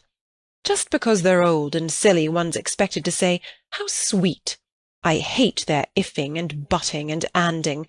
And poor Lucy, serve her right, worn to a shadow." Mr. Beebe watched the shadow springing and shouting over the tennis-court. Cecil was absent. One did not play bumble-puppy when he was there. "Well, if they are coming—" "No, Minnie, not Saturn." Saturn was a tennis ball whose skin was partially unsewn. When in motion, his orb was encircled by a ring. "If they are coming, Sir Harry will let them move in before the 29th, and he will cross out the clause about whitewashing the ceilings, because it made them nervous, and put in the fair wear and tear one. That doesn't count. I told you not Saturn." "Saturn's all right for bumble-puppy," cried Freddy, joining them. "Minnie, don't you listen to her." "Saturn doesn't bounce." "Saturn bounces enough." "No, he doesn't." "Well, he bounces better than the beautiful white devil." "Hush, dear," said Mrs. Honeychurch. "But look at Lucy, complaining of Saturn, and all the time's got the beautiful white devil in her hand ready to plug it in. That's right, Minnie, go for her. Get her over the shins with the racket. Get her over the shins." Lucy fell. The beautiful white devil rolled from her hand. Mr. Beebe picked it up and said, "The name of this ball is Victoria Corombona, please." But his correction passed unheeded. Freddy possessed to a high degree the power of lashing little girls to fury, and in half a minute he had transformed Minnie from a well-mannered child into a howling wilderness. Up in the house Cecil heard them, and though he was full of entertaining news, he did not come down to impart it, in case he got hurt. He was not a coward, and bore necessary pain as well as any man, but he hated the physical violence of the young. How right it was! Sure enough, it ended in a cry. "I wish the Miss Allens could see this," observed Mr. Beebe, just as Lucy, who was nursing the injured Minnie, was in turn lifted off her feet by her brother. "Who are the Miss Allens?" Freddy panted. "They have taken Sissy Villa." "That wasn't the name." Here his foot slipped, and they all fell most agreeably onto the grass. An interval elapses. "Wasn't what name?" asked Lucy, with her brother's head in her lap. "Allen wasn't. The name of the people Sir Harry's let to." "Nonsense, Freddy, you know nothing about it." "Nonsense yourself. I've this minute seen him. He said to me, 'Ahem, Honeychurch.'" Freddy was an indifferent mimic. "Ahem, I have at last procured really desirable tenants. I said, hooray, old boy, and slapped him on the back. Exactly. The Miss Allens? Rather not. More like Anderson. Oh, good gracious, there isn't going to be another muddle, Mrs. Honeychurch exclaimed. Do you notice, Lucy, I am always right. I said don't interfere with Sissy Villa. I am always right. I'm quite uneasy at being always so often right. It's only another muddle of Freddie's. Freddie doesn't even know the name of the people he pretends have taken it instead. Yes, I do. I've got it. Emerson. What name? Emerson. I'll bet you anything you like. What a weathercock Sir Harry is, said Lucy quietly. I wish I had never bothered over it at all. Then she lay on her back and gazed at the cloudless sky. Mr. Beebe, whose opinion of her rose daily, whispered to his niece that that was the proper way to behave if any little thing went wrong. Meanwhile the name of the new tenants had diverted Mrs. Honeychurch from the contemplation of her own abilities. Emerson, Freddie? Do you know what Emersons they are? I don't know whether they're any Emersons, retorted Freddie, who was democratic. Like his sister, and like most young people, he was naturally attracted by the idea of equality, and the undeniable fact that there are different kinds of Emersons annoyed him beyond due measure. I trust they are the right sort of person. All right, Lucy. She was sitting up again. I see you looking down your nose and thinking your mother's a snob, but there is a right sort and a wrong sort, and it's affectation to pretend there isn't. Emerson's a common enough name, Lucy remarked. She was gazing sideways. Seated on a promontory herself, she could see the pine-clad promontories descending one beyond another into the Weald. The farther one descended the garden, the more glorious was this lateral view. I was merely going to remark, Freddie, that I trusted they were no relations of Emerson the philosopher, a most trying man. Pray, does that satisfy you? Oh, yes, he grumbled, and you will be satisfied too, for they're friends of Cecil, so, with elaborate irony, you and the other county families will be able to cool in perfect safety. Cecil? Exclaimed Lucy. Don't be rude, dear, said his mother placidly. Lucy, don't screech. It's a new bad habit you're getting into. But is Cecil— Friends of Cecil's, he repeated, and so really desirable. Honeychurch, I have just telegraphed to them. She got up from the grass. It was hard on Lucy. Mr. Beebe sympathized with her very much. While she believed that her snub about the Miss Allens came from Sir Harry Otway, she had borne it like a good girl. She might well screech when she heard that it came partly from her lover. Mr. Vyse was a tease, something worse than a tease. He took a malicious pleasure in thwarting people. The clergyman, knowing this, looked at Miss Honeychurch with more than his usual kindness. When she exclaimed, "But Cecil's Emersons, they can't possibly be the same ones. There is that." He did not consider that the exclamation was strange, but saw in it an opportunity of diverting the conversation while she recovered her composure. He diverted it as follows. "The Emersons who were at Florence, do you mean? No, I don't suppose it will prove to be them. It is probably a long cry from them to friends of Mr. Vyse's. Oh, Mrs. Honeychurch, the oddest people, the queerest people. For our part, we liked them, didn't we?" He appealed to Lucy. "There was a great scene over some violets. They picked violets and filled all the vases in the room of these very Miss Allens who have failed to come to Sissy Villa. Poor little ladies, so very shocked and so pleased. It used to be one of Miss Catherine's great stories. 'My dear sister loves flowers,' it began. They found the whole room a mass of blue, vases and jugs, and the story ends with, 'So ungentlemanly, and yet so beautiful.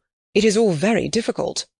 Yes, I always connect those Florentine Emersons with violets." "Fiasco's done you this time," remarked Freddie, not seeing that his sister's face was very red. She could not recover herself. Mr. Beebe saw it, and continued to divert the conversation. "These particular Emersons consisted of a father and a son, the son a goodly, if not a good young man. Not a fool, I fancy, but very immature, pessimism, etc. Our special joy was the father, such a sentimental darling, and people declared he had murdered his wife." In his normal state, Mr. Beebe would never have repeated such gossip, but he was trying to shelter Lucy in her little trouble. He repeated any rubbish that came into his head. "Murdered his wife?" said Mrs. Honeychurch. "Lucy, don't desert us. Go on playing bumble-puppy. Really, the Pension Bertolini must have been the oddest place. That's the second murderer I've heard of as being there. Whatever was Charlotte doing to stop? By the by, we really must ask Charlotte here some time." Mr. Beebe could recall no second murderer. He suggested that his hostess was mistaken. At the hint of opposition she warmed. She was perfectly sure that there had been a second tourist of whom the same story had been told. The name escaped her. What was the name? Oh, what was the name? She clasped her knees for the name. Something in Thackeray. She struck her matronly forehead. Lucy asked her brother whether Cecil was in. "Oh, don't go," he cried, and tried to catch her by the ankles. "I must go," she said gravely. "Don't be silly. You always overdo it when you play." As she left them, her mother's shout of "Harris!" shivered the tranquil air, and reminded her that she had told a lie and had never put it right. Such a senseless lie, too, yet it shattered her nerves, and made her connect these Emersons, friends of Cecil's, with a pair of nondescript tourists.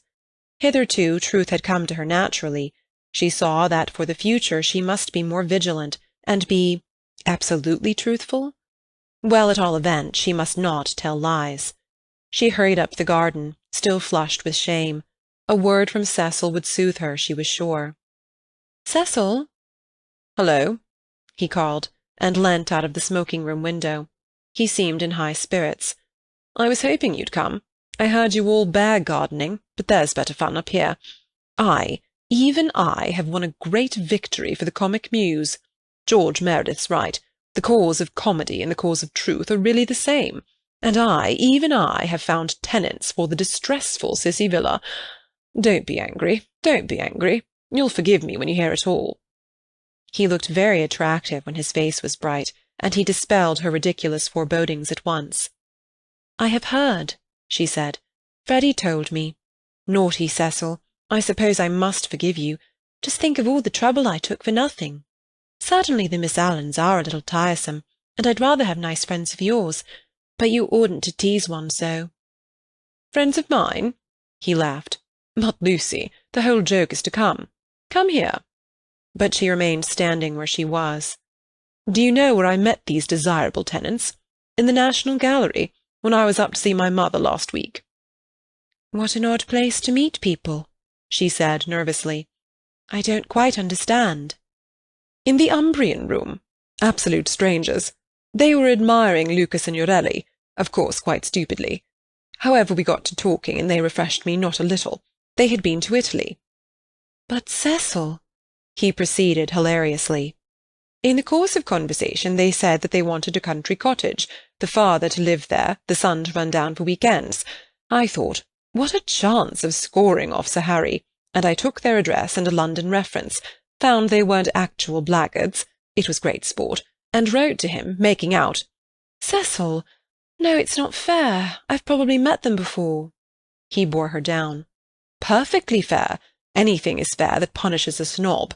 That old man will do the neighbourhood a world of good. Sir Harry is too disgusting with his decayed gentlewomen. I meant to read him a lesson some time. No, Lucy, the classes ought to mix, and before long you'll agree with me. There ought to be intermarriage, all sorts of things. I believe in democracy." "No, you don't," she snapped. "You don't know what the word means." He stared at her, and felt again that she had failed to be Leonard-esque. "No, you don't." Her face was inartistic, that of a peevish virago. "It isn't fair, Cecil. I blame you very much indeed. You had no business to undo my work about the Miss Allens, and make me look ridiculous. You call it scoring off Sir Harry, but do you realise that it is all at my expense? I consider it most disloyal of you." She left him. Temper, he thought, raising his eyebrows. No, it was worse than temper, snobbishness. As long as Lucy thought that his own smart friends were supplanting the Miss Allens, she had not minded. He perceived that these new tenants might be of value educationally. He would tolerate the father and draw out the son, who was silent. In the interests of the comic muse and of truth, he would bring them to Windy Corner. End of Chapter 10. Chapter 11. In Mrs. Vyse's well-appointed flat. The comic muse, though able to look after her own interests, did not disdain the assistance of Mr. Vyse.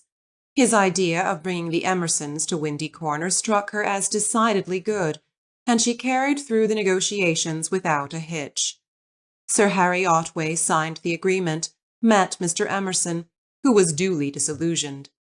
The Miss Allens were duly offended, and wrote a dignified letter to Lucy, whom they held responsible for the failure.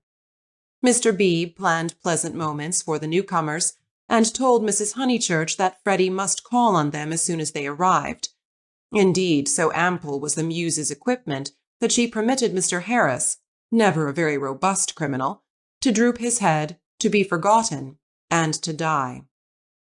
Lucy, to descend from bright heaven to earth, whereon there are shadows because there are hills, Lucy was at first plunged into despair, but settled after a little thought that it did not matter the very least. Now that she was engaged, the Emersons would scarcely insult her and were welcome into the neighborhood. And Cecil was welcome to bring whom he would into the neighborhood. Therefore, Cecil was welcome to bring the Emersons into the neighborhood. But, as I say, this took a little thinking, and, so illogical are girls, the event remained rather greater and rather more dreadful than it should have done. She was glad that a visit to Mrs. Vyse now fell due. The tenants moved into Sissy Villa while she was safe in the London flat. "Cecil, Cecil, darling," she whispered the evening she arrived, and crept into his arms. Cecil, too, became demonstrative. He saw that the needful fire had been kindled in Lucy. At last she longed for attention as a woman should, and looked up to him because he was a man. "So you do love me, little thing?" he murmured. "Oh, Cecil, I do. I don't know what I should do without you." Several days passed. Then she had a letter from Miss Bartlett. A coolness had sprung up between the two cousins, and they had not corresponded since they parted in August. The coolness dated from what Charlotte would call the flight to Rome, and in Rome it had increased amazingly. For the companion who is merely uncongenial in the medieval world becomes exasperating in the classical. Charlotte, unselfish in the form, would have tried a sweeter temper than Lucy's, and once in the baths of Caracalla they had doubted whether they could continue their tour. Lucy had said she would join the Vyses. Mrs. Vyse was an acquaintance of her mother, so there was no impropriety in the plan, and Miss Bartlett had replied that she was quite used to being abandoned suddenly. Finally, nothing happened, but the coolness remained, and for Lucy was even increased when she opened the letter and read as follows. It had been forwarded from Windy Corner. Tunbridge Wells, September. Dearest Lucia, I have news of you at last. Miss Lavish has been bicycling in your parts, but was not sure whether a call would be welcome. Puncturing her tyre near Summer Street, and it being mended while she sat very woebegone in that pretty churchyard, she saw to her astonishment a door open opposite and the younger Emerson man come out. He said his father had just taken the house. He said he did not know that you lived in the neighbourhood. He never suggested giving Eleanor a cup of tea. Dear Lucy, I am much worried, and I advise you to make a clean breast of his past behaviour to your mother, Freddie, and Mr. Vyse, who will forbid him to enter the house, etc. That was a great misfortune, and I dare say you have told them already. Mr. Vyse is so sensitive. I remember how I used to get on his nerves at Rome. I am very sorry about it all, and should not feel easy unless I warned you. Believe me, your anxious and loving cousin, Charlotte. Lucy was much annoyed, and replied as follows. Beauchamp Mansions, S.W. Dear Charlotte, many thanks for your warning. When Mr. Emerson forgot himself on the mountain, you made me promise not to tell Mother, because you said she would blame you for not being always with me. I have kept that promise, and cannot possibly tell her now. I have said, both to her and Cecil, that I met the Emersons at Florence, and that they are respectable people, which I do think, and the reason that he offered Miss Lavish no tea was probably that he had none himself. She should have tried at the rectory. I cannot begin making a fuss at this stage. You must see that it would be too absurd. If the Emersons heard I had complained of them, they would think themselves of importance, which is exactly what they are not. I like the old father, and look forward to seeing him again. As for the son, I am sorry for him when we meet, rather than for myself. They are known to Cecil, who is very well and spoke of you the other day. We expect to be married in January. Miss Lavish cannot have told you much about me, for I am not at Windy Corner at all, but here. Please do not put private outside your envelope again. No one opens my letters. Yours affectionately, L. M. Honeychurch. Secrecy has this disadvantage. We lose the sense of proportion. We cannot tell whether our secret is important or not. Were Lucy and her cousin closeted with a great thing which would destroy Cecil's life if he discovered it, or with a little thing which he would laugh at? Miss Bartlett suggested the former. Perhaps she was right. It had become a great thing now. Left to herself, Lucy would have told her mother and her lover ingenuously, and it would have remained a little thing. Emerson, not Harris. It was only that a few weeks ago. She tried to tell Cecil even now when they were laughing about some beautiful lady who had smitten his heart at school, but her body behaved so ridiculously that she stopped. She and her secret stayed 10 days longer in the deserted metropolis, visiting the scenes they were to know so well later on. It did her no harm, Cecil thought, to learn the framework of society, while society itself was absent on the golf links or the moors. The weather was cool, and it did her no harm. In spite of the season, Mrs. Vyse managed to scrape together a dinner party consisting entirely of the grandchildren of famous people. The food was poor, but the talk had a witty weariness that impressed the girl. One was tired of everything, it seemed. One launched into enthusiasms only to collapse gratefully and pick oneself up amid sympathetic laughter. In this atmosphere, the pension Bertolini and Windy Corner appeared equally crude, and Lucy saw that her London career would estrange her a little from all that she had loved in the past. The grandchildren asked her to play the piano. She played Schumann. "Now some Beethoven," called Cecil, when the querulous beauty of the music had died. She shook her head and played Schumann again. The melody rose, unprofitably magical. It broke. It was resumed broken, not marching once from the cradle to the grave. The sadness of the incomplete, the sadness that is often life, but should never be art, throbbed in its disjected phrases, and made the nerves of the audience throb. Not thus had she played on the little draped piano at the Bertolini, and "too much Schumann" was not the remark that Mr. Beebe had passed to himself when she returned. When the guests were gone and Lucy had gone to bed, Mrs. Vyse paced up and down the drawing-room, discussing her little party with her son. Mrs. Vyse was a nice woman, but her personality, like many another's, had been swamped by London, for it needs a strong head to live among many people. The too vast orb of her fate had crushed her, and she had seen too many seasons, too many cities, too many men for her abilities, and even with Cecil she was mechanical and behaved as if he was not one son, but, so to speak, a filial crowd. "Make Lucy one of us," she said, looking round intelligently at the end of each sentence, and straining her lips apart until she spoke again. "Lucy is becoming wonderful, wonderful." "Her music always was wonderful." "Yes, but she is purging off the Honeychurch taint. Most excellent Honeychurches, but you know what I mean.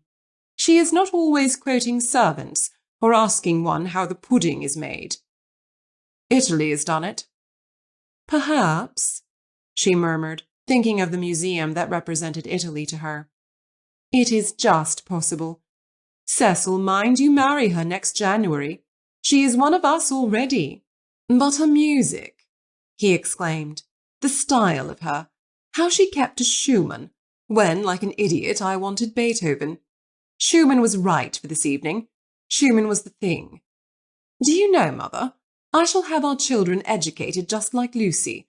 Bring them up amongst honest country folks for freshness, send them to Italy for subtlety, and then, not till then, let them come to London.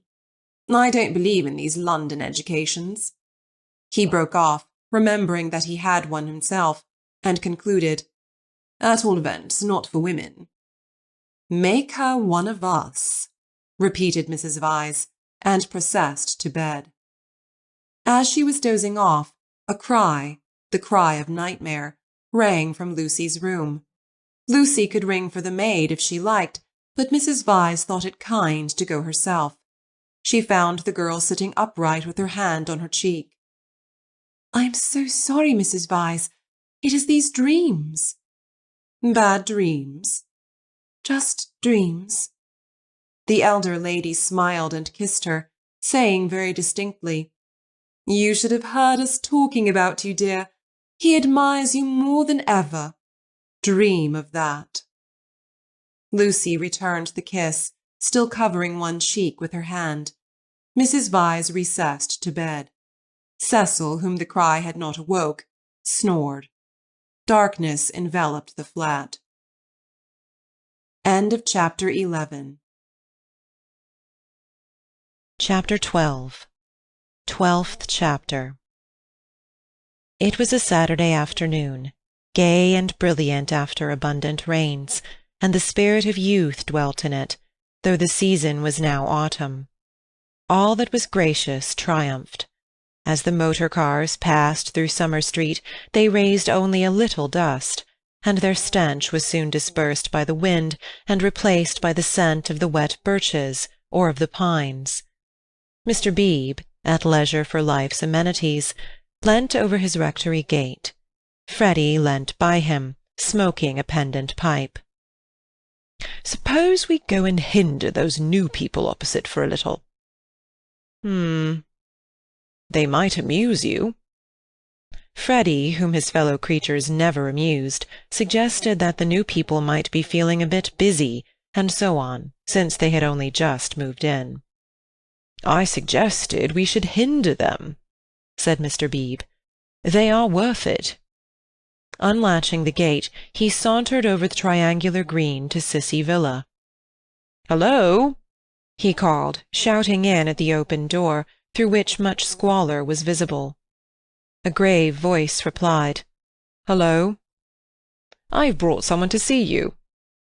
"I'll be down in a minute." The passage was blocked by a wardrobe, which the removal men had failed to carry up the stairs. Mr. Beebe edged round it with difficulty. The sitting-room itself was blocked with books. "Are these people great readers?" Freddy whispered. "Are they that sort?"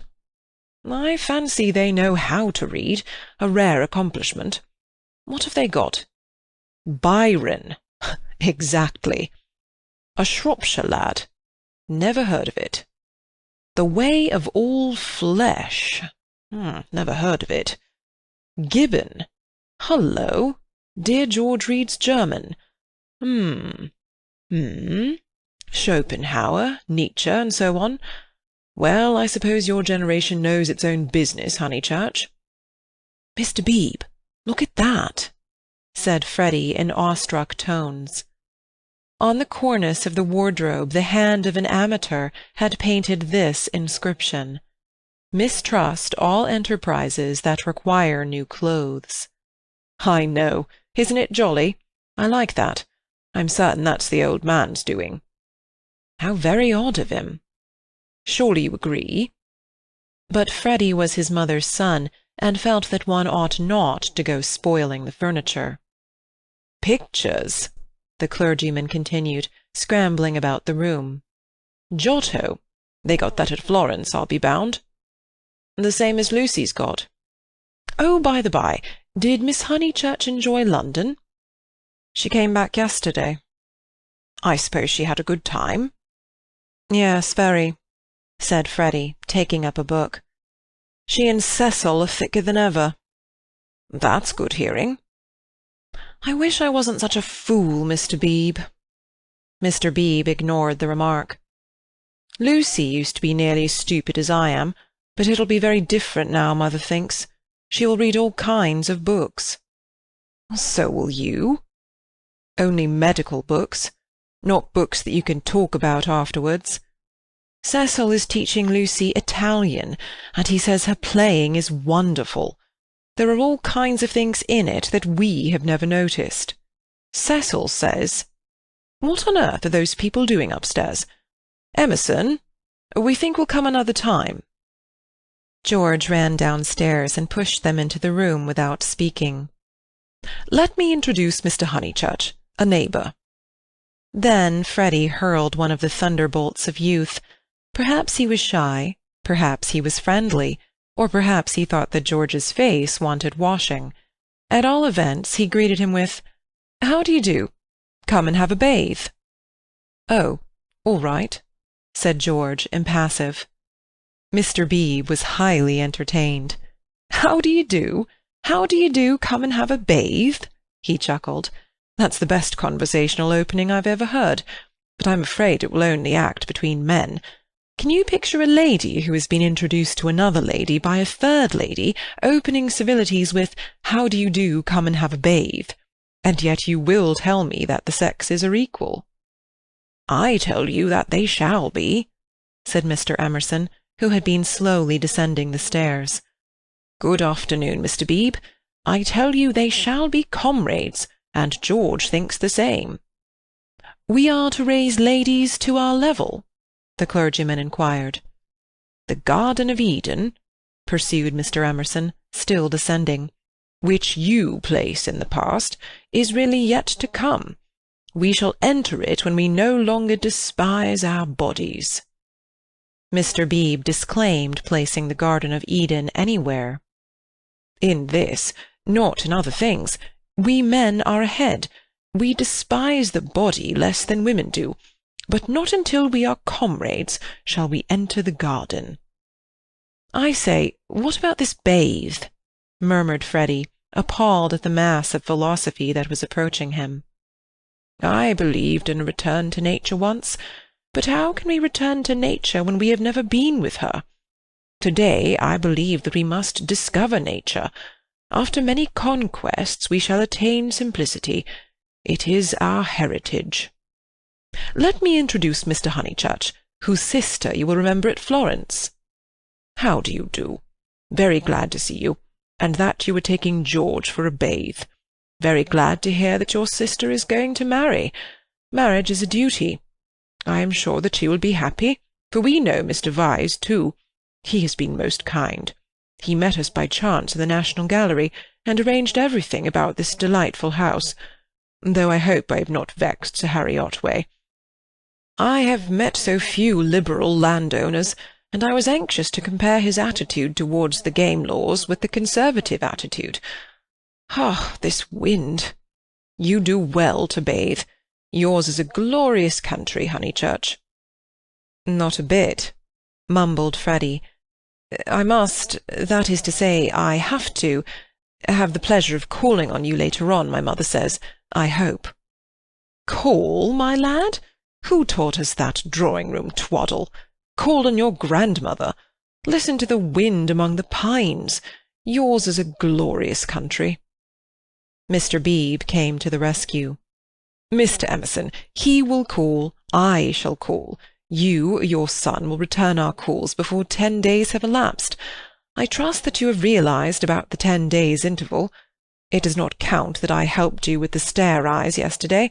It does not count that they are going to bathe this afternoon. Yes, go and bathe, George. Why do you dawdle talking? Bring them back to tea. Bring back some milk, cakes, honey. The change will do you good. George has been working very hard at his office. I can't believe he's well." George bowed his head, dusty and sombre, exhaling the peculiar smell of one who has handled furniture. "Do you really want this bathe?" Freddy asked him. "It is only a pond, don't you know? I dare say you were used to something much better." Yes, I have said yes already. Mr. Beebe felt bound to assist his young friend, and led the way out of the house and into the pine woods. How glorious it was! For a little time the voice of old Mr. Emerson pursued them, dispensing good wishes and philosophy. It ceased, and they only heard the fair wind blowing the bracken and the trees. Mr. Beebe, who could be silent, but who could not bear silence, was compelled to chatter, since the expedition looked like a failure, and neither of his companions would utter a word. He spoke of Florence. George attended gravely, assenting or dissenting with slight but determined gestures that were as inexplicable as the motions of the tree-tops above their heads.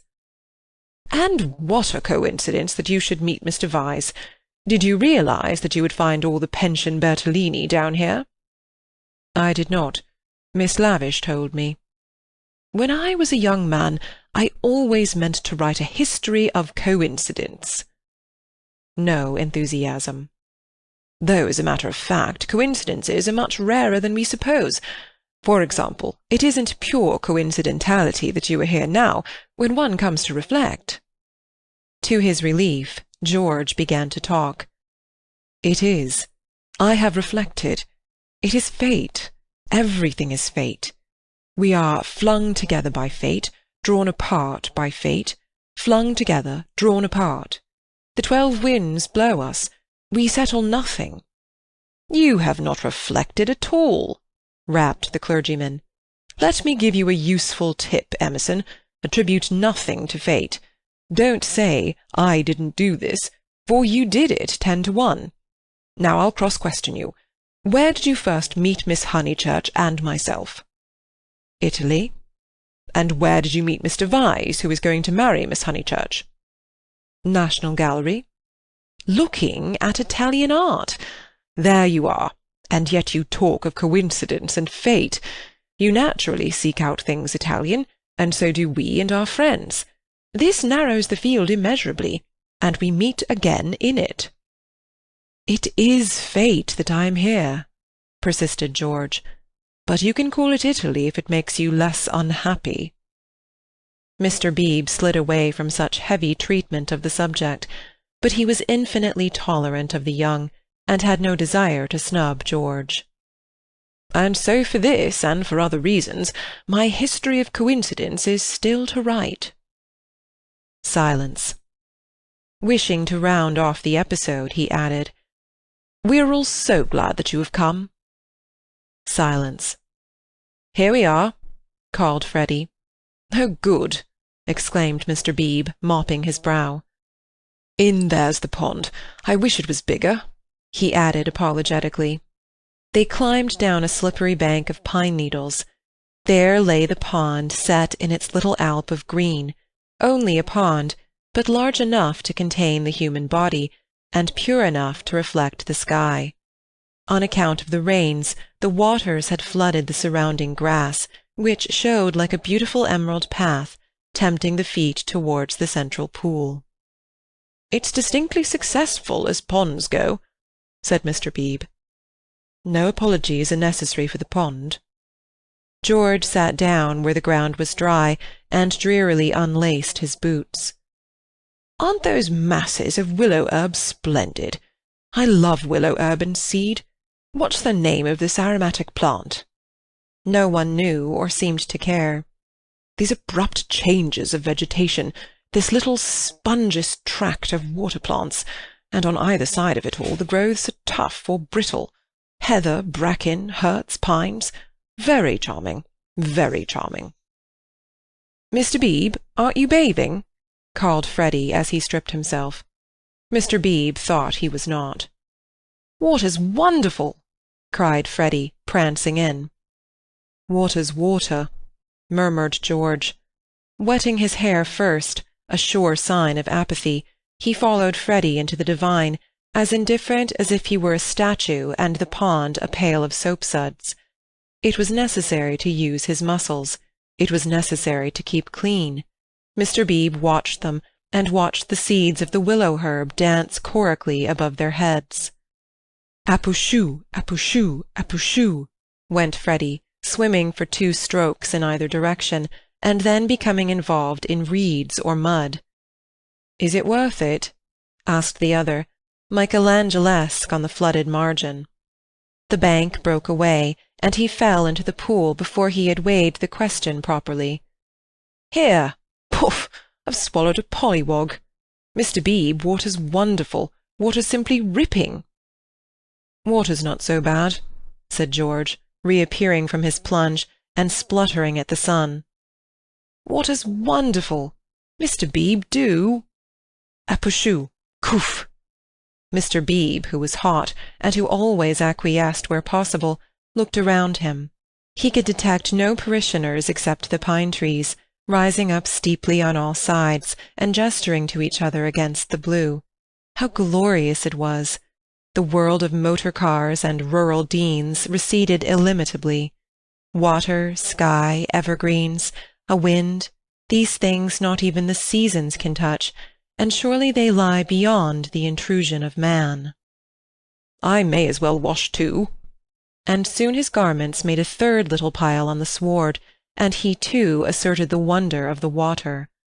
It was ordinary water, nor was there very much of it, and as Freddy said, it reminded one of swimming in a salad.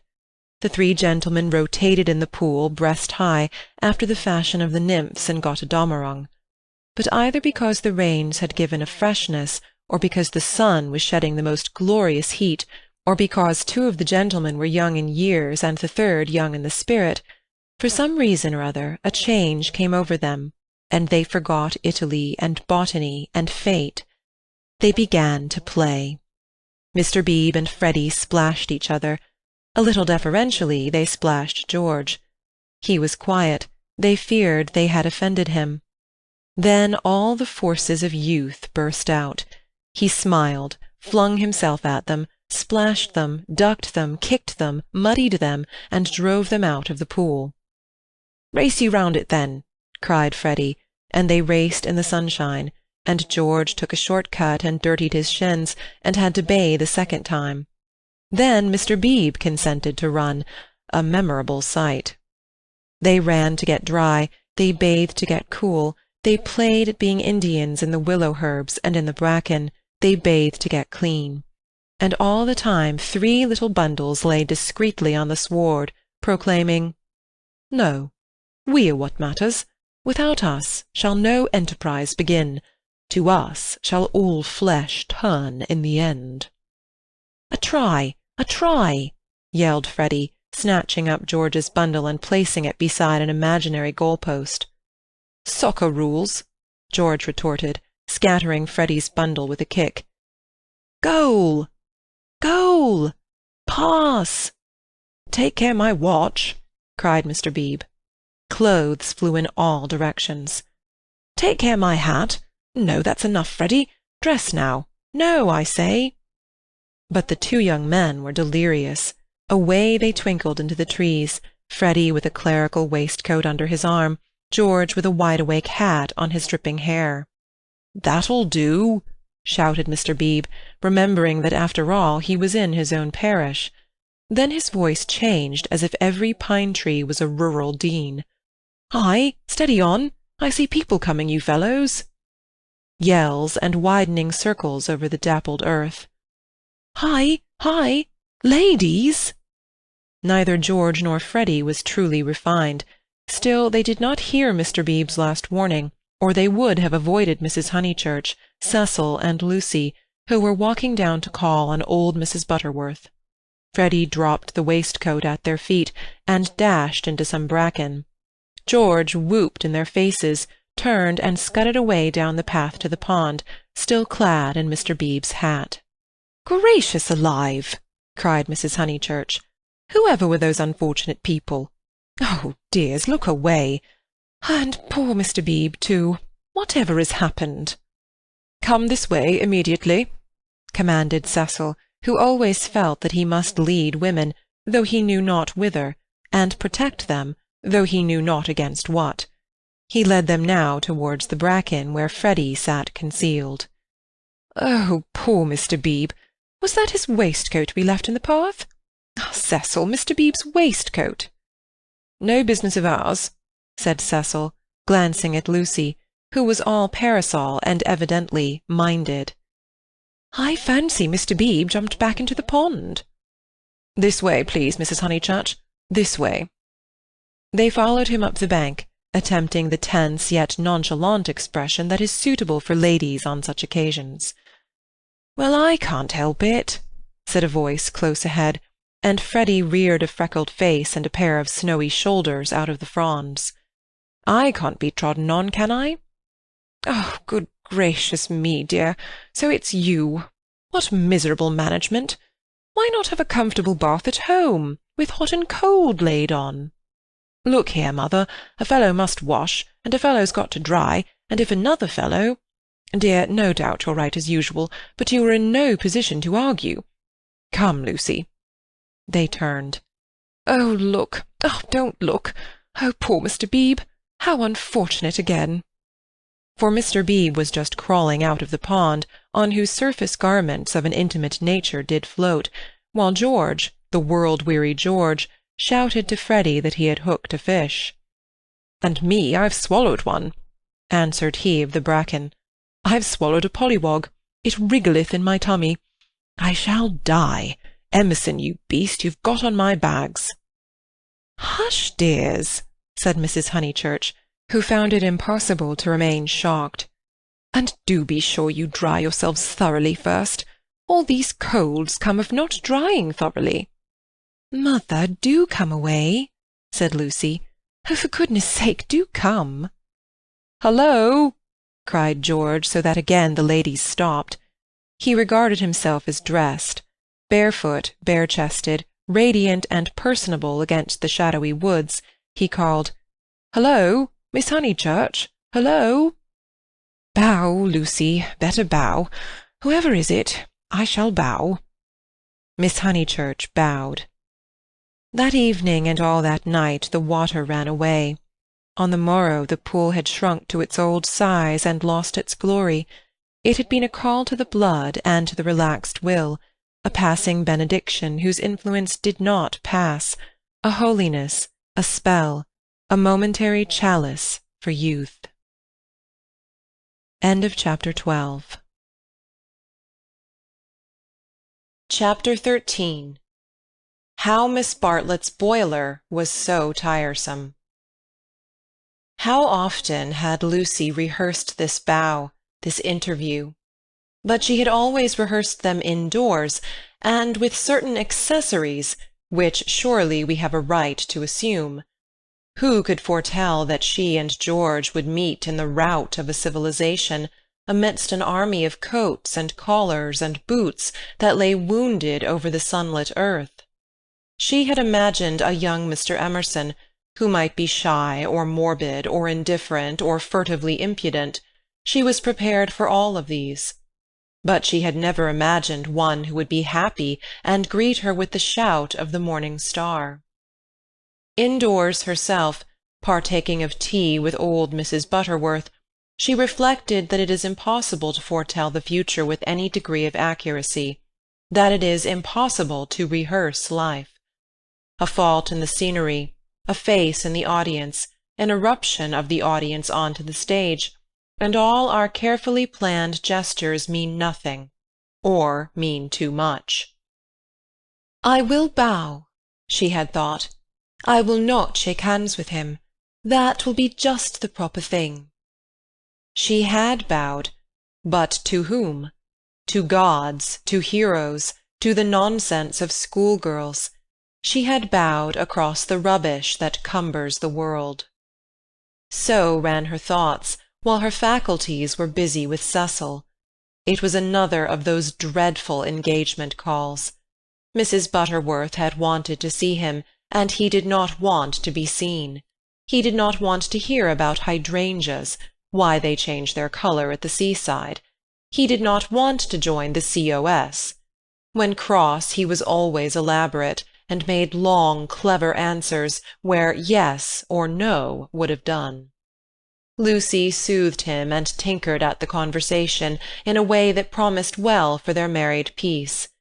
No one is perfect, and surely it is wiser to discover the imperfections before wedlock.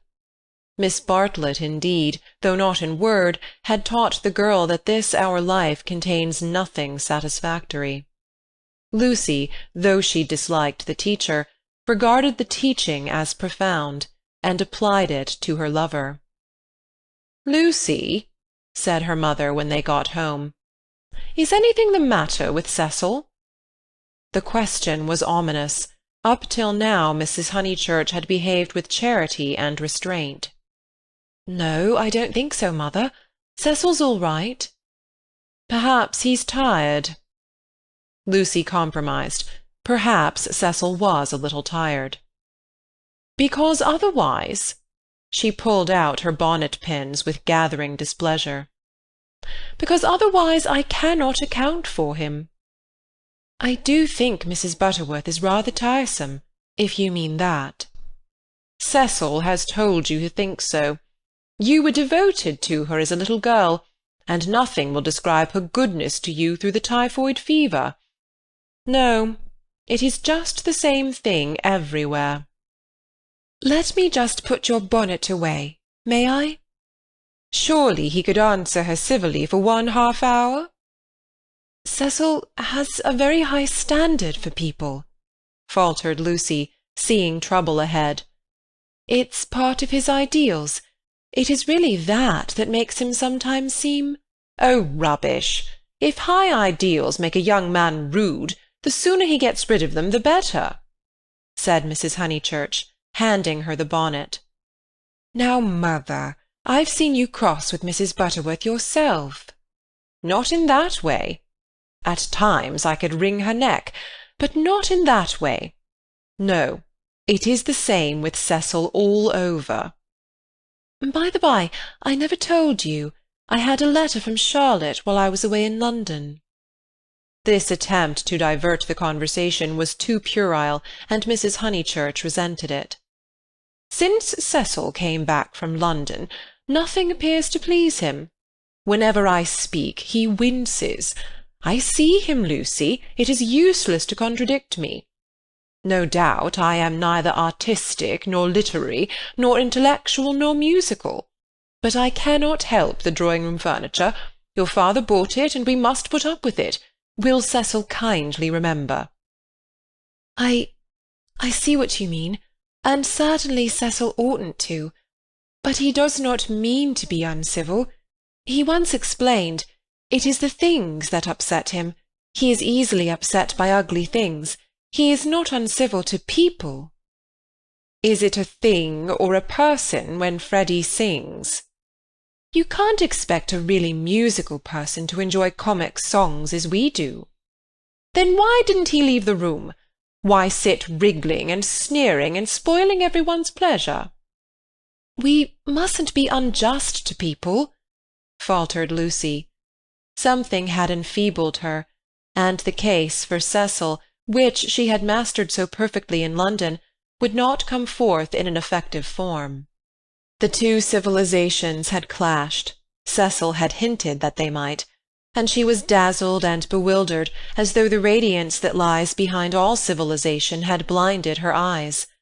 Good taste and bad taste were only catchwords, garments of diverse cut, and music itself dissolved to a whisper through pine-trees, where the song is not distinguishable from the comic song. She remained in much embarrassment while Mrs. Honeychurch changed her frock for dinner, and every now and then she said a word, and made things no better. There was no concealing the fact. Cecil had meant to be supercilious, and he had succeeded. And Lucy, she knew not why, wished that the trouble could have come at any other time. "Go and dress, dear. You'll be late." "All right, mother." "Don't say all right and stop. Go." She obeyed, but loitered disconsolately at the landing window. It faced north, so there was little view, and no view of the sky. Now, as in the winter, the pine-trees hung close to her eyes. One connected the landing window with depression. No definite problem menaced her, but she sighed to herself, "Oh dear, what shall I do? What shall I do?" It seemed to her that everyone else was behaving very badly, and she ought not to have mentioned Miss Bartlett's letter. She must be more careful. Her mother was rather inquisitive, and might have asked what it was about. Oh dear, what should she do? And then Freddy came bounding upstairs, and joined the ranks of the ill-behaved. "I say, those are topping people." "My dear baby, how tiresome you've been! You had no business to take them bathing in the sacred lake. It's much too public. It was all right for you, but most awkward for everyone else. Do be more careful. You forget the place is growing half suburban." "I say, is anything on tomorrow week?" "Not that I know of." "Then I want to ask the Emersons up to Sunday tennis." "Oh, I wouldn't do that, Freddy. I wouldn't do that with all this muddle." "What's wrong with the court? They won't mind a bump or two, and I've ordered new balls." "I mean it's better not. I really mean it." He seized her by the elbows and humorously danced her up and down the passage. She pretended not to mind, but she could have screamed with temper. Cecil glanced at them as he proceeded to his toilet, and they impeded Mary with her brood of hot water cans. Then Mrs. Honeychurch opened her door and said, "Lucy, what a noise you're making! I have something to say to you. Did you say you had a letter from Charlotte?" And Freddy ran away. "Yes, I really can't stop. I must dress too." "How's Charlotte?" "All right." "Lucy?" The unfortunate girl returned. "You've a bad habit of hurrying away in the middle of one's sentences. Did Charlotte mention her boiler?" "Her what?" "Don't you remember that her boiler was to be had out in October, and her bath cistern cleaned out, and all kinds of terrible to-doing?" "I can't remember all Charlotte's worries," said Lucy bitterly. "I shall have enough of my own, now that you are not pleased with Cecil." Mrs. Honeychurch might have flamed out. She did not. She said, "Come here, old lady. Thank you for putting away my bonnet. Kiss me." And though nothing is perfect, Lucy felt for the moment that her mother and Windy Corner and the Weald and the declining sun were perfect. So the grittiness went out of life. It generally did at Windy Corner. At the last minute, when the social machine was clogged hopelessly, one member or other of the family poured in a drop of oil. Cecil despised their methods, perhaps rightly. At all events, they were not his own. Dinner was at 7:30. Freddy gabbled a grace, and they drew up their heavy chairs and fell to. Fortunately, the men were hungry. Nothing untoward occurred until the pudding. Then Freddy said, "Lucy, what's Emerson like?" "I saw him in Florence," said Lucy, hoping that this would pass for a reply. "Is he the clever sort, or is he a decent chap?" "Ask Cecil. It is Cecil who brought him here." "He is the clever sort, like myself," said Cecil. Freddy looked at him doubtfully. "How well did you know them at the Bertolini?" asked Mrs. Honeychurch. "Oh, very slightly. I mean, Charlotte knew them even less than I did." "Oh, that reminds me. You never told me what Charlotte said in her letter." "One thing and another," said Lucy, wondering whether she would get through the meal without a lie. "Among other things, that an awful friend of hers had been bicycling through Summer Street, wondered if she'd come up and see us, and mercifully didn't." "Lucy, I do call the way you talk unkind." "She was a novelist," said Lucy craftily. The remark was a happy one, for nothing roused Mrs. Honeychurch so much as literature in the hands of females. She would abandon every topic to inveigh against those women who, instead of minding their houses and their children, seek notoriety by print. Her attitude was, "If books must be written, let them be written by men." And she developed it at great length, while Cecil yawned and Freddy played at "this year, next year, now, never," with his plumstones, and Lucy artfully fed the flames of her mother's wrath. But soon the conflagration died down, and the ghosts began to gather in the darkness. There were too many ghosts about, The original ghost, that touch of lips on her cheek, had surely been laid long ago. It could be nothing to her that a man had kissed her on a mountain once. But it had begotten a spectral family. Mr. Harris, Miss Bartlett's letter, Mr. Beebe's memories of violets, and one or other of these was bound to haunt her before Cecil's very eyes. It was Miss Bartlett who returned now, and with appalling vividness. "I have been thinking, Lucy, of that letter of Charlotte's. How is she?" "I tore the thing up." "Didn't she say how she was? How does she sound? Cheerful?" "Oh, yes, I suppose so. No, not very cheerful, I suppose." "Then depend upon it, it is the boiler. I know myself how water preys upon one's mind. I would rather anything else, even a misfortune with the meat." Cecil laid his hand over his eyes. "So would I," asserted Freddy, backing his mother up, backing up the spirit of her remark rather than its substance. "And I have been thinking," she added rather nervously, "surely we could squeeze Charlotte in here next week, and give her a nice holiday while the plumbers at Tunbridge Wells finish. I have not seen poor Charlotte for so long." It was more than her nerves could stand, and yet she could not protest violently after her mother's goodness to her upstairs. "Mother, no," she pleaded. "It's impossible. We can't have Charlotte on top of the other things. We're squeezed to death as it is. Freddy's got a friend coming Tuesday. There's Cecil. And you've promised to take in Minnie Beebe because of the diphtheria scare. It simply can't be done." "Nonsense, it can." "If Minnie sleeps in the bath, not otherwise." "Minnie can sleep with you." "I won't have her." "Then if you're so selfish, Mr. Floyd must share a room with Freddy." "Miss Bartlett, Miss Bartlett, Miss Bartlett," moaned Cecil, again laying his hand over his eyes. "It is impossible," repeated Lucy. "I don't want to make difficulties, but it really isn't fair on the maids to fill up the house so." Alas! "The truth is, dear, you don't like Charlotte." "No, I don't, and no more does Cecil. She gets on our nerves. You haven't seen her lately, and don't realize how tiresome she can be, though so good. So please, mother, don't worry us this last summer, but spoil us by not asking her to come." "Hear, hear," said Cecil. Mrs. Honeychurch, with more gravity than usual, and with more feeling than she usually permitted herself, replied, "This isn't very kind of you two. You have each other, and all these woods to walk in, so full of beautiful things, and poor Charlotte has only the water turned off and plumbers.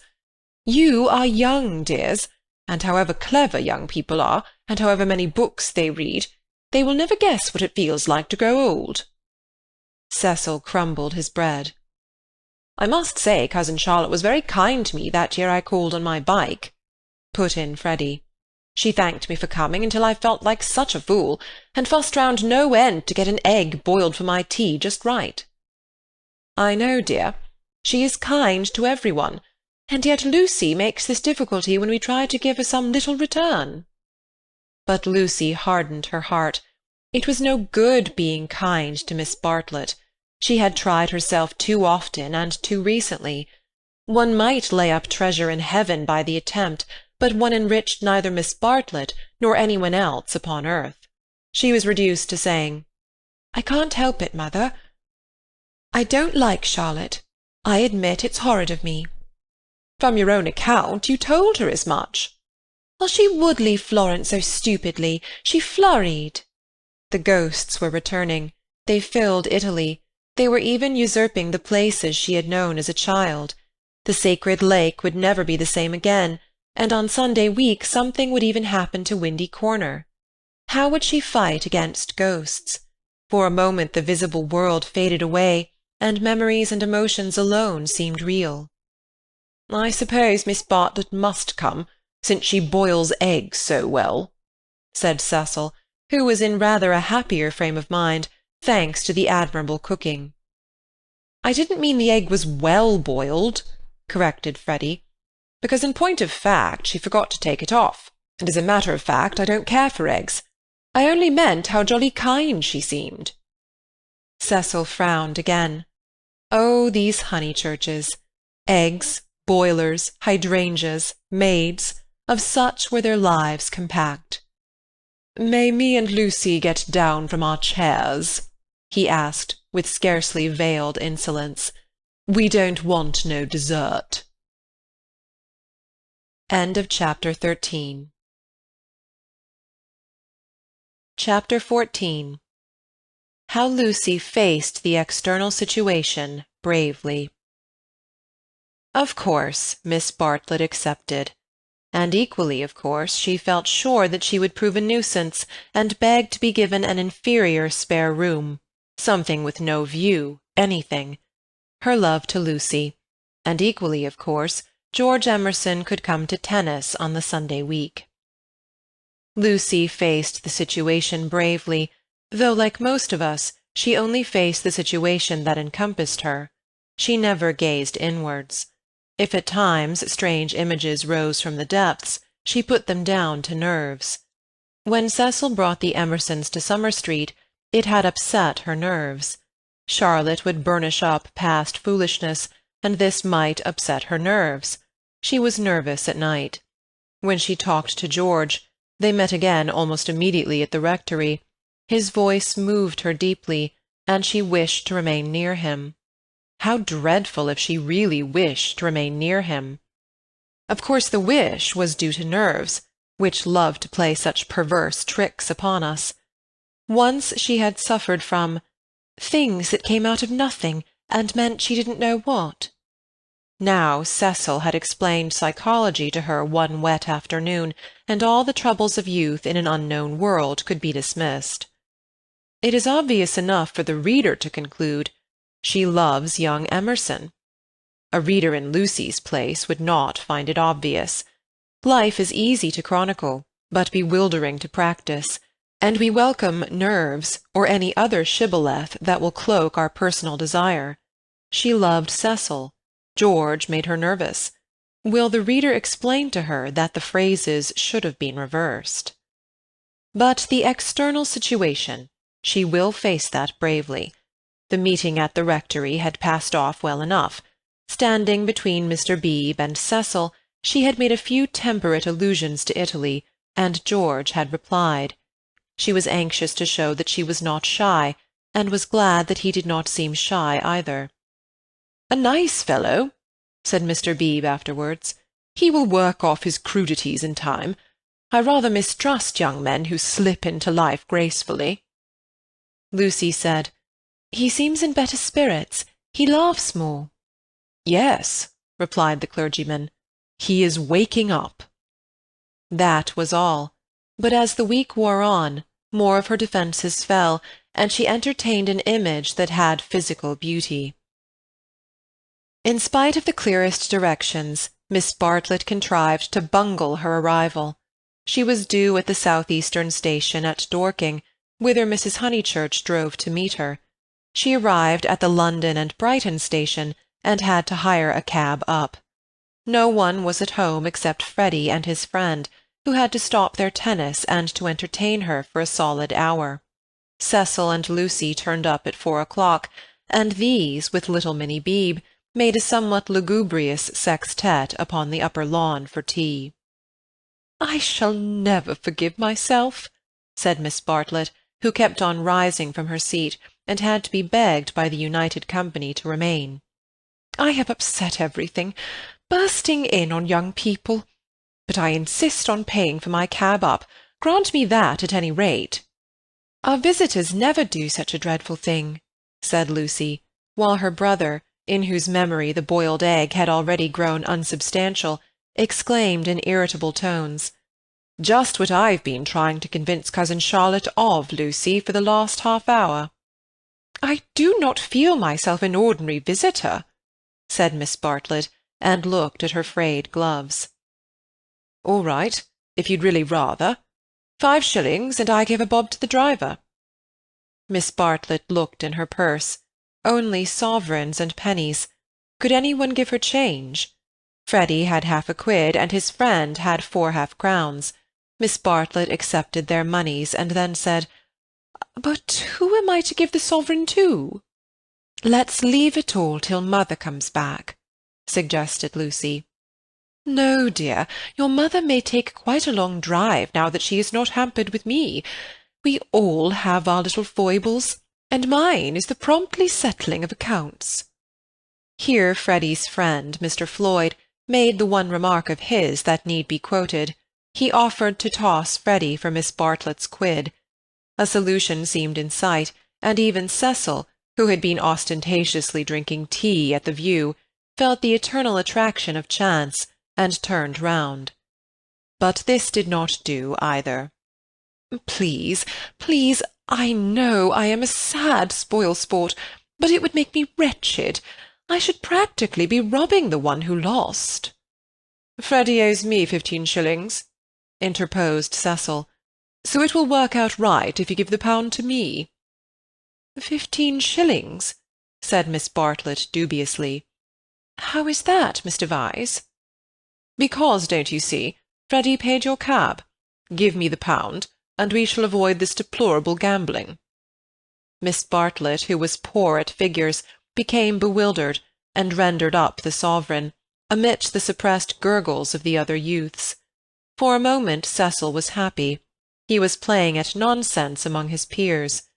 Then he glanced at Lucy, in whose face petty anxieties had marred the smiles. In January he would rescue his Leonardo from this stupefying twaddle. "But I don't see that," exclaimed Minnie Beebe, who had narrowly watched the iniquitous transaction. "I don't see why Mr. Vyse is to have the quid." "Because of the 15 shillings and the 5, they said solemnly.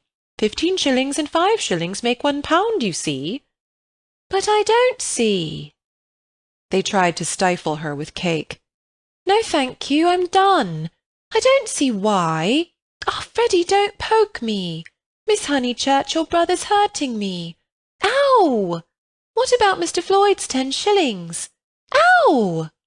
No, I don't see, and I never shall see why Miss What's-her-name shouldn't pay that bob for the driver." "I had forgotten the driver," said Miss Bartlett, reddening. "Thank you, dear, for reminding me. 1 shilling, was it? Can anyone give me change for half-a-crown?" "I'll get it," said the young hostess, rising with decision. "Cecil, give me that sovereign.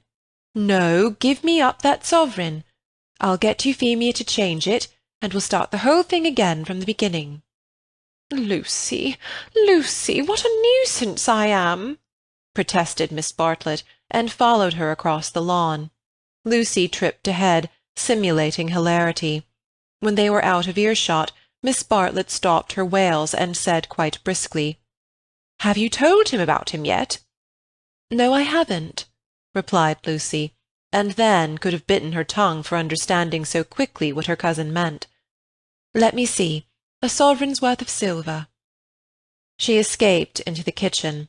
Miss Bartlett's sudden transitions were too uncanny. It sometimes seemed as if she had planned every word she spoke or caused to be spoken, as if all this worry about cabs and change had been a ruse to surprise the soul. "No, I haven't told Cecil or anyone," she remarked when she returned. "I promised you I shouldn't. Here's your money, all shillings except 2 half-crowns. Would you count it? You can settle your debt nicely now." Miss Bartlett was in the drawing-room gazing at the photograph of St. John Ascending, who had been framed. "How dreadful!" she murmured. "How more than dreadful if Mr. Vyse should come to hear of it from some other source." "Oh, no, Charlotte," said the girl, entering the battle. "George Emerson is all right, and what other source is there?" Miss Bartlett considered. "For instance, the driver. I saw him looking through the bushes at you. I remember he had a violet between his teeth." Lucy shuddered a little. "We shall get the silly affair on our nerves if we aren't careful. How could a Florentine cab-driver ever get hold of Cecil?" "We must think of every possibility." "Oh, it's all right." "Or perhaps old Mr. Emerson knows. In fact, he is certain to know." "I don't care if he does. I was grateful to you for your letter, but even if the news does get round, I think I can trust Cecil to laugh at it." "To contradict it?" "No, to laugh at it." But she knew in her heart that she could not trust him, for he desired her untouched. "Very well, dear, you know best. Perhaps gentlemen are different to what they were when I was young. Ladies are certainly different." "Now, Charlotte," she struck at her playfully, "you kind, anxious thing, what would you have me do? First you say don't tell, and then you say tell. Which is it to be? Quick." Miss Bartlett sighed. "I am no match for you in conversation, dearest. I blush when I think how I interfered at Florence, and you so well able to look after yourself, and so much cleverer in all ways than I am. You will never forgive me. Shall we go out, then? They will smash all the china if we don't." For the air rang with the shrieks of Minnie, who was being scalped with a teaspoon. "Dear, one moment. We may not have this chance for a chat again. Have you seen the young one yet?" "Yes, I have." "What happened?" "We met at the rectory." "What line is he taking up?" "No line. He talked about Italy like any other person. It is really all right. What advantage would he get from being a cad, to put it bluntly? I do wish I could make you see it my way. He really won't be any nuisance, Charlotte." "Once a cad, always a cad. That is my poor opinion." Lucy paused. "Cecil said one day, and I thought it so profound, that there are two kinds of cads, the conscious and the subconscious." She paused again, to be sure of doing justice to Cecil's profundity. Through the window she saw Cecil himself, turning over the pages of a novel. It was a new one from Smith's library. Her mother must have returned from the station. "Once a cad, always a cad," droned Miss Bartlett. "What I mean by subconscious is that Mr. Emerson lost his head. I fell into all those violets, and he was silly and surprised. I don't think we ought to blame him very much. It makes such a difference when you see a person with beautiful things behind him unexpectedly. It really does. It makes an enormous difference. And he lost his head. He doesn't admire me, or any of that nonsense, one straw. Freddy rather likes him, and has asked him up here on Sunday, so you can judge for yourself. He has improved. He doesn't always look as if he is going to burst into tears. He is a clerk in the general manager's office at one of the big railways, not a porter, and runs down to his father for week-ends. Papa was to do with journalism, but is rheumatic and has retired. There, now for the garden." She took hold of her guest by the arm. "Suppose we don't talk about this silly Italian business any more. We want you to have a nice restful visit at Windy Corner, with no worriting." Lucy thought this rather a good speech. The reader may have detected an unfortunate slip in it. Whether Miss Bartlett detected the slip one cannot say, for it is impossible to penetrate into the minds of elderly people.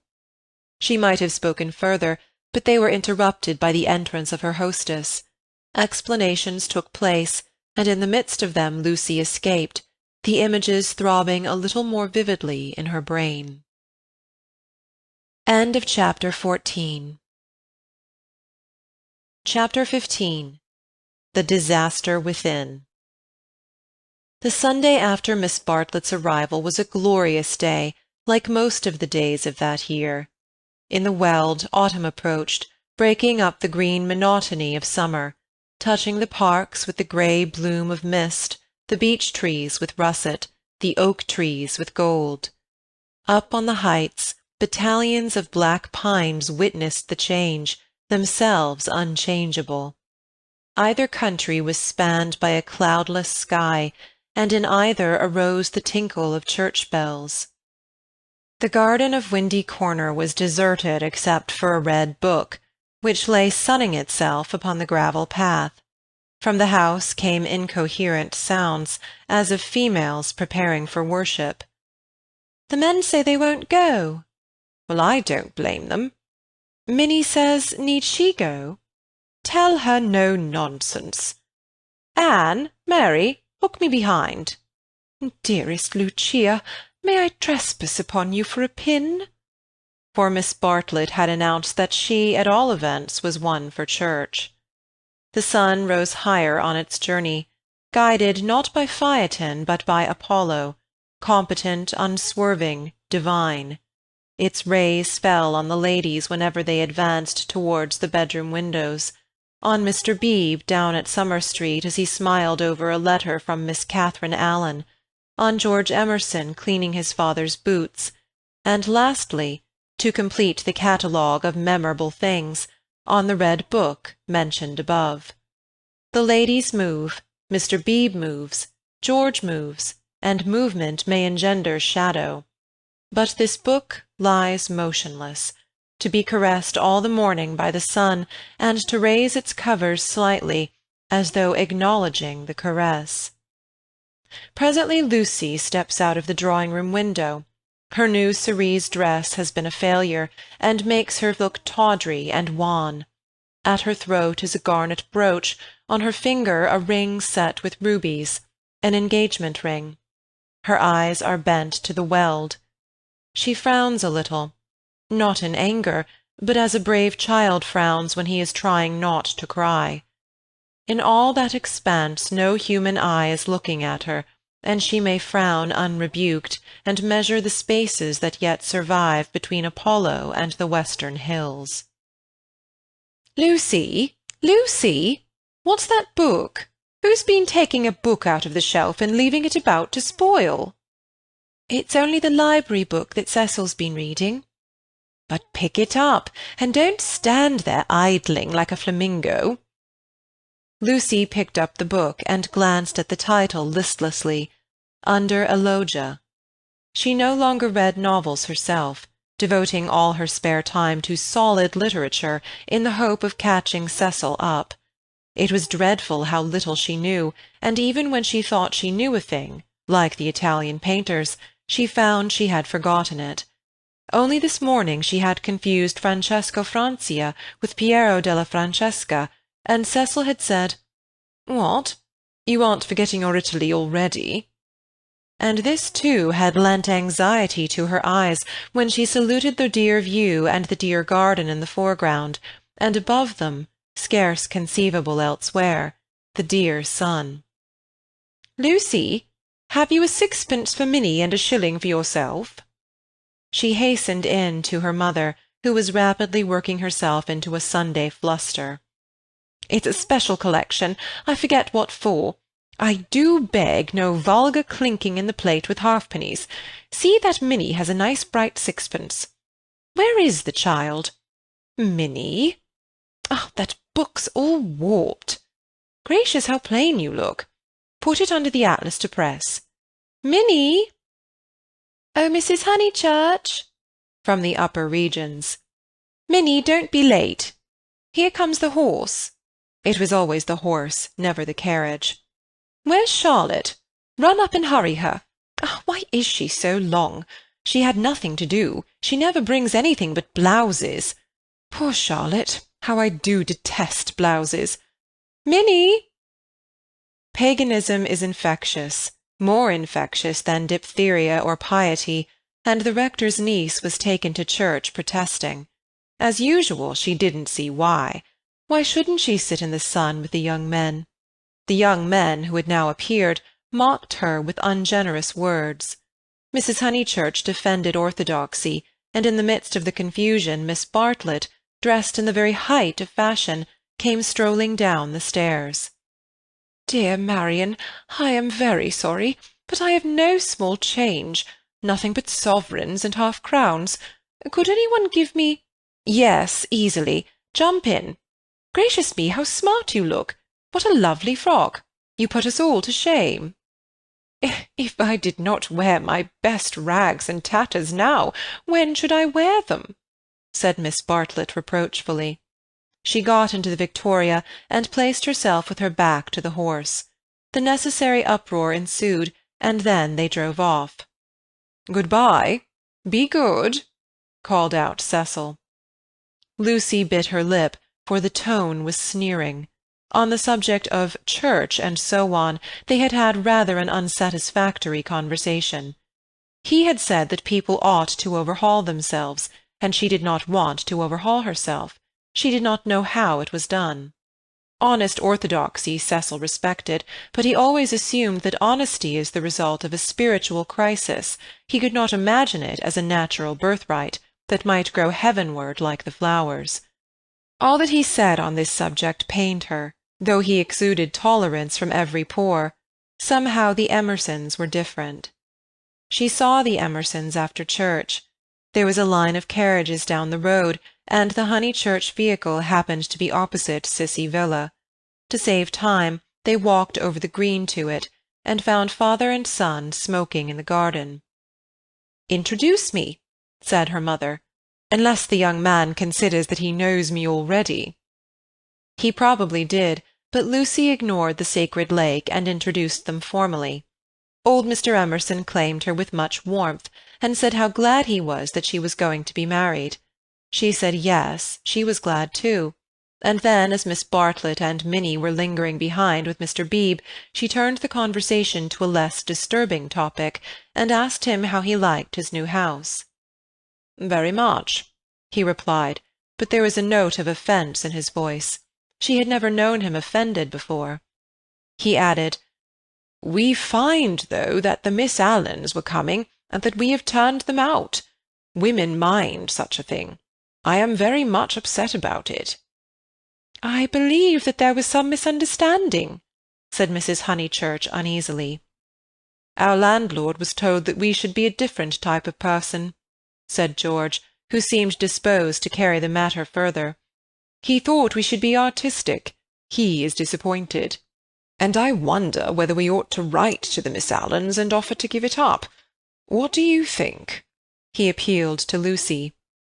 "Oh, stop, now you have come," said Lucy lightly. She must avoid censuring Cecil, for it was on Cecil that the little episode turned, though his name was never mentioned. "So George says. He says that the Miss Allens must go to the wall. Yet it does seem so unkind." "There is only a certain amount of kindness in the world," said George, watching the sunlight flash on the panels of the passing carriages. "Yes," exclaimed Mrs. Honeychurch, "that's exactly what I say. Why all this twiddling and twaddling over the two Miss Allens?" "There is a certain amount of kindness, just as there is a certain amount of light," he continued in measured tones. "We cast a shadow on something whenever we stand, and it is no good moving from place to place to save things, because the shadow always follows. Choose a place where you won't do harm. Yes, choose a place where you won't do much harm, and stand in it for all you are worth, facing the sunshine." "Oh, Mr. Emerson, I see you're clever." "Eh?" "I see you're going to be clever. I hope you didn't go behaving like that to poor Freddy." George's eyes laughed, and Lucy suspected that he and her mother would get on rather well. "No, I didn't," he said. "He behaved that way to me. It is his philosophy. Only he starts life with it, and I have tried the note of interrogation first." "What do you mean?" "No, never mind what you mean. Don't explain. He looks forward to seeing you this afternoon. Do you play tennis? Do you mind tennis on Sunday?" "George mind tennis on Sunday? George, after his education, distinguish between Sunday—" "Very well, George doesn't mind tennis on Sunday. No more do I. That's settled. Mr. Emerson, if you could come with your son, we should be so pleased." He thanked her, but the walk sounded rather far. He could only potter about in these days. She turned to George. "And then he wants to give up his house to the Miss Allens." "I know," said George, and put his arm round his father's neck. The kindness that Mr. Beebe and Lucy had always known to exist in him came out suddenly, like sunlight touching a vast landscape. A touch of the morning sun? She remembered that in all his perversities he had never spoken against affection. Miss Bartlett approached. "You know our cousin, Miss Bartlett?" said Mrs. Honeychurch pleasantly. "You met her with my daughter in Florence." "Yes, indeed," said the old man, and made as if he would come out of the garden to greet the lady. Miss Bartlett promptly got into the victoria. Thus entrenched, she emitted a formal bow. It was the Pension Bertolini again, the dining-table with the decanters of water and wine. It was the old, old battle of the room with the view. George did not respond to the bow. Like any boy, he blushed and was ashamed. He knew that the chaperone remembered. He said, I'll come up to the tennis if I can manage it," and went into the house.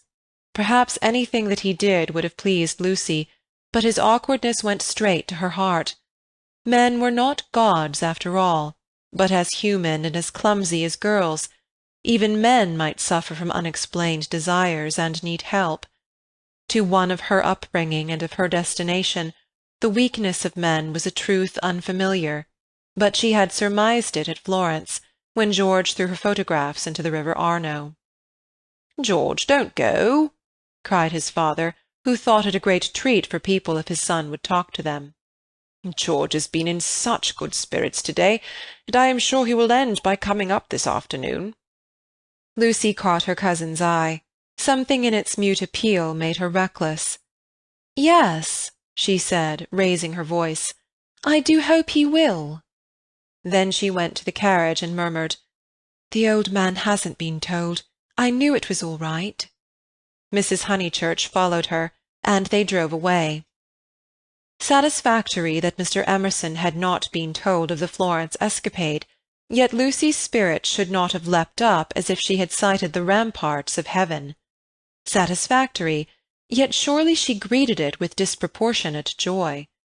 All the way home the horse's hoofs sang a tune to her. "He has not told, he has not told." Her brain expanded the melody. "He has not told his father, to whom he tells all things. It was not an exploit. He did not laugh at me when I had gone." She raised her hand to her cheek. "He does not love me. No. How terrible if he did. But he has not told. He will not tell." She longed to shout the words. "It is all right. It's a secret between us two forever. Cecil will never hear." She was even glad that Miss Bartlett had made her promise secrecy that last dark evening at Florence, when they had knelt packing in his room. The secret, big or little, was guarded. Only 3 English people knew of it in the world. Thus she interpreted her joy. She greeted Cecil with unusual radiance, because she felt so safe. As he helped her out of the carriage, she said, "The Emersons have been so nice. George Emerson has improved enormously." "Oh, how are my protégés?" asked Cecil, who took no real interest in them, and had long since forgotten his resolution to bring them to Windy Corner for educational purposes. "Protégés!" she exclaimed with some warmth. For the only relationship which Cecil conceived was feudal, that of protector and protected. He had no glimpse of the comradeship after which the girl's soul yearned. "You shall see for yourself how your protégés are. George Emerson is coming up this afternoon. He is a most interesting man to talk to. Only don't—" she nearly said, "don't protect him." But the bell was ringing for lunch, and as often happens, Cecil had paid no great attention to her remarks. Charm, not argument, was to be her forte. Lunch was a cheerful meal. Generally Lucy was depressed at meals. Someone had to be soothed, either Cecil or Miss Bartlett, or a being not visible to the mortal eye, a being who whispered to her soul, "It will not last, this cheerfulness. In January you must go to London to entertain the grandchildren of celebrated men." But to-day she felt she had received a guarantee. Her mother would always sit there, her brother here. The sun, though it had moved a little since the morning, would never be hidden behind the western hills. After luncheon they asked her to play. She had seen Gluck's Armide that year, and played from memory the music of the enchanted garden, the music to which Renaud approaches, beneath the light of an eternal dawn, the music that never gains, never wanes, but ripples for ever like the tideless seas of fairyland. Such music is not for the piano, and her audience began to get restive, and Cecil, sharing the discontent, called out, "Now play us the other garden, the one in Parsifal." She closed the instrument. "Not very dutiful," said her mother's voice. Fearing that she had offended Cecil, she turned quickly round. There George was. He had crept in without interrupting her. "Oh, I had no idea," she exclaimed, getting very red, and then, without a word of greeting, she reopened the piano. Cecil should have the Parsifal and anything else that he liked. "Our performer has changed her mind," said Miss Bartlett, perhaps implying, "She will play the music to Mr. Emerson."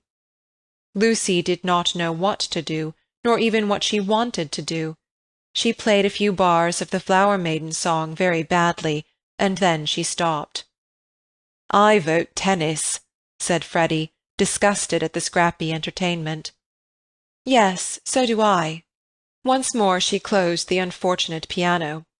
"I vote you have a men's four." "All right." "Not for me, thank you," said Cecil. "I will not spoil the set." He never realized that it may be an act of kindness in a bad player to make up a fourth. "Oh, come along, Cecil. I'm bad, Floyd's rotten, and so I dare say is Emerson." George corrected him. "I am not bad." One looked down one's nose at this. "Then certainly I won't play," said Cecil, while Miss Bartlett, under the impression that she was snubbing George, added, "I agree with you, Mr. Vyse. You had much better not play. Much better not." Minnie, rushing in where Cecil feared to tread, announced that she would play. "I shall miss every ball anyway, so what does it matter?"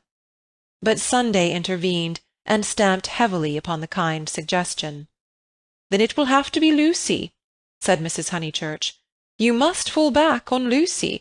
There is no other way out of it. Lucy, go and change your frock." Lucy's Sabbath was generally of this amphibious nature. She kept it without hypocrisy in the morning, and broke it without reluctance in the afternoon.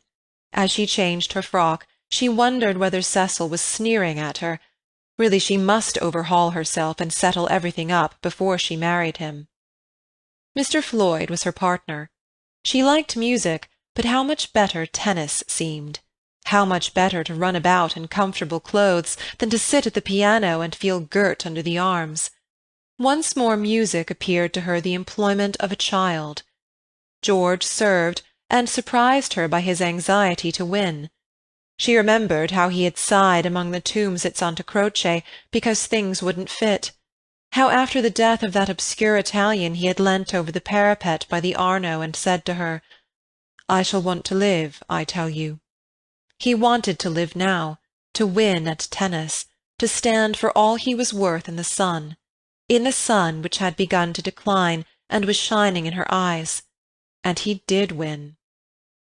Ah, how beautiful the Weald looked! The hills stood out above its radiance, as Fiesole stands above the Tuscan plain, and the South Downs, if one chose, were the mountains of Carrara. She might be forgetting her Italy, but she was noticing more things in her England. One could play a new game with the view, and try to find in its innumerable folds some town or village that would do for Florence. Ah, how beautiful the Weald looked! But now Cecil claimed her. He chanced to be in a lucid, critical mood, and would not sympathize with exaltation. He had been rather a nuisance all through the tennis, for the novel that he was reading was so bad that he was obliged to read it aloud to others. He would stroll round the precincts of the court and call out, "I say, listen to this, Lucy. 3 split infinitives." "Dreadful," said Lucy, and missed her stroke. When they had finished their set, he still went on reading. There was some murder scene, and really everyone must listen to it. Freddy and Mr. Floyd were obliged to hunt for a lost ball in the laurels, but the other two acquiesced. "The scene is laid in Florence." "What fun, Cecil! Read away. Come, Mr. Emerson, sit down after all your energy." She had forgiven George, as she put it, and she made a point of being pleasant to him. He jumped over the net and sat down at her feet, asking, "You? And are you tired?" "Of course I'm not." "Do you mind being beaten?" She was going to answer no, when it struck her that she did mind, so she answered, "Yes." She added merrily, "I don't see you're such a splendid player, though. The light was behind you, and it was in my eyes." "I never said I was." "Why, you did." "You didn't attend." "You said— Oh, don't go in for accuracy at this house. We all exaggerate, and we get very angry with people who don't." "The scene is laid in Florence," repeated Cecil, with an upward note. Lucy recollected herself. "Sunset. Leonora was speeding—" Lucy interrupted. "Leonora? Is Leonora the heroine? Who's the book by?" "Joseph Emery Prank. Sunset. Leonora was speeding across the square. Pray the saints she might not arrive too late. Sunset. The sunset of Italy. Under Orcagna's loggia, the Loggia de Lanzi, as we sometimes call it now." Lucy burst into laughter. "Joseph Emery Prank, indeed! Why, it's Miss Lavish. It's Miss Lavish's novel, and she's publishing it under somebody else's name." "Who may Miss Lavish be?" "Oh, a dreadful person. Mr. Emerson, you remember Miss Lavish?" Excited by her pleasant afternoon, she clapped her hands. George looked up. "Of course I do. I saw her the day I arrived at Summer Street. It was she who told me that you lived here." "Weren't you pleased?" She meant to see Miss Lavish, but when he bent down to the grass without replying, it struck her that she could mean something else. She watched his head, which was almost resting against her knee, and she thought that the ears were reddening. "No wonder the novel's bad," she added. "I never liked Miss Lavish, but I suppose one ought to read it as one's met her." "All modern books are bad," said Cecil, who was annoyed at her inattention, and vented his annoyance on literature. "Everyone writes for money in these days." "Oh, Cecil!" "It is so. I will inflict Joseph Emery Prank on you no longer." Cecil this afternoon seemed such a twittering sparrow. The ups and downs in his voice were noticeable, but they did not affect her. She had dwelt amongst melody and movement, and her nerves refused to answer to the clang of his. Leaving him to be annoyed, she gazed at the black head again. She did not want to stroke it, but she saw herself wanting to stroke it. The sensation was curious. "How do you like this view of ours, Mr. Emerson?" "I never notice much difference in views." "What do you mean?" "Because they are all alike. Because all that matters in them is distance and air." "Humph!" said Cecil, uncertain whether the remark was striking or not. "My father," he looked up at her, and he was a little flushed, "says that there is only one perfect view, the view of the sky straight over our heads, and that all these views on earth are but bungled copies of it." "I expect your father has been reading Dante," said Cecil, fingering the novel, which alone permitted him to lead the conversation. "He told us another day that views are really crowds, crowds of trees and houses and hills, and are bound to resemble each other like human crowds, and that the power they have over us is something supernatural, for the same reason." Lucy's lips parted. "For a crowd is more than the people who make it up. Something gets added to it, no one knows how, just as something has got added to those hills." He pointed with his racket to the South Downs. "What a splendid idea," she murmured. "I shall enjoy hearing your father talk again. I'm so sorry he's not so well." "No, he isn't well." "There's an absurd account of a view in this book," said Cecil. "Also that men fall into two classes, those who forget views and those who remember them, even in small rooms." "Mr. Emerson, have you any brothers or sisters?" "None. Why?" "You spoke of us." "My mother, I was meaning." Cecil closed the novel with a bang. "Oh, Cecil, how you make me jump!" I will inflict Joseph Emery prank on you no longer. I can just remember us all three going into the country for the day, and seeing as far as Hindhead. It is the first thing that I remember." Cecil got up. The man was ill-bred. He hadn't put on his coat after tennis. He didn't do. He would have strolled away if Lucy had not stopped him. "Cecil, do read the thing about the view." "Not while Mr. Emerson is here to entertain us." "No, read away. I think nothing's funnier than to hear silly things read out loud. If Mr. Emerson thinks us frivolous, he can go." This struck Cecil as subtle, and pleased him. It put their visitor in the position of a prig. Somewhat mollified, he sat down again. "Mr. Emerson, go and find tennis balls." She opened the book. Cecil must have his reading and anything else that he liked. But her attention wandered to George's mother, who, according to Mr. Eager, had been murdered in the sight of God, and according to her son, had seen as far as Hindhead. "Am I really to go?" asked George. "No, of course not really," she answered. "Chapter 2, said Cecil, yawning. "Find me Chapter 2 if it isn't bothering you." Chapter 2 was found, and she glanced at its opening sentences. She thought she had gone mad. "Here, hand me the book."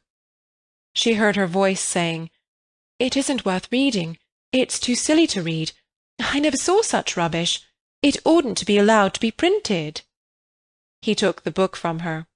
"Leonora," he read, "sat pensive and alone.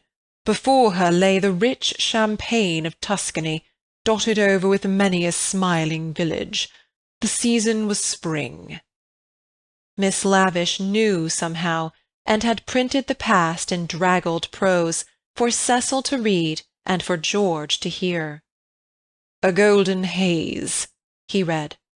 He read, "Afar off the towers of Florence, while the bank on which she sat was carpeted with violets. All unobserved, Antonio stole up behind her." Lest Cecil should see her face, she turned to George, and she saw his face. He read, "There came from his lips no wordy protestation such as formal lovers use. No eloquence was his, nor did he suffer from the lack of it. He simply enfolded her in his manly arms." There was a silence.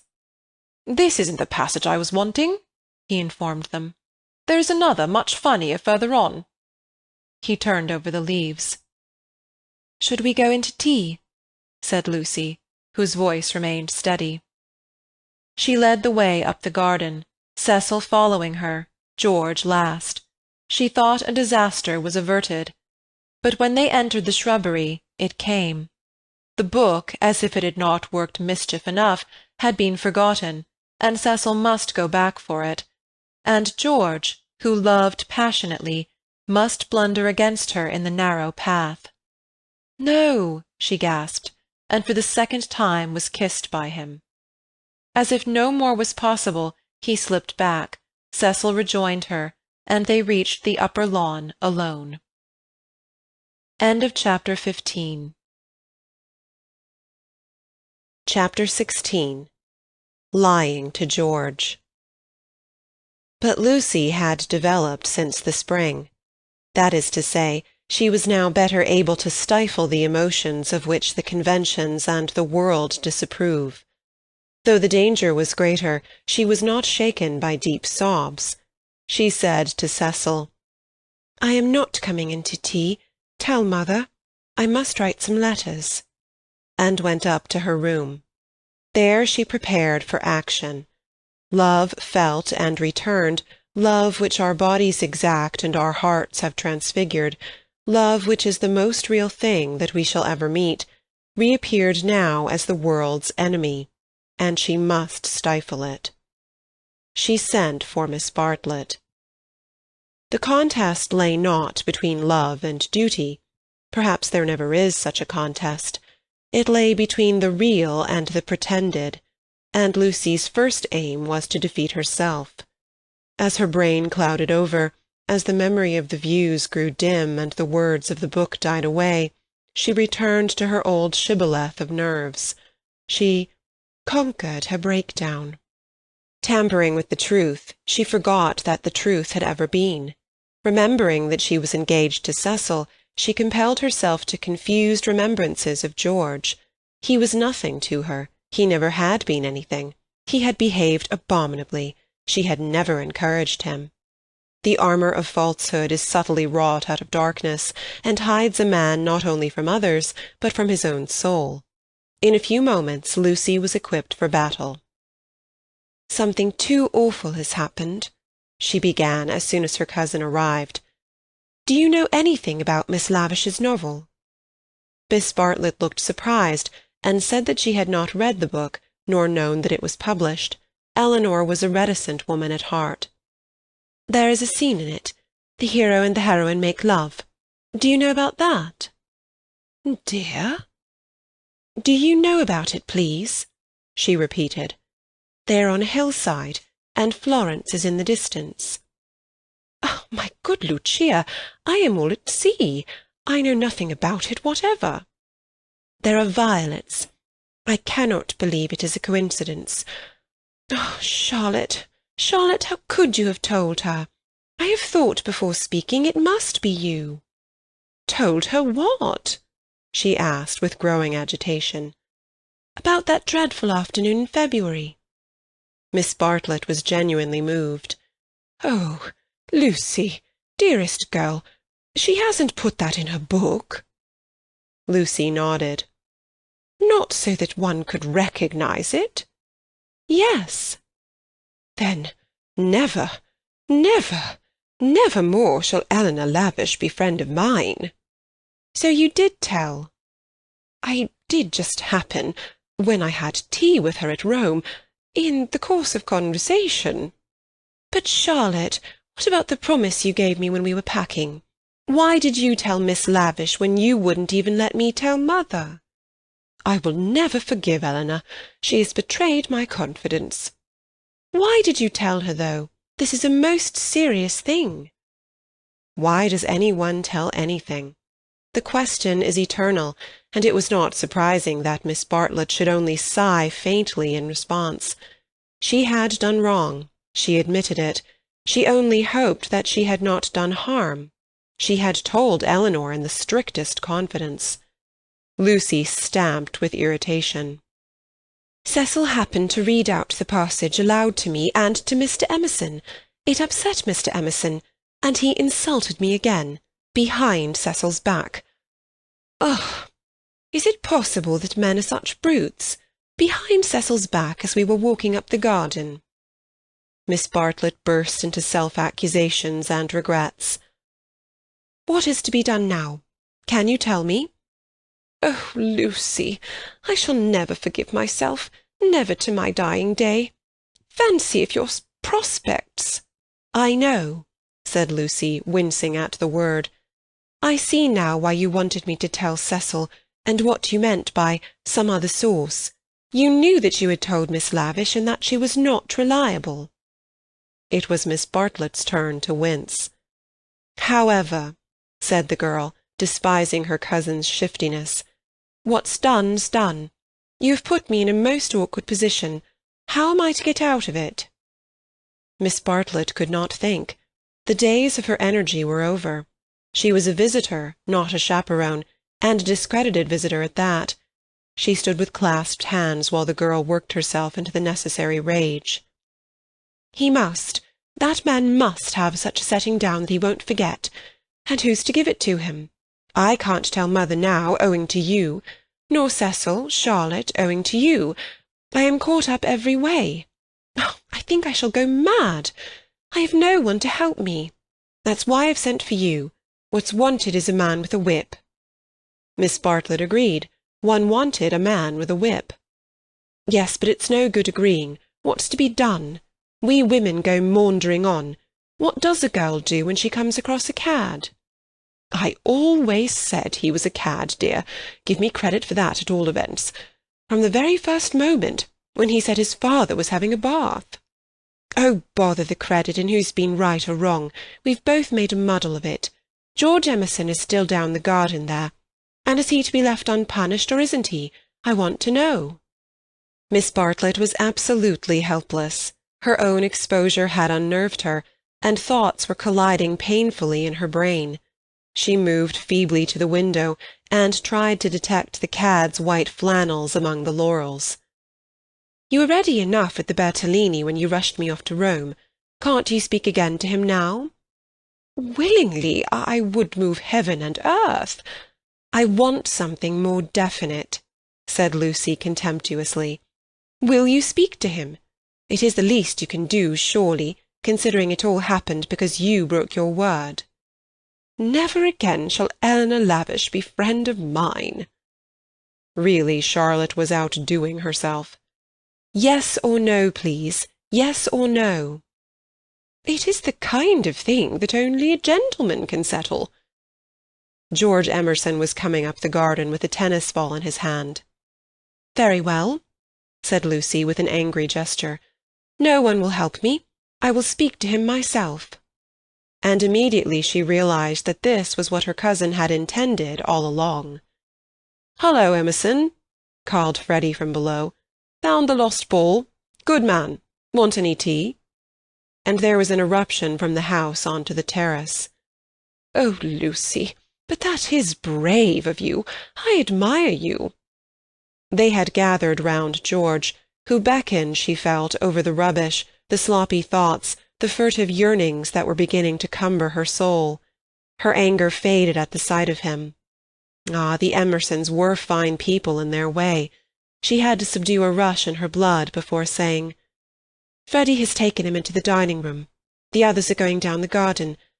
Come, let us get this over quickly. Come, I want you in the room, of course."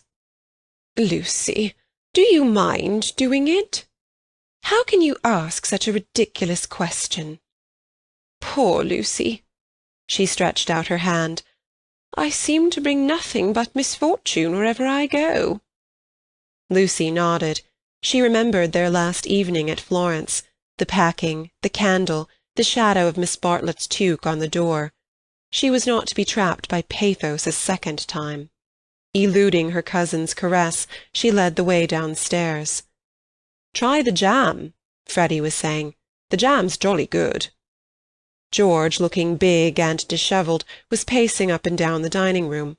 As she entered, he stopped and said, "No, nothing to eat." "You go down to the others," said Lucy. "Charlotte and I will give Mr. Emerson all he wants. Where's mother?" "She started on her Sunday writing. She's in the drawing-room." "That's all right. You go away." He went off singing. Lucy sat down at the table.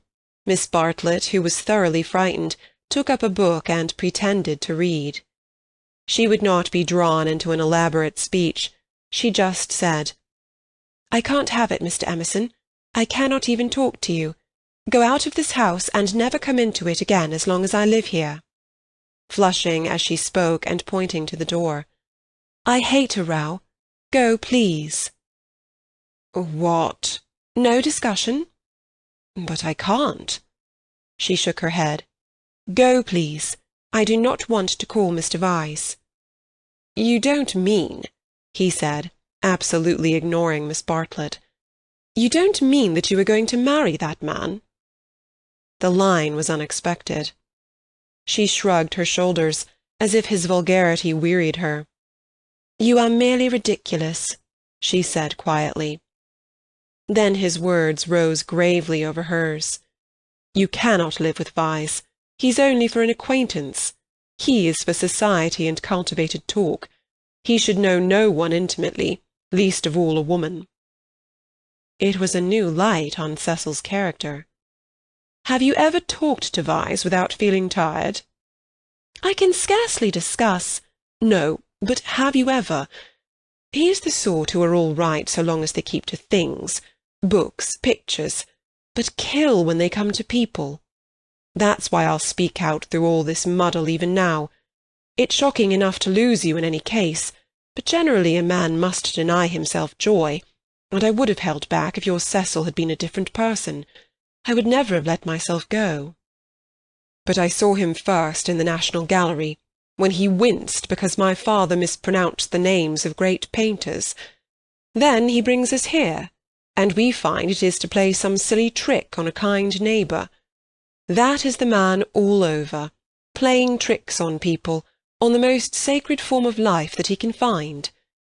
Next I meet you together, and find him protecting and teaching you and your mother to be shocked, when it was for you to settle whether you were shocked or no. Cecil all over again. He daren't let a woman decide. He's the type who's kept Europe back for 1,000 years. Every moment of his life he's forming you, telling you what's charming or amusing or ladylike, telling you what a man thinks womanly. And you of all women, listen to his voice instead of to your own. So it was at the rectory, when I met you both again. So it has been the whole of this afternoon. Therefore, not therefore I kissed you, because the book made me do that, and I wish to goodness I had more self-control. I'm not ashamed, I don't apologize, but it has frightened you, and you may not have noticed that I love you. Or would you have told me to go, and dealt with the tremendous thing so lightly? But therefore I settled to fight him. Lucy thought of a very good remark. You say Mr. Vyse wants me to listen to him, Mr. Emerson. Pardon me for suggesting that you have caught the habit. And he took the shoddy reproof and touched it into immortality. He said, Yes, I have, and sank down as if suddenly weary. I'm the same kind of brute at bottom. This desire to govern a woman, it lies very deep, and men and women must fight it together before they shall enter the garden. But I do love you, surely in a better way than he does. He thought. Yes, really in a better way. I want you to have your own thoughts even when I hold you in my arms. He stretched them towards her. Lucy, be quick. There's no time for us to talk now. Come to me as you came in the spring, and afterwards I will be gentle and explain. I have cared for you since that man died. I cannot live without you. No good, I thought, she is marrying someone else. But I meet you again when all the world is glorious water and sun. As you came through the wood, I saw that nothing else mattered. I called. I wanted to live and have my chance of joy. And Mr. Vyse, said Lucy, who kept commendably calm. Does he not matter, that I love Cecil and shall be his wife shortly? A detail of no importance, I suppose. But he stretched his arms over the table towards her. May I ask what you intend to gain by this exhibition? He said, It is our last chance. I shall do all that I can. And as if he had done all else, he turned to Miss Bartlett, who sat like some portent against the skies of evening. You wouldn't stop us this second time if you understood, he said. I have been into the dark, and I am going back into it, unless you will try to understand. Her long, narrow head drove backwards and forwards, as though demolishing some invisible obstacle. She did not answer. It is being young, he said quietly, picking up his racket from the floor and preparing to go. It is being certain that Lucy cares for me, really. It is that love and youth matter intellectually. In silence the two women watched him. His last remark, they knew, was nonsense, but was he going after it or not? Would not he, the cad, the charlatan, attempt a more dramatic finish? No. He was apparently content. He left them, carefully closing the front door, and when they looked through the hall window, they saw him go up the drive and begin to climb the slopes of withered fern behind the house. Their tongues were loosed, and they burst into stealthy rejoicings. "Oh, Lucia, come back here. Oh, what an awful man!" Lucy had no reaction, at least not yet. "Well, he amuses me," she said. "Either I'm mad or else he is, and I'm inclined to think it's the latter. One more fuss through with you, Charlotte. Many thanks. I think, though, that this is the last. My admirer will hardly trouble me again." And Miss Bartlett, too, essayed the roguish. "Well, it isn't every one who could boast such a conquest, dearest, is it? Oh, one oughtn't to laugh, really. It might have been very serious. But you were so sensible and brave, so unlike the girls of my day. Let's go down to them." But once in the open air she paused. Some emotion, pity, terror, love, but the emotion was strong, seized her, and she was aware of autumn. Summer was ending, and the evening brought her odours of decay, the more pathetic because they were reminiscent of spring. That something or other mattered intellectually. A leaf violently agitated danced past her, while other leaves lay motionless. That the earth was hastening to re-enter darkness, and the shadows of those trees to creep over Windy Corner. "Hullo, Lucy! There's still a light enough for another set, if you two will hurry." "Mr. Emerson has had to go." "Ugh, what a nuisance! That spoils the fall. I say, Cecil, do play. Do, there's a good chap. It's Floyd's last day. Do play tennis with us just this once." Cecil's voice came. "My dear Freddy, I am no athlete. As you well remarked this very morning, there are some chaps who are no good for anything but books. I plead guilty to being such a chap, and will not inflict myself on you." The scales fell from Lucy's eyes. How had she stood Cecil for a moment? He was absolutely intolerable, and the same evening she broke her engagement off. End of Chapter 16. Chapter 17. Lying to Cecil. He was bewildered. He had nothing to say. He was not even angry, but stood with a glass of whisky between his hands, trying to think what had led her to such a conclusion.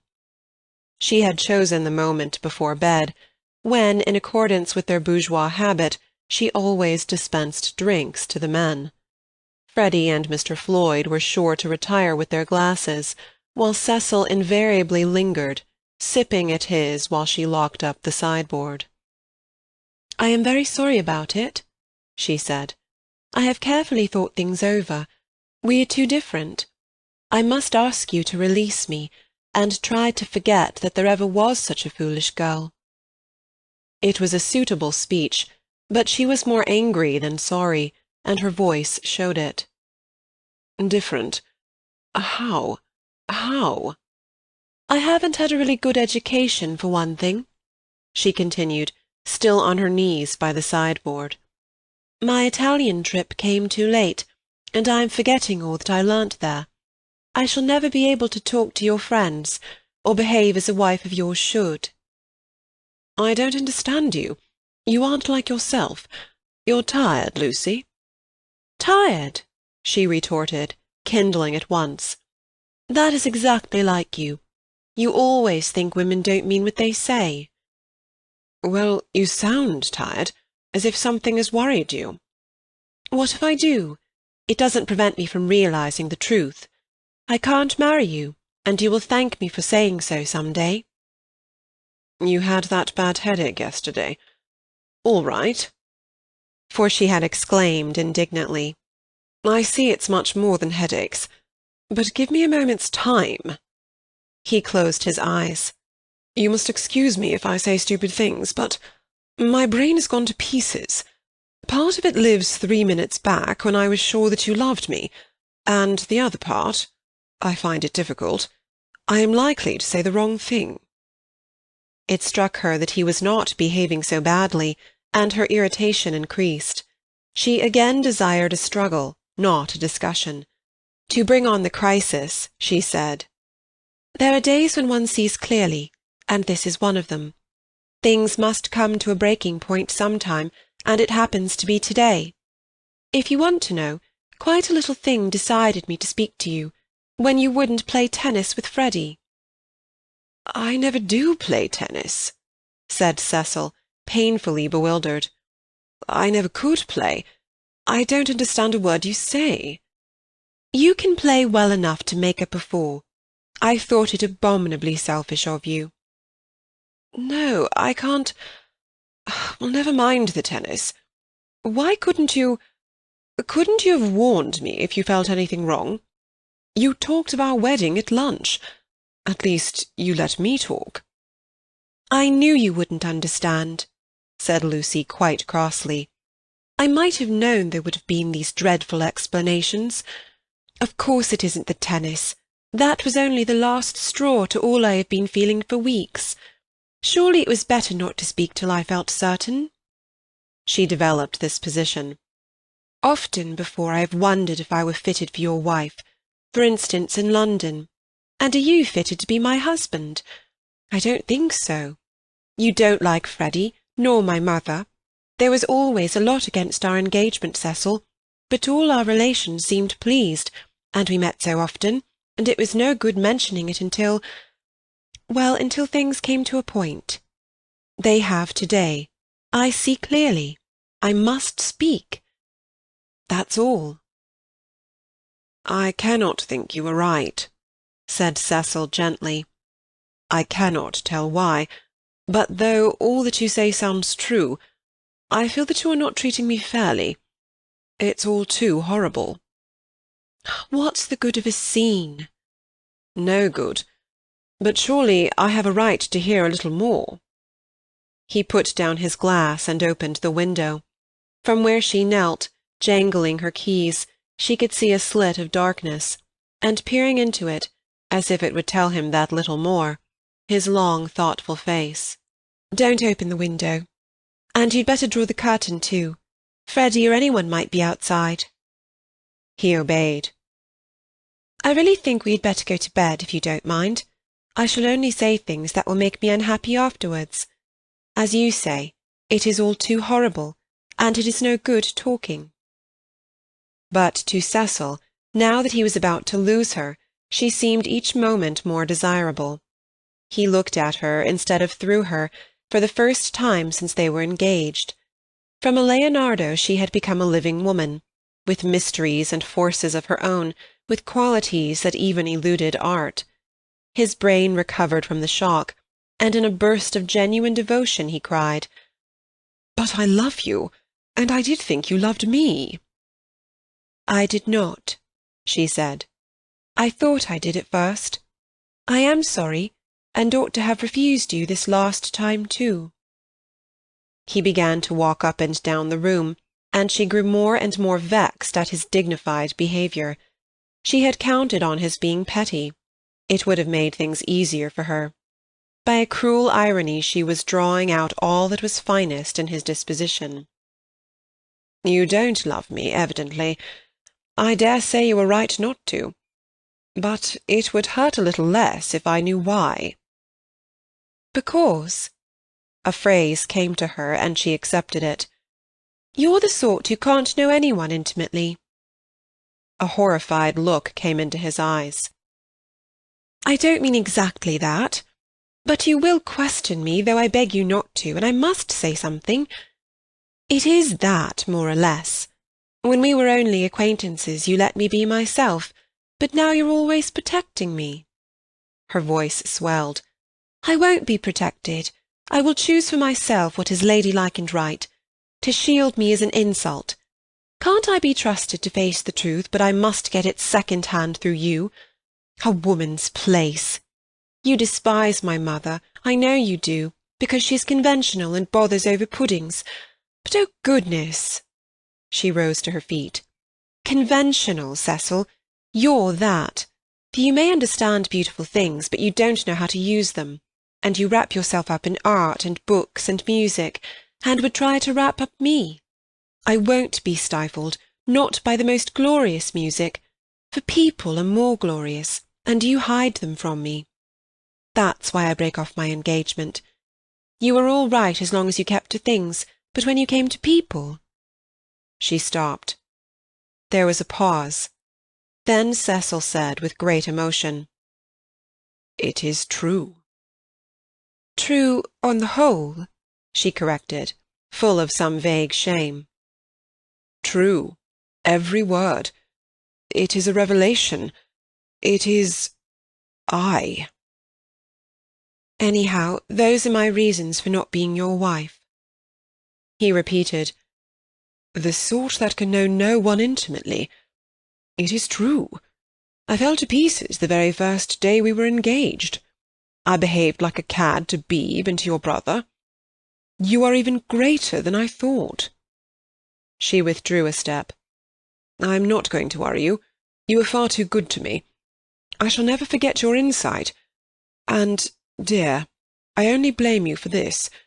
You might have warned me in the early stages, before you felt you wouldn't marry me, and so have given me a chance to improve. I have never known you till this evening. I have just used you as a peg for my silly notions of what a woman should be. But this evening you are a different person. New thoughts, even a new voice." "What do you mean, a new voice?" she asked, seized with an uncontrollable anger. "I mean that a new person seems speaking through you," said he. Then she lost her balance. She cried, "If you think I am in love with someone else, you are very much mistaken." "Of course I don't think that. You are not that kind, Lucy." "Oh, yes, you do think it. It's your old idea, the idea that has kept you at back. I mean the idea that women are always thinking of men. If a girl breaks off her engagement, everyone says, 'Oh, she had someone else in her mind. She hopes to get someone else.' It's disgusting, brutal. As if a girl can't break it off for the sake of freedom." He answered reverently, "I may have said that in the past. I shall never say it again. You have taught me better." She began to redden, and pretended to examine the windows again. "Of course there is no question of someone else in this, no jilting or any such nauseous stupidity. I beg your pardon most humbly if my words suggested that there was.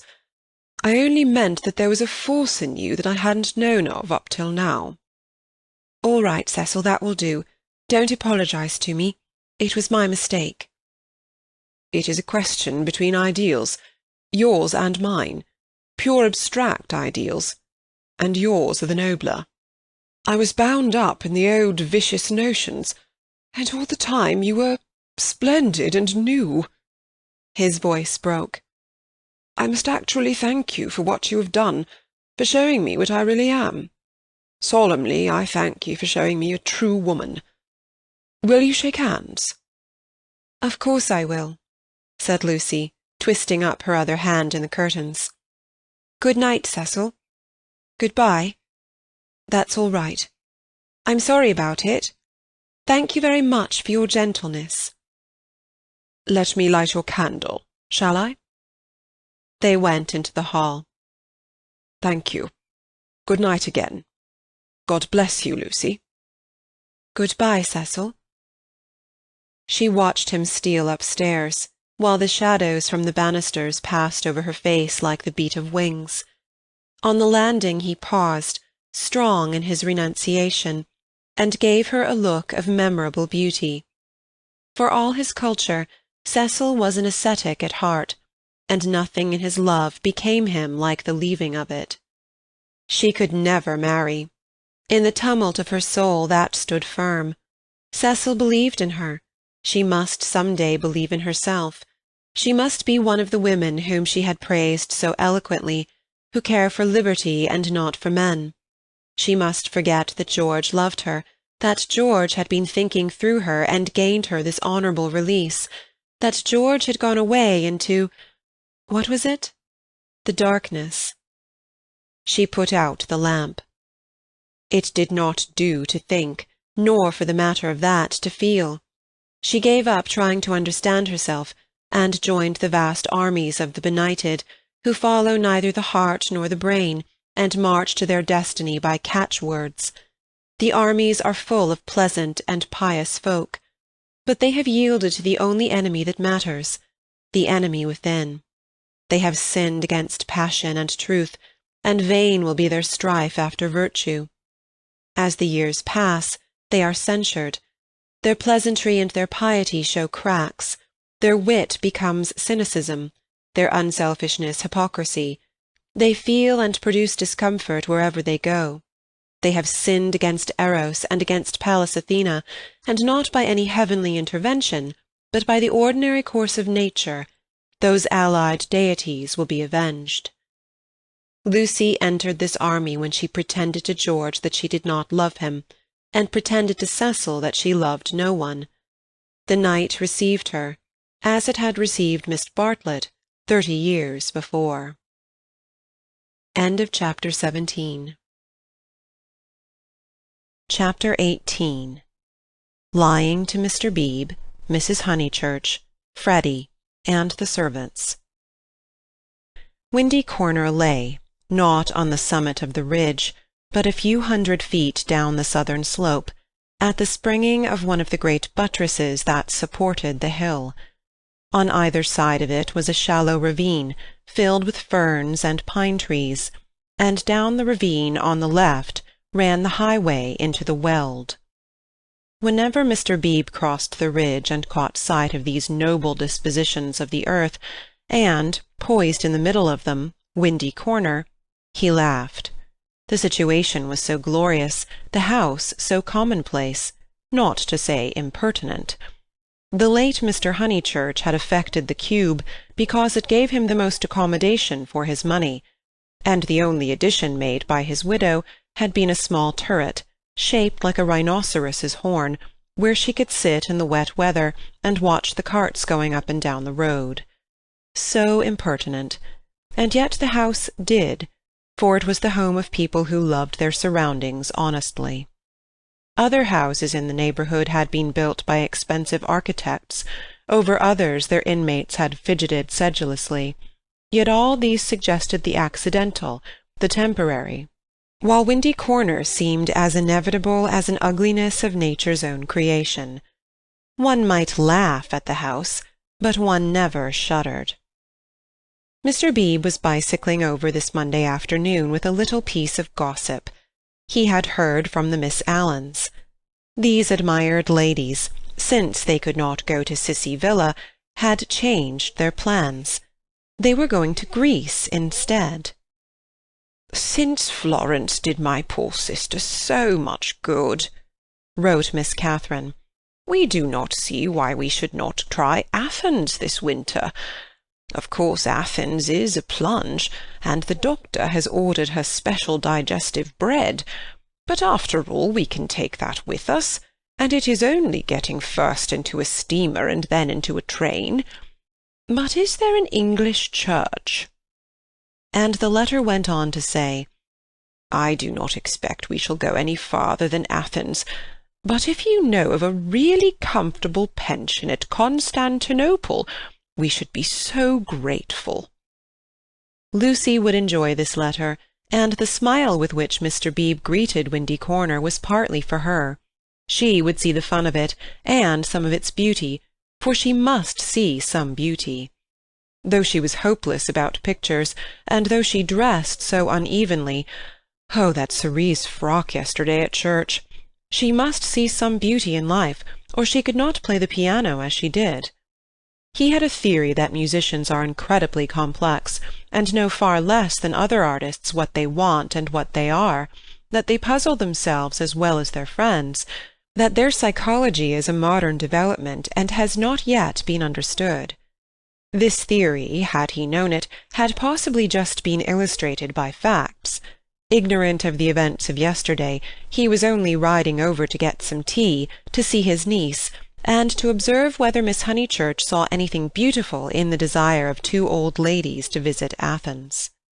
A carriage was drawn up outside Windy Corner, and just as he caught sight of the house, it started, bowled up the drive, and stopped abruptly when it reached the main road.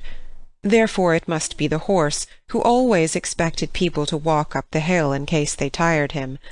The door opened obediently, and 2 men emerged, whom Mr. Beebe recognized as Cecil and Freddy. They were an odd couple to go driving, but he saw a trunk beside the coachman's legs. Cecil, who wore a bowler, must be going away, while Freddy, a cap, was seeing him to the station. They walked rapidly, taking the short-cuts, and reached the summit while the carriage was still pursuing the windings of the road.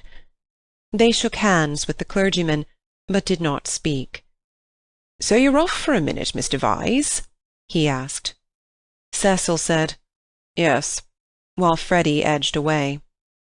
"I was coming to show you this delightful letter from those friends of Miss Honeychurch's." He quoted from it. "Isn't it wonderful? Isn't it romance? Most certainly they will go to Constantinople. They are taken in a snare that cannot fail. They will end by going round the world."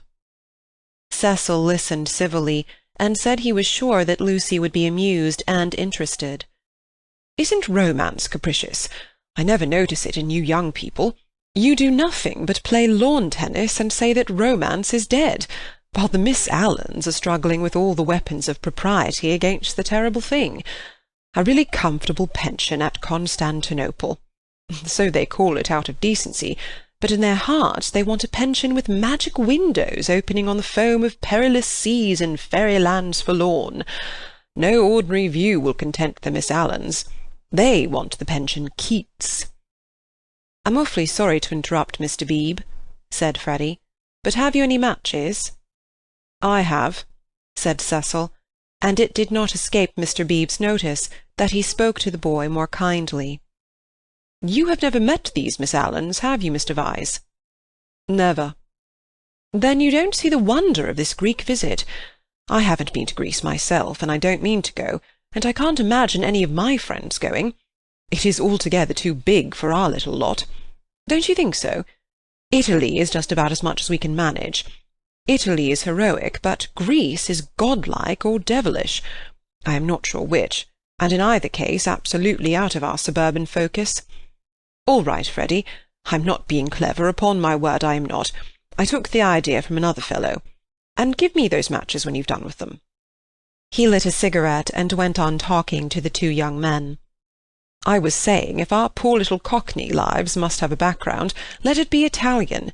Big enough in all conscience. The ceiling of the Sistine Chapel for me. There the contrast is just as much as I can realise.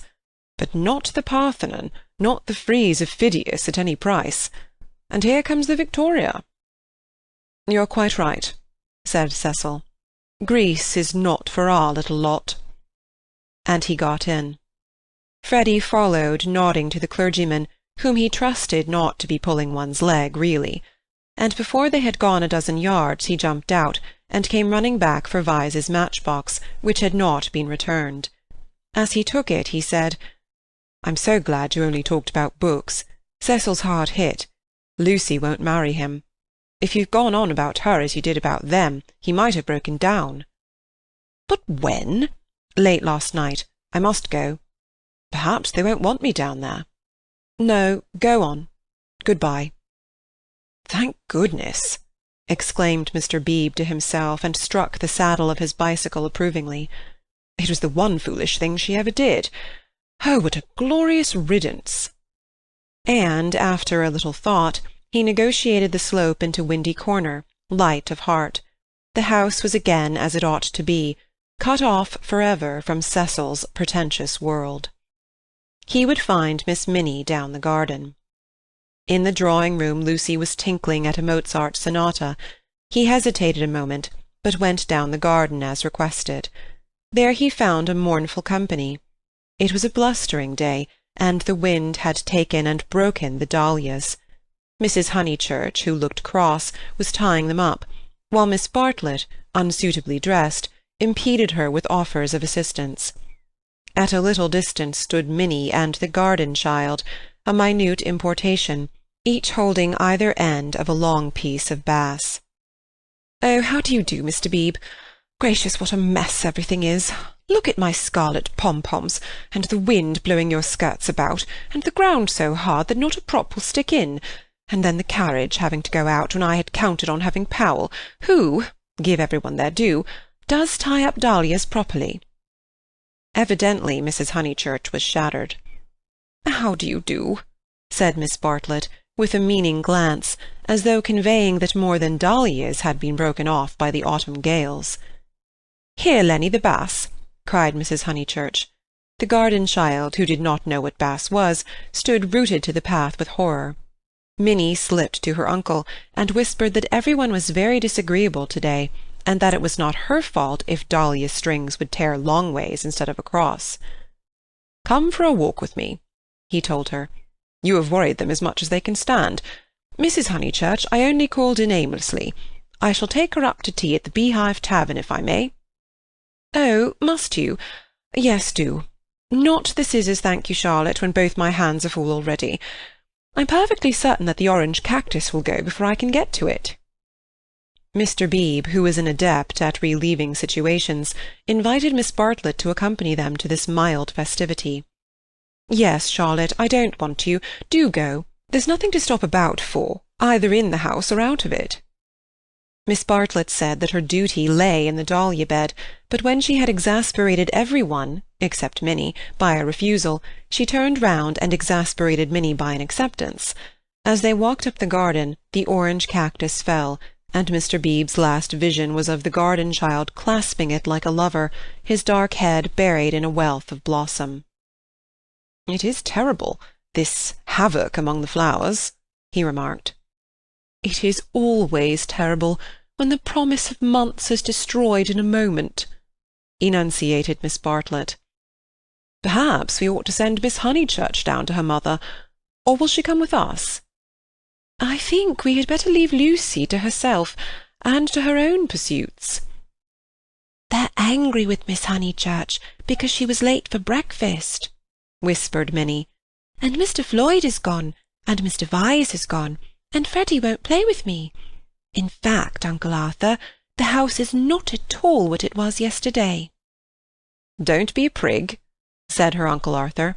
"Go and put on your boots." He stepped into the drawing-room, where Lucy was still attentively pursuing the sonatas of Mozart.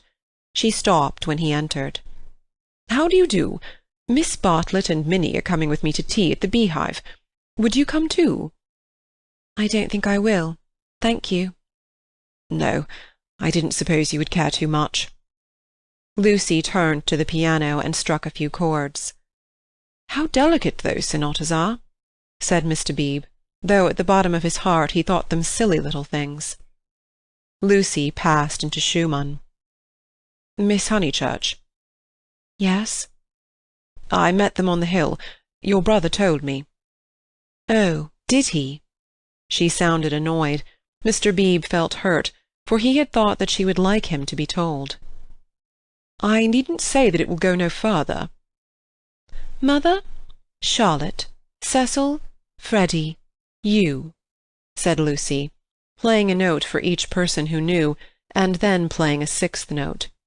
"If you'll let me say so, I am very glad, and I am certain that you have done the right thing." "And so I hoped other people would think, but they don't seem to." "I could see that Miss Bartlett thought it unwise." "So does Mother. Mother minds dreadfully." "I am very sorry for that," said Mr. Beebe with feeling. Mrs. Honeychurch, who hated all changes, did mind, but not nearly as much as her daughter pretended, and only for the minute. It was really a ruse of Lucy's to justify her despondency, a ruse of which she was not herself conscious, for she was marching in the armies of darkness. "And Freddie minds." "Still, Freddie never hit it off with Vyse much, did he? I gathered that he disliked the engagement, and felt it might separate him from you." "Boys are so odd." Minnie could be heard arguing with Miss Bartlett through the floor. Tea at the Beehive apparently involved a complete change of apparel. Mr. Beebe saw that Lucy, very properly, did not wish to discuss her action, so after a sincere expression of sympathy he said, "I have had an absurd letter from Miss Allen. That was really what brought me over. I thought it might amuse you all." "How delightful," said Lucy in a dull voice. For the sake of something to do, he began to read her the letter. After a few words her eyes grew alert, and soon she interrupted him with, "Going abroad? When do they start?" "Next week, I gather." "Did Freddie say whether he was driving straight back?" "No, he didn't." "Because I do hope he won't go gossiping." So she did want to talk about her broken engagement. Always complacent, he put the letter away. But she at once exclaimed in a high voice, "Oh, do tell me more about the Miss Allens. How perfectly splendid of them to go abroad." I want them to start from Venice and go in a cargo steamer down the Illyrian coast." She laughed heartily. "Oh, delightful! I wish they'd take me." "Has Italy filled you with the fever of travel?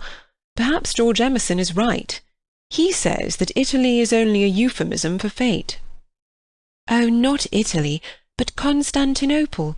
I have always longed to go to Constantinople. Constantinople is practically Asia, isn't it?" Mr. Beebe reminded her that Constantinople was still unlikely, and that the Miss Allens only aimed at Athens. "With Delphi, perhaps, if the roads are safe." But this made no difference to her enthusiasm. She had always longed to go to Greece even more, it seemed. He saw, to his surprise, that she was apparently serious. "I didn't realize that you and the Miss Allens were still such friends, after Cissy Villa." "Oh, that's nothing. I assure you Cissy Villa's nothing to me. I would give anything to go with them." "Would your mother spare you again so soon? You have scarcely been home 3 months." "She must spare me," cried Lucy in growing excitement. "I simply must go away. I have to." She ran her fingers hysterically through her hair. "Don't you see that I have to go away? I didn't realize at the time, and of course I want to see Constantinople so particularly." "You mean that since you've broken off your engagement you feel—" Yes, yes, I knew you would understand." Mr. Beebe did not quite understand. Why could not Miss Honeychurch repose in the bosom of her family? Cecil had evidently taken up the dignified line, and was not going to annoy her. Then it struck him that her family itself might be annoying. He hinted this to her, and she accepted the hint eagerly. "Yes, of course. To go to Constantinople until they are used to the idea, and everything is calmed down." "I'm afraid it has been a bothersome business," he said gently. "No, not at all. Cecil was very kind indeed. Only— I had better tell you the whole truth, since you have heard a little. It was that he is so masterful. I found that he wouldn't let me go my own way. He would improve me in places where I can't be improved. Cecil won't let a woman decide for herself. In fact, he daren't. What nonsense I do talk! But that is the kind of thing." "It is what I gathered from my own observation of Mr. Vyse. It is what I gather from all that I have known of you. I do sympathize and agree most profoundly. I agree so much that you must let me make one little criticism. Is it worth while rushing off to Greece?" "But I must go somewhere," she cried. "I have been worrying all the morning, and here comes the very thing." She struck her knees with clenched fists and repeated, "I must.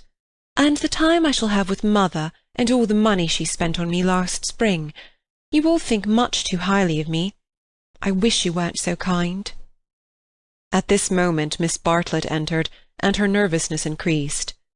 "I must get away, ever so far. I must know my own mind and where I want to go." "Come along. Tea, tea, tea," said Mr. Beebe, and hustled his guests out of the front door. He hustled them so quickly that he forgot his hat.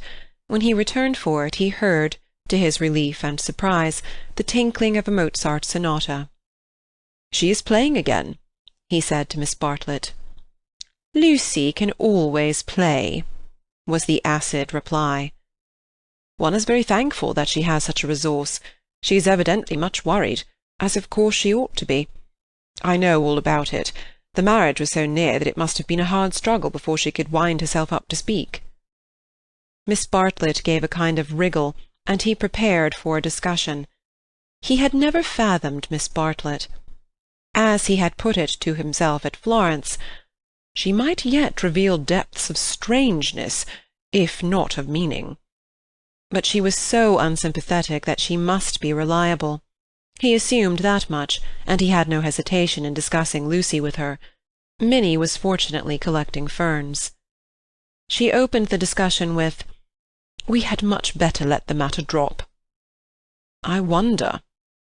"It is of the highest importance that there should be no gossip in Summer Street. It would be death to gossip about Mr. Vyse's dismissal at the present moment." Mr. Beebe raised his eyebrows. Death is a strong word, surely too strong. There was no question of tragedy. He said, Of course, Miss Honeychurch will make the fact public in her own way and when she chooses. Freddy only told me because he knew she would not mind." "I know," said Miss Bartlett civilly. "Yet Freddy ought not to have told even you. One cannot be too careful." "Quite so." "I do implore absolute secrecy. A chance word to a chattering friend, and—" "Exactly." He was used to these nervous old maids and to the exaggerated importance that they attach to words. A rector lives in a web of petty secrets, and confidences, and warnings, and the wiser he is, the less he will regard them.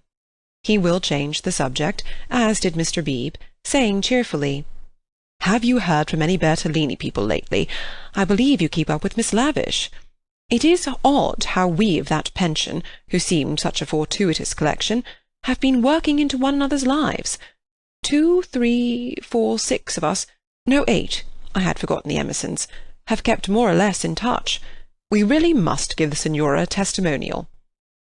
And Miss Bartlett, not favouring the scheme, they walked up the hill in a silence which was only broken by the rector naming some fern. On the summit they paused. The sky had grown wilder since he stood there last hour, giving to the land a tragic greatness that is rare in Surrey. Grey clouds were charging across tissues of white, which stretched and shredded and tore slowly, until through their final layers there gleamed a hint of the disappearing blue. Summer was retreating. The wind roared, the trees groaned, yet the noise seemed insufficient for those vast operations in heaven. The weather was breaking up, breaking, broken, and it is a sense of the fit rather than of the supernatural that equips such crises with the salvos of angelic artillery. Mr. Beebe's eyes rested on Windy Corner, where Lucy sat, practising Mozart. No smile came to his lips, and changing the subject again, he said, "We shan't have rain, but we shall have darkness, so let us hurry on. The darkness last night was appalling." They reached the Beehive Tavern at about 5 o'clock. That amiable hostelry possesses a veranda, in which the young and the unwise do dearly love to sit, while guests of more mature years seek a pleasant sanded room, and have tea at a table comfortably. Mr. Beebe saw that Miss Bartlett would be cold if she sat out, and that Minnie would be dull if she sat in, so he proposed a division of forces. They would hand the child her food through the window. Thus he was incidentally enabled to discuss the fortunes of Lucy. "I have been thinking, Miss Bartlett," he said, "and unless you very much object, I would like to reopen that discussion." She bowed. "Nothing about the past. I know little and care less about that. I am absolutely certain that it is to your cousin's credit. She has acted loftily and rightly, and it is like her gentle modesty to say that we think too highly of her. But the future. Seriously, what do you think of this Greek plan?" He pulled out the letter again. "I don't know whether you overheard, but she wants to join the Miss Allens in their mad career. It's all—I can't explain. It's wrong." Miss Bartlett read the letter in silence, laid it down, seemed to hesitate, and then read it again. "I can't see the point of it myself." To his astonishment she replied, "There I cannot agree with you. In it I spy Lucy's salvation." "Really? Now, why?" "She wanted to leave Windy Corner." "I know, but it seems so odd, so unlike her, I was going to say selfish." "It is natural, surely, after such painful scenes, that she should desire a change." Here apparently was one of those points that the male intellect misses. Mr. Beebe exclaimed, "So she says herself, and since another lady agrees with her, I must own that I am partially convinced. Perhaps she must have a change. I have no sisters, and I don't understand these things. But why need she go as far as Greece?" "You may well ask that," replied Miss Bartlett, who was evidently interested, and had almost dropped her evasive manner. "Why Greece? What is it, Minnie dear? Jam? Why not Tunbridge Wells? Oh, Mr. Beebe, I had a long and most unsatisfactory interview with dear Lucy this morning. I cannot help her. I will say no more. Perhaps I have already said too much. I am not to talk, a point on which she is almost bitter. I am not to talk. I wanted her to spend 6 months with me at Tunbridge Wells, and she refused. Mr. Beebe poked at a crumb with his knife. But my feelings are of no importance. I know too well that I get on Lucy's nerves. Our tour was a failure. She wanted to leave Florence, and when we got to Rome she did not want to be in Rome, and all the time I felt that I was spending her mother's money. Let us keep to the future, though, interrupted Mr. Beebe. I want your advice. Very well, said Charlotte, with a choky abruptness that was new to him, though familiar to Lucy. I, for one, will help her go to Greece. Will you? Mr. Beebe considered. It is absolutely necessary, she continued, lowering her veil and whispering through it with a passion, an intensity that surprised him. I know. The darkness was coming on, and he felt that this odd woman really did know. She must not stop here a moment, and we must keep quiet till she goes. I trust that the servants know nothing. Afterwards— but I may have said too much already. Only Lucy and I are helpless against Mrs. Honeychurch alone. If you help, we may succeed. Otherwise— Otherwise, she repeated, as if the word held finality. Yes, I will help her, said the clergyman, setting his jaw firm. Come, let us go back now and settle the whole thing up. Miss Bartlett burst into florid gratitude. The tavern sign, a beehive trimmed evenly with bees, creaked in the wind outside as she thanked him. Mr. Beebe did not quite understand the situation, but then he did not desire to understand it, nor to jump to the conclusion of another man that would have attracted a grosser mind. He only felt that Miss Bartlett knew of some vague influence from which the girl desired to be delivered, and which might well be clothed in the fleshly form. Its very vagueness spurred him into knight-errantry. His belief in celibacy, so reticent, so carefully concealed beneath his tolerance and culture, now came to the surface and expanded like some delicate flower. They that marry do well, but they that refrain do better. So ran his belief, and he never heard that an engagement was broken off but with a slight feeling of pleasure. In the case of Lucy, the feeling was intensified through dislike of Cecil, and he was willing to go further, to place her out of danger until she could confirm her resolution of virginity. The feeling was very subtle and quite undogmatic, and he never imparted it to any other of the characters in this entanglement. Yet it existed, and it alone explains his action subsequently, and his influence on the action of others. The compact that he made with Miss Bartlett in the tavern was to help not only Lucy, but religion also. They hurried home through a world of black and grey. He conversed on indifferent topics, the Emersons' need of a housekeeper, servants, Italian servants, novels about Italy, novels with a purpose. Could literature influence life? Windy Corner glimmered. In the garden, Mrs. Honeychurch, now helped by Freddy, still wrestled with the lives of her flowers. "It gets too dark," she said hopelessly. "This comes of putting off. We might have known the weather would break up soon. And now Lucy wants to go to Greece. I don't know what the world's coming to." "Mrs. Honeychurch," he said, "go to Greece she must. Come up to the house and let's talk it over. Do you, in the first place, mind her breaking with Vyse?" "Mr. Beebe, I'm thankful, simply thankful." "So am I," said Freddy. "Good. Now come up to the house." They conferred in the dining-room for half an hour. Lucy would never have carried the Greek scheme alone. It was expensive and dramatic, both qualities that her mother loathed. Nor would Charlotte have succeeded. The honours of the day rested with Mr. Beebe. By his tact and common sense, and by his influence as a clergyman, for a clergyman who was not a fool influenced Mrs. Honeychurch greatly, he bent her to their purpose. "I don't see why Greece is necessary," she said, "but as you do, I suppose it is all right. It must be something I can't understand. Lucy! Let's tell her. Lucy!" "She is playing the piano," Mr. Beebe said. He opened the door and heard the words of a song. "Look not thou on beauty's charming." "I didn't know that Miss Honeychurch sang too." "Sit thou still when kings are arming, taste not when the wine-cup glistens." "It's a song that Cecil gave her. How odd girls are!" "What's that?" called Lucy, stopping short. "All right, dear," said Mrs. Honeychurch kindly.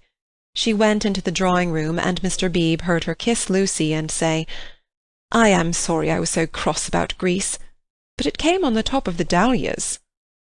Rather a hard voice said, "Thank you, mother. That doesn't matter a bit."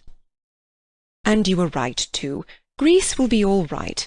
You can go if the Miss Allens will have you." "Oh, splendid! Oh, thank you!" Mr. Beebe followed. Lucy still sat at the piano with her hands over the keys. She was glad, but he had expected greater gladness. Her mother bent over her.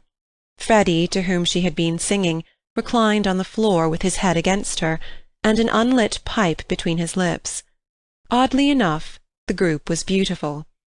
Mr. Beebe, who loved the art of the past, was reminded of a favourite theme, the Santa Conversazione, in which people who care for one another are painted chatting together about noble things, a theme neither sensual nor sensational, and therefore ignored by the art of to-day. Why should Lucy want either to marry or travel when she had such friends at home? "Taste not when the wine-cup glistens, speak not when the people listens," she continued. "Here's Mr. Beebe." "Mr. Beebe knows my rude ways." "It's a beautiful song, and a wise one," said he. "Go on." "It isn't very good," she said listlessly.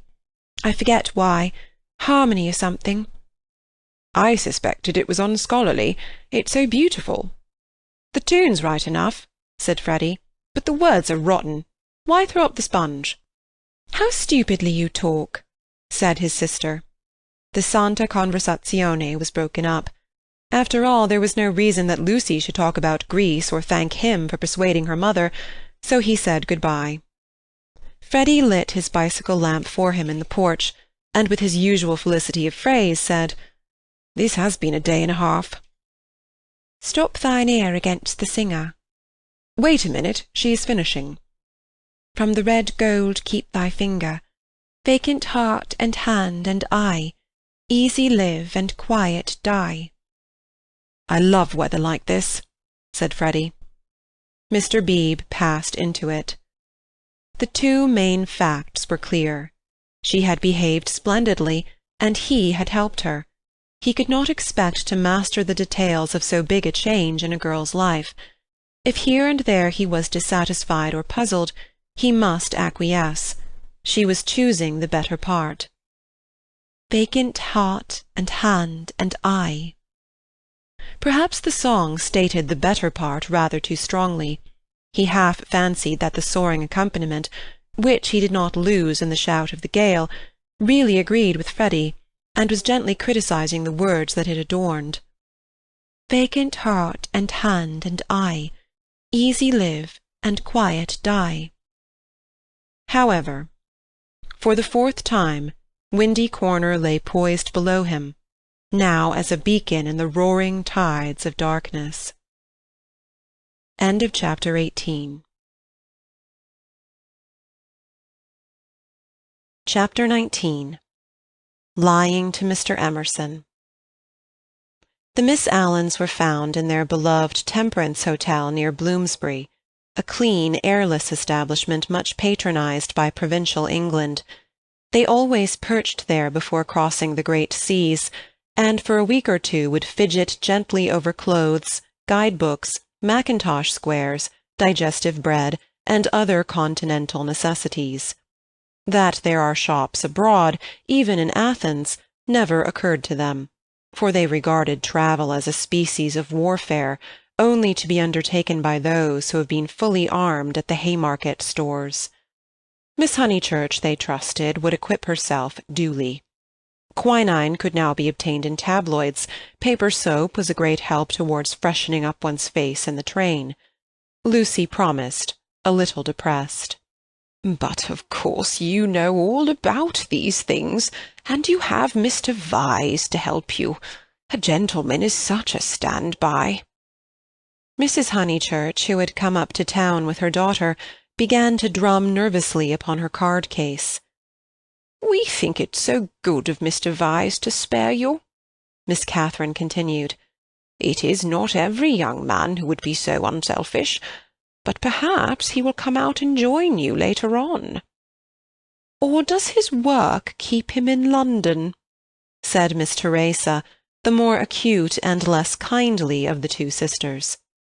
"However, we shall see him when he sees you off. I do so long to see him." "No one will see Lucy off," interposed Mrs. Honeychurch. "She doesn't like it." "No, I hate seeings off," said Lucy. "Really? How funny! I should have thought that in this case—" "Oh, Mrs. Honeychurch, you aren't going. It is such a pleasure to have met you." They escaped, and Lucy said with relief, "That's all right. We just got through that time." But her mother was annoyed. "I shall be told, dear, that I am unsympathetic, but I cannot see why you didn't tell your friends about Cecil and be done with it. There all the time we had to sit fencing and almost telling lies, and be seen through too, I dare say, which is most unpleasant." Lucy had plenty to say in reply. She described the Miss Allens' character. They were such gossips, and if one told them, the news would be everywhere in no time. "But why shouldn't it be everywhere in no time?" "Because I settled with Cecil not to announce it until I left England. I shall tell them then. It's much pleasanter. How wet it is. Let's turn in here." Here was the British Museum. Mrs. Honeychurch refused. If they must take shelter, let it be in a shop. Lucy felt contemptuous, for she was on the tack of caring for Greek sculpture, and had already borrowed a mythological dictionary from Mr. Beebe to get up the names of the goddesses and gods. "Oh, well, let it be a shop, then. Let's go to Mudie's. I'll buy a guide-book." "You know, Lucy, you and Charlotte and Mr. Beebe all tell me I'm so stupid, so I suppose I am, but I shall never understand this hole-and-corner work. You've got rid of Cecil, well and good, and I'm thankful he's gone, though I did feel angry for the minute. But why not announce it? Why all this hushing up and tiptoeing?" "It's only for a few days." "But why at all?" Lucy was silent. She was drifting away from her mother. It was quite easy to say, "Because George Emerson has been bothering me, and if he hears I've given up Cecil, may begin again." Quite easy, and it had the incidental advantage of being true. But she could not say it. She disliked confidences, for they might lead to self-knowledge and to that king of terrors, light. Ever since that last evening at Florence, she had deemed it unwise to reveal her soul. Mrs. Honeychurch, too, was silent. She was thinking, "My daughter won't answer me. She would rather be with those inquisitive old maids than with Freddie and me. Any rag-tag and bobtail apparently does if she can leave her home." And as in her case thoughts never remained unspoken long, she burst out with, "You're tired of Windy Corner." This was perfectly true. Lucy had hoped to return to Windy Corner when she escaped from Cecil, but she discovered that her home existed no longer. It might exist for Freddie, who still lived and thought straight, but not for one who had deliberately warped the brain. She did not acknowledge that her brain was warped, for the brain itself must assist in that acknowledgment, and she was disordering the very instruments of life. She only felt, "I do not love George. I broke off my engagement because I did not love George.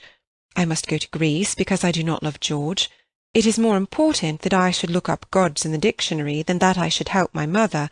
Everyone else is behaving very badly." She only felt irritable and petulant, and anxious to do what she was not expected to do, and in this spirit she proceeded with the conversation. "Oh, mother, what rubbish you talk! Of course I'm not tired of Windy Corner." "Then why not say so at once, instead of considering half an hour first?" She laughed faintly. "Half a minute would be nearer." "Perhaps you would like to stay away from your home altogether?" "Hush, mother! People will hear you."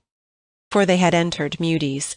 She bought Baedeker, and then continued, "Of course I want to live at home, but as we are talking about it, I may as well say that I shall want to be away in the future more than I have been. You see, I come into my money next year." Tears came into her mother's eyes. Driven by nameless bewilderment, by what is in older people termed eccentricity, Lucy determined to make the point clear. "I've seen the world so little. I felt so out of things in Italy. I have seen so little of life. One ought to come up to London more, not a cheap ticket like today, but to stop.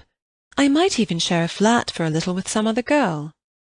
"And mess with typewriters and latchkeys," exploded Mrs. Honeychurch, "and agitate and scream and be carried off kicking by the police, and call it a mission when no one wants you, and call it duty when it means that you can't stand your own home, and call it work when thousands of men are starving with the competition as it is, and then to prepare yourself find 2 doddering old ladies and go abroad with them."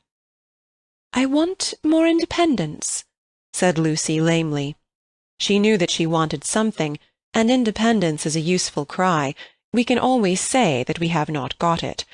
She tried to remember her emotions in Florence. Those had been sincere and passionate, and had suggested beauty rather than short skirts and latchkeys. But independence was certainly her cue. "Very well. Take your independence and be gone. Rush up and down and round the world, and come back as thin as a lath with the bad food. Despise the house that your father built and the garden that he planted, and our dear view, and then share a flat with another girl." Lucy screwed up her mouth and said, "Perhaps I spoke hastily." "Oh, goodness!" her mother flashed.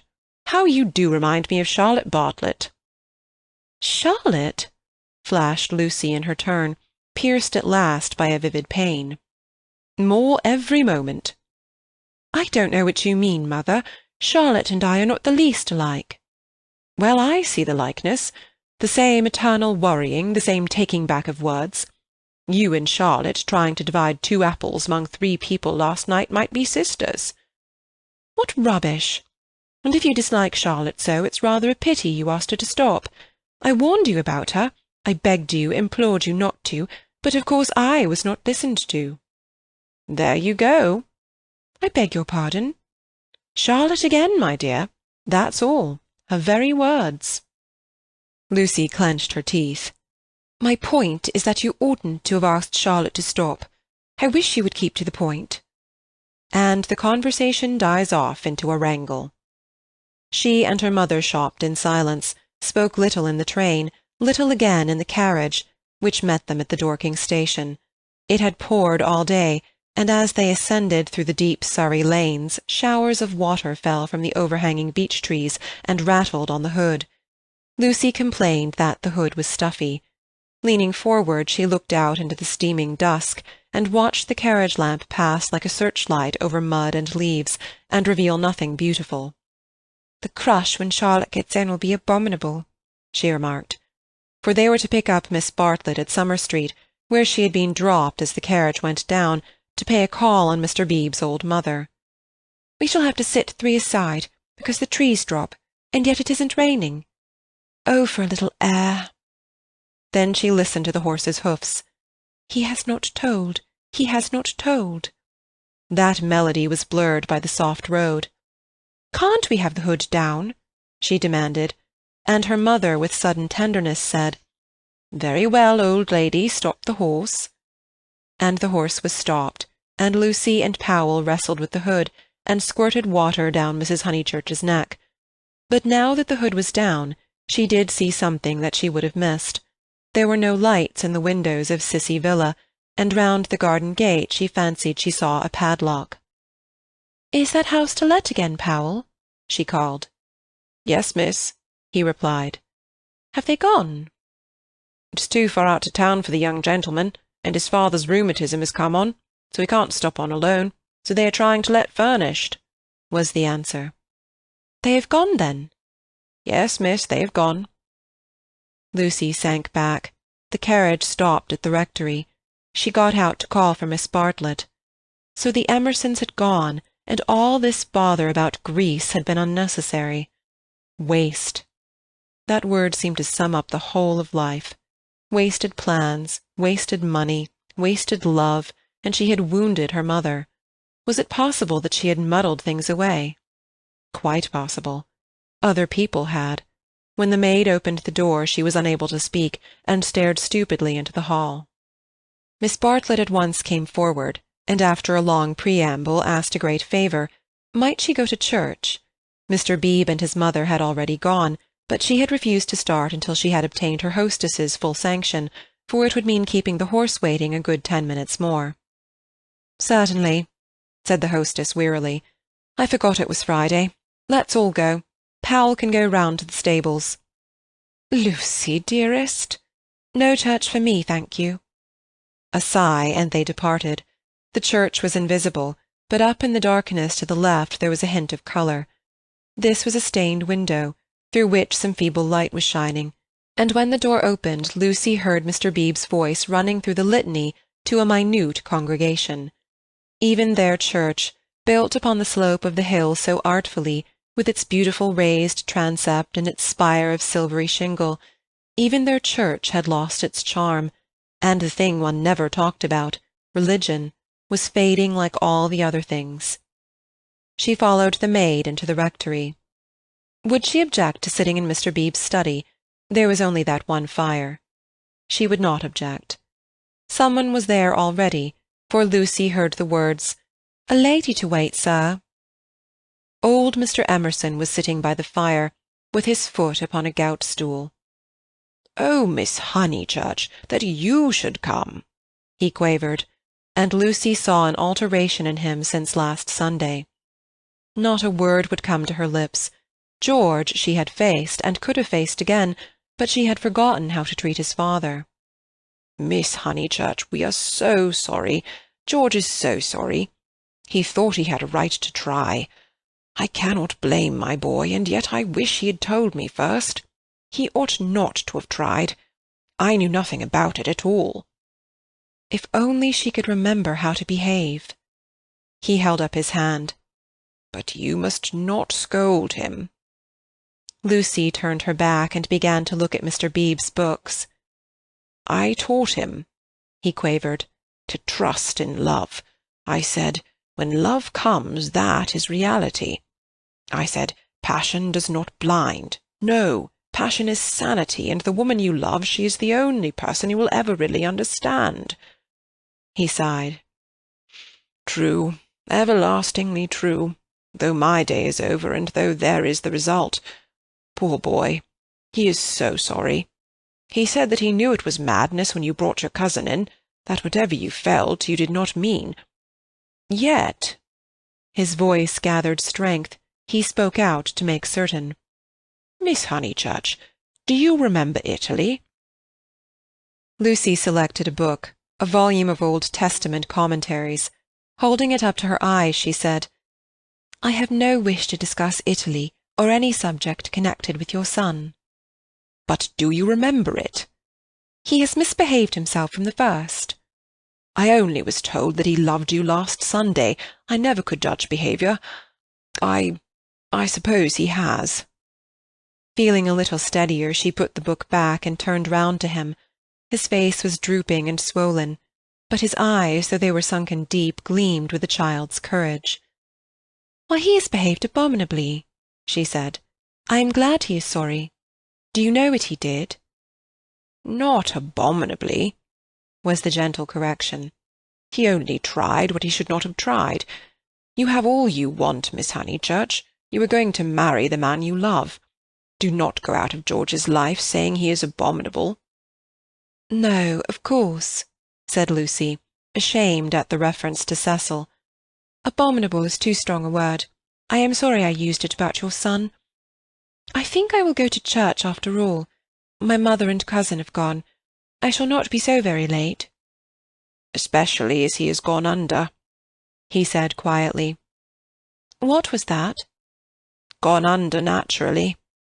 He beat his palms together in silence. His head fell on his chest. "I don't understand." "As his mother did." "But, Mr. Emerson, what are you talking about?" "When I wouldn't have George baptized," said he. Lucy was frightened. "And she agreed that baptism was nothing, but he caught that fever when he was 12, and she turned round. She thought it a judgment." He shuddered. "Oh, horrible, when we had given up that sort of thing and broken away from her parents. Oh, horrible, worst of all, worse than death, when you have made a little clearing in the wilderness, planted your little garden, let in your sunlight, and then the weeds creep in again. A judgment. And our boy had typhoid because no clergyman had dropped water on him in church. Is it possible, Miss Honeychurch? Shall we slip back into the darkness forever?" "I don't know," gasped Lucy. "I don't understand this sort of thing. I was not meant to understand it." "But Mr. Eager, he came when I was out and acted according to his principles. I don't blame him or anyone. But by the time George was well, she was ill. He made her think about sin, and she went under thinking about it." It was thus that Mr. Emerson had murdered his wife in the sight of God. "Oh, how terrible!" said Lucy, forgetting her own affairs at last. "He was not baptized," said the old man. "I did hold firm." And he looked with unwavering eyes at the rows of books, as if, at what cost, he had won a victory over them. "My boy shall go back to the earth untouched." She asked whether young Mr. Emerson was ill. "Oh, last Sunday." He started into the present. "George last Sunday. No, not ill, just gone under. He is never ill. But he is his mother's son. Her eyes were his, and she had that forehead that I think so beautiful, and he will not think it worth while to live. It was always touch and go. He will live, but he will not think it worth while to live.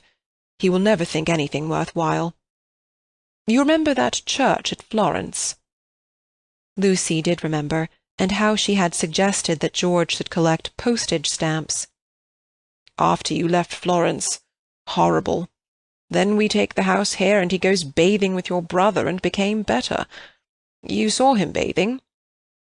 "I am so sorry, but it is no good discussing this affair. I am really deeply sorry about it." "Then there came something about a novel. I didn't follow it all. I had to hear so much, and he minded telling me. He finds me too old. Ah, well, one must have failures. George comes down tomorrow and takes me up to his London rooms. He can't bear to be about here, and I must be where he is." "Mr. Emerson," cried the girl, "don't leave, at least not on my account.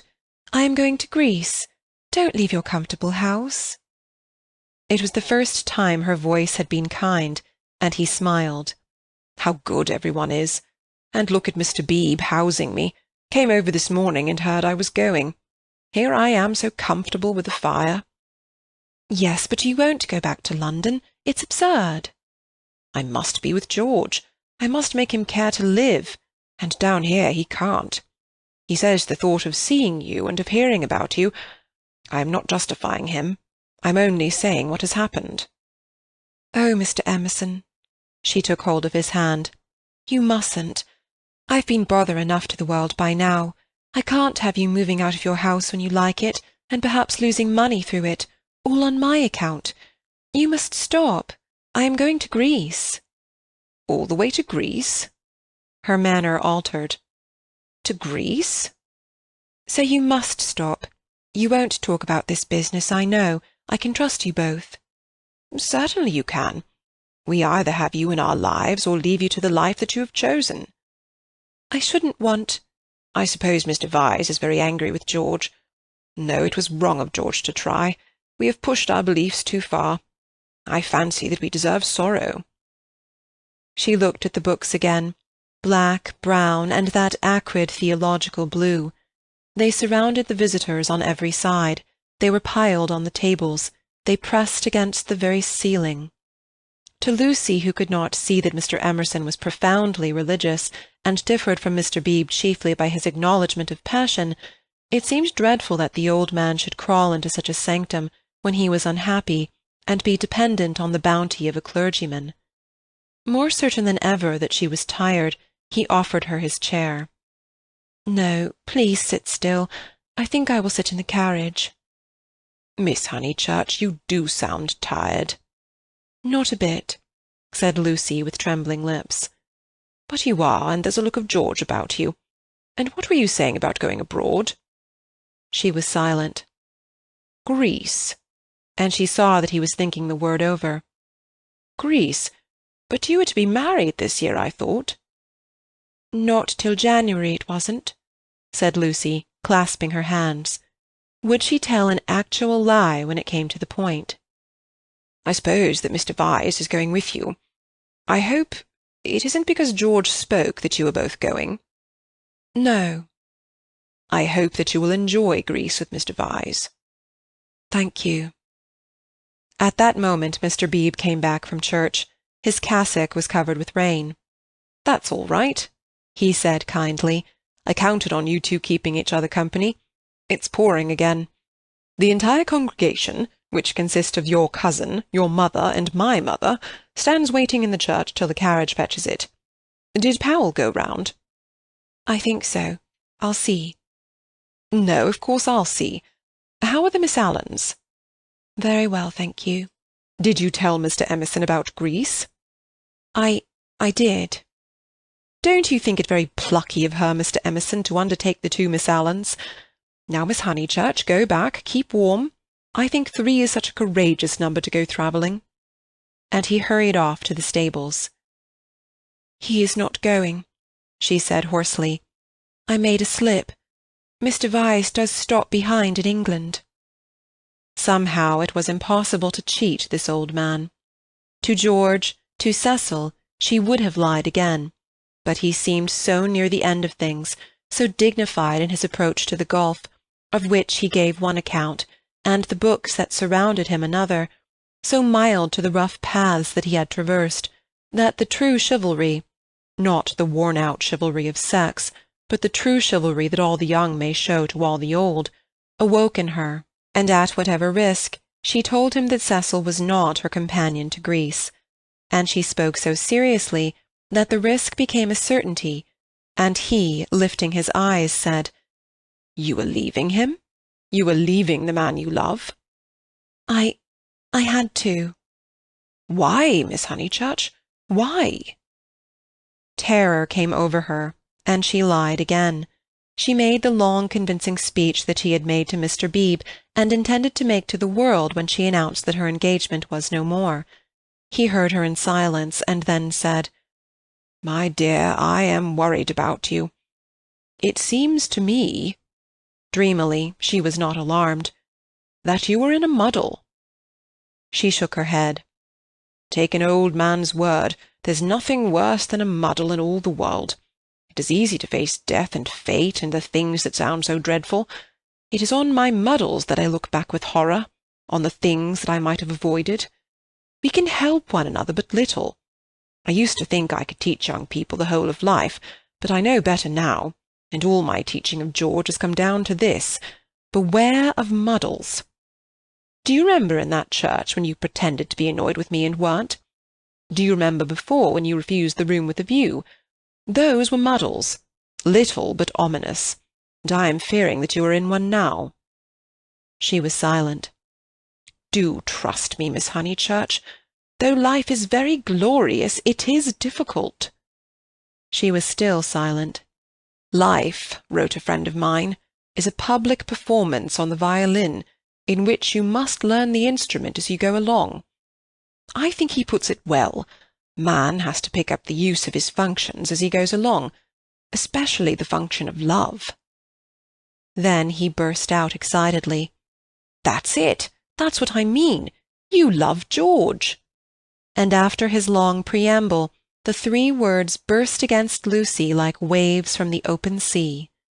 "But you do," he went on, not waiting for contradiction. You love the boy, body and soul, plainly, directly, as he loves you, and no other word expresses it. You won't marry the other man for his sake." "How dare you?" gasped Lucy, with the roaring of waters in her ears. "Oh, how like a man! I mean to suppose that a woman is always thinking about a man." "But you are." She summoned physical disgust. "You're shocked, but I mean to shock you. It's the only hope at times. I can reach you no other way. You must marry, or your life will be wasted. You have gone too far to retreat. I have no time for the tenderness and the comradeship and the poetry and the things that really matter, and for which you marry. I know that with George you will find them, and that you love him. Then be his wife. He is already part of you. Though you fly to Greece and never see him again, or forget his very name, George will work in your thoughts till you die. It isn't possible to love and to part. You will wish that it was. You can transmute love, ignore it, muddle it, but you can never pull it out of you. I know by experience that the poets are right. Love is eternal." Lucy began to cry with anger, and though her anger passed away soon, her tears remained. "I only wish poets would say this too, that love is of the body. Not the body, but of the body. Ah, the misery that would be saved if we confessed that. Ah, for a little directness to liberate the soul. Your soul, dear Lucy. I hate the word now because of all the cant with which superstition has wrapped it round, but we have souls. I cannot say how they came, nor whither they go, but we have them, and I see you ruining yours. I cannot bear it. It is again the darkness creeping in. It is hell." Then he checked himself. "What nonsense I have talked! How abstract and remote! And I have made you cry. Dear girl, forgive my prosiness. Marry my boy. When I think what life is, and how seldom love is answered by love, marry him. It is one of the moments for which the world was made." She could not understand him. The words were indeed remote.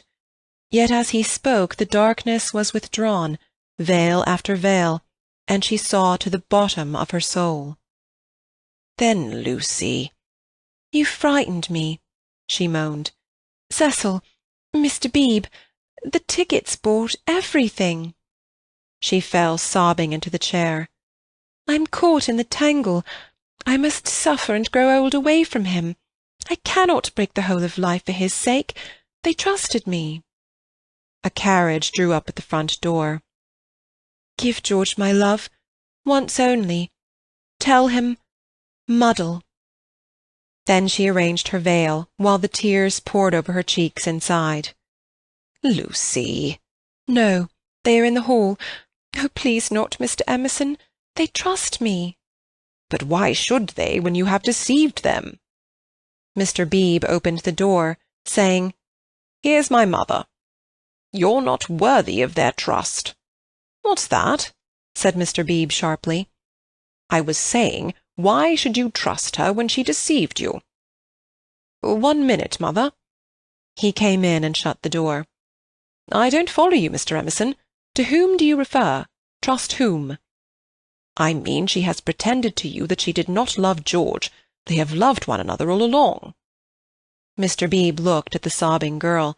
He was very quiet, and his white face, with its ruddy whiskers, seemed suddenly inhuman.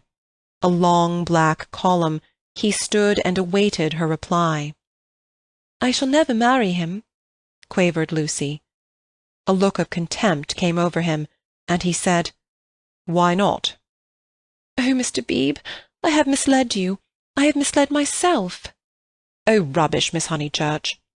"It is not rubbish," said the old man hotly. "It's the part of people that you don't understand." Mr. Beebe laid his hand on his shoulder pleasantly. "Lucy! Lucy!" called voices from the carriage. "Mr. Beebe, could you help me?" He looked amazed at the request, and said in a low, stern voice, "I am more grieved than I can possibly express. It is lamentable, incredible." "What is wrong with the boy?" fired up the other again. "Nothing, Mr. Emerson, except that he no longer interests me. Marry George, Miss Honeychurch. He will do admirably." He walked out and left them. They heard him guiding his mother upstairs. "Lucy!" the voices called. She turned to Mr. Emerson in despair, but his face revived her. It was the face of a saint who understood. "Now it is all dark. Now beauty and passion seem never to existed. I know. But remember the mountains over Florence and the view. Ah, dear, if I were George and gave you one kiss, it would make you brave. You have to go cold into a battle that needs warmth, out into the muddle that you have made yourself, and your mother and all your friends will despise you, oh, my darling, and rightly, if it is ever right to despise. George still dark, and all the tussle and the misery without a word from him. Am I justified?" Into his own eyes tears came. "Yes, for we fight for more than love or pleasure. There is truth. Truth counts. Truth does count." "You kiss me," said the girl. "You kiss me. I will try." He gave her a sense of deities reconciled, a feeling that, in gaining the man she loved, she would gain something for the whole world. Throughout the squalor of her homeward drive, she spoke at once, his salutation remained. He had robbed the body of its taint, the world's taunts of their sting. He had shown her the holiness of direct desire. She never exactly understood, she would say in after years, how he managed to strengthen her. It was as if he had made her see the whole of everything at once. End of chapter 19. Chapter 20. The End of the Middle Ages. The Miss Allens did go to Greece, but they went by themselves. They alone of this little company will double Malaya and plough the waters of the Saronic Gulf. They alone will visit Athens and Delphi, and either shrine of intellectual song, that upon the Acropolis, encircled by blue seas, that under Parnassus, where the eagles build and the bronze charioteer drives undismayed towards infinity. Trembling, anxious, cumbered with much digestive bread, they did proceed to Constantinople, they did go round the world. The rest of us must be contented with a fair but a less arduous goal. Italiam petimus. We return to the Pension Bertolini. George said it was his old room. "No, it isn't," said Lucy, "because it is the room I had, and I had your father's room. I forget why. Charlotte made me for some reason." He knelt on the tiled floor and laid his face in her lap. "George, you baby, get up." "Why shouldn't I be a baby?" murmured George. Unable to answer this question, she put down his sock, which she was trying to mend, and gazed out through the window. It was evening, and again the spring. "Oh, bother, Charlotte," she said thoughtfully. "What can such people be made of?" "Same stuff as parsons are made of." "Nonsense." "Quite right. It is nonsense." "Now you get up off the cold floor, or you'll be starting rheumatism next. And you stop laughing and being so silly." "Why shouldn't I laugh?" he asked, pinning her with his elbows and advancing his face to hers. "What's there to cry at? Kiss me here." He indicated the spot where a kiss would be welcome. He was a boy, after all. When it came to the point, it was she who remembered the past, she into whose soul the iron had entered, she who knew whose this room had been last year. It endeared him to her strangely that he should sometimes be wrong. "Any letters?" he asked. "Just a line from Freddy." "Now, kiss me here, then here." Then, threatened with rheumatism, he strolled to the window, opened it, as the English will, and leant out. There was the parapet, there the river, there to the left the beginnings of the hills. The cab-driver, who at once saluted him with the hiss of a serpent, might be that very Phaeton who had set this happiness in motion 12 months ago. A passion of gratitude, all feelings grow to passions in the South, came over the husband, and he blessed the people and the things who had taken so much trouble about a young fool. He had helped himself, it is true, but how stupidly! All the fighting that mattered had been done by others, by Italy, by his father, by his wife. "Lucy, you come and look at the cypresses, and the church, whatever its name is, still shows." "San Miniato. I'll just finish your sock." "Signorino, domani faremo uno giro," called the cabman, with engaging certainty. George told him that he was mistaken. They had no money to throw away on driving. And the people who had not meant to help, the Miss Lavishes, the Cecils, the Miss Bartletts. Ever prone to magnify fate, George counted up the forces that had swept him into this contentment. "Anything good in Freddy's letter?" "Not yet." His own content was absolute, but hers held bitterness. The Honeychurches had not forgiven them. They were disgusted at her past hypocrisy. She had alienated Windy Corner, perhaps forever. "What does he say?" "Silly boy. He thinks he's being dignified. He knew we should go off in the spring. He has known it for 6 months, that if mother wouldn't give her consent we should take the thing into our own hands. They had fair warning, and now he calls it an elopement. Ridiculous boy." "Signorino, domani faremo uno giro." "But it will all come right in the end. He has to build us both up from the beginning again. I wish, though, that Cecil had not turned so cynical about women. He has, for the second time, quite altered. Why will men have theories about women? I haven't any about men. I wish, too, that Mr. Beebe—" "You may well wish that." "He will never forgive us. I mean he will never be interested in us again. I wish that he did not influence them so much at Windy Corner. I wish he hadn't. But if we act the truth, the people who really love us are sure to come back to us in the long run." "Perhaps." Then he said more gently, "Well, I acted the truth, the only thing I did do, and you came back to me. So possibly you know." He turned back into the room. "Nonsense with that sock." He carried her to the window, so that she too saw all the view. They sank upon their knees, invisible from the road, they hoped, and began to whisper one another's names. Ah, it was worth while. It was the great joy that they had expected, and countless little joys of which they had never dreamt. They were silent. "Signorino, domani faremo." "Oh, bother that man." But Lucy remembered the vendor of photographs and said, "No, don't be rude to him." Then, with a catching of her breath, she murmured, "Mr. Eager and Charlotte, dreadful frozen Charlotte. How cruel she would be to a man like that." "Look at the lights going over the bridge." "But this room reminds me of Charlotte. How horrible to grow old in Charlotte's way. To think that evening at the rectory that she shouldn't have heard your father was in the house, for she would have stopped me going in, and he was the only person alive who could have made me see sense. You couldn't have made me. When I am very happy—" She kissed him. "I remember on how little it all hangs. If Charlotte had only known, she would have stopped me going in, and I should have gone to Silly Greece, and become different for ever." "But she did know," said George.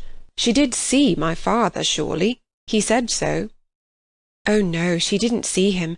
She was upstairs with old Mrs. Beebe, don't you remember? And then went straight to the church. She said so." George was obstinate again. "My father," said he, "saw her, and I prefer his word. He was dozing by the study fire, and he opened his eyes, and there was Miss Bartlett, a few minutes before you came in. She was turning to go as he woke up. He didn't speak to her."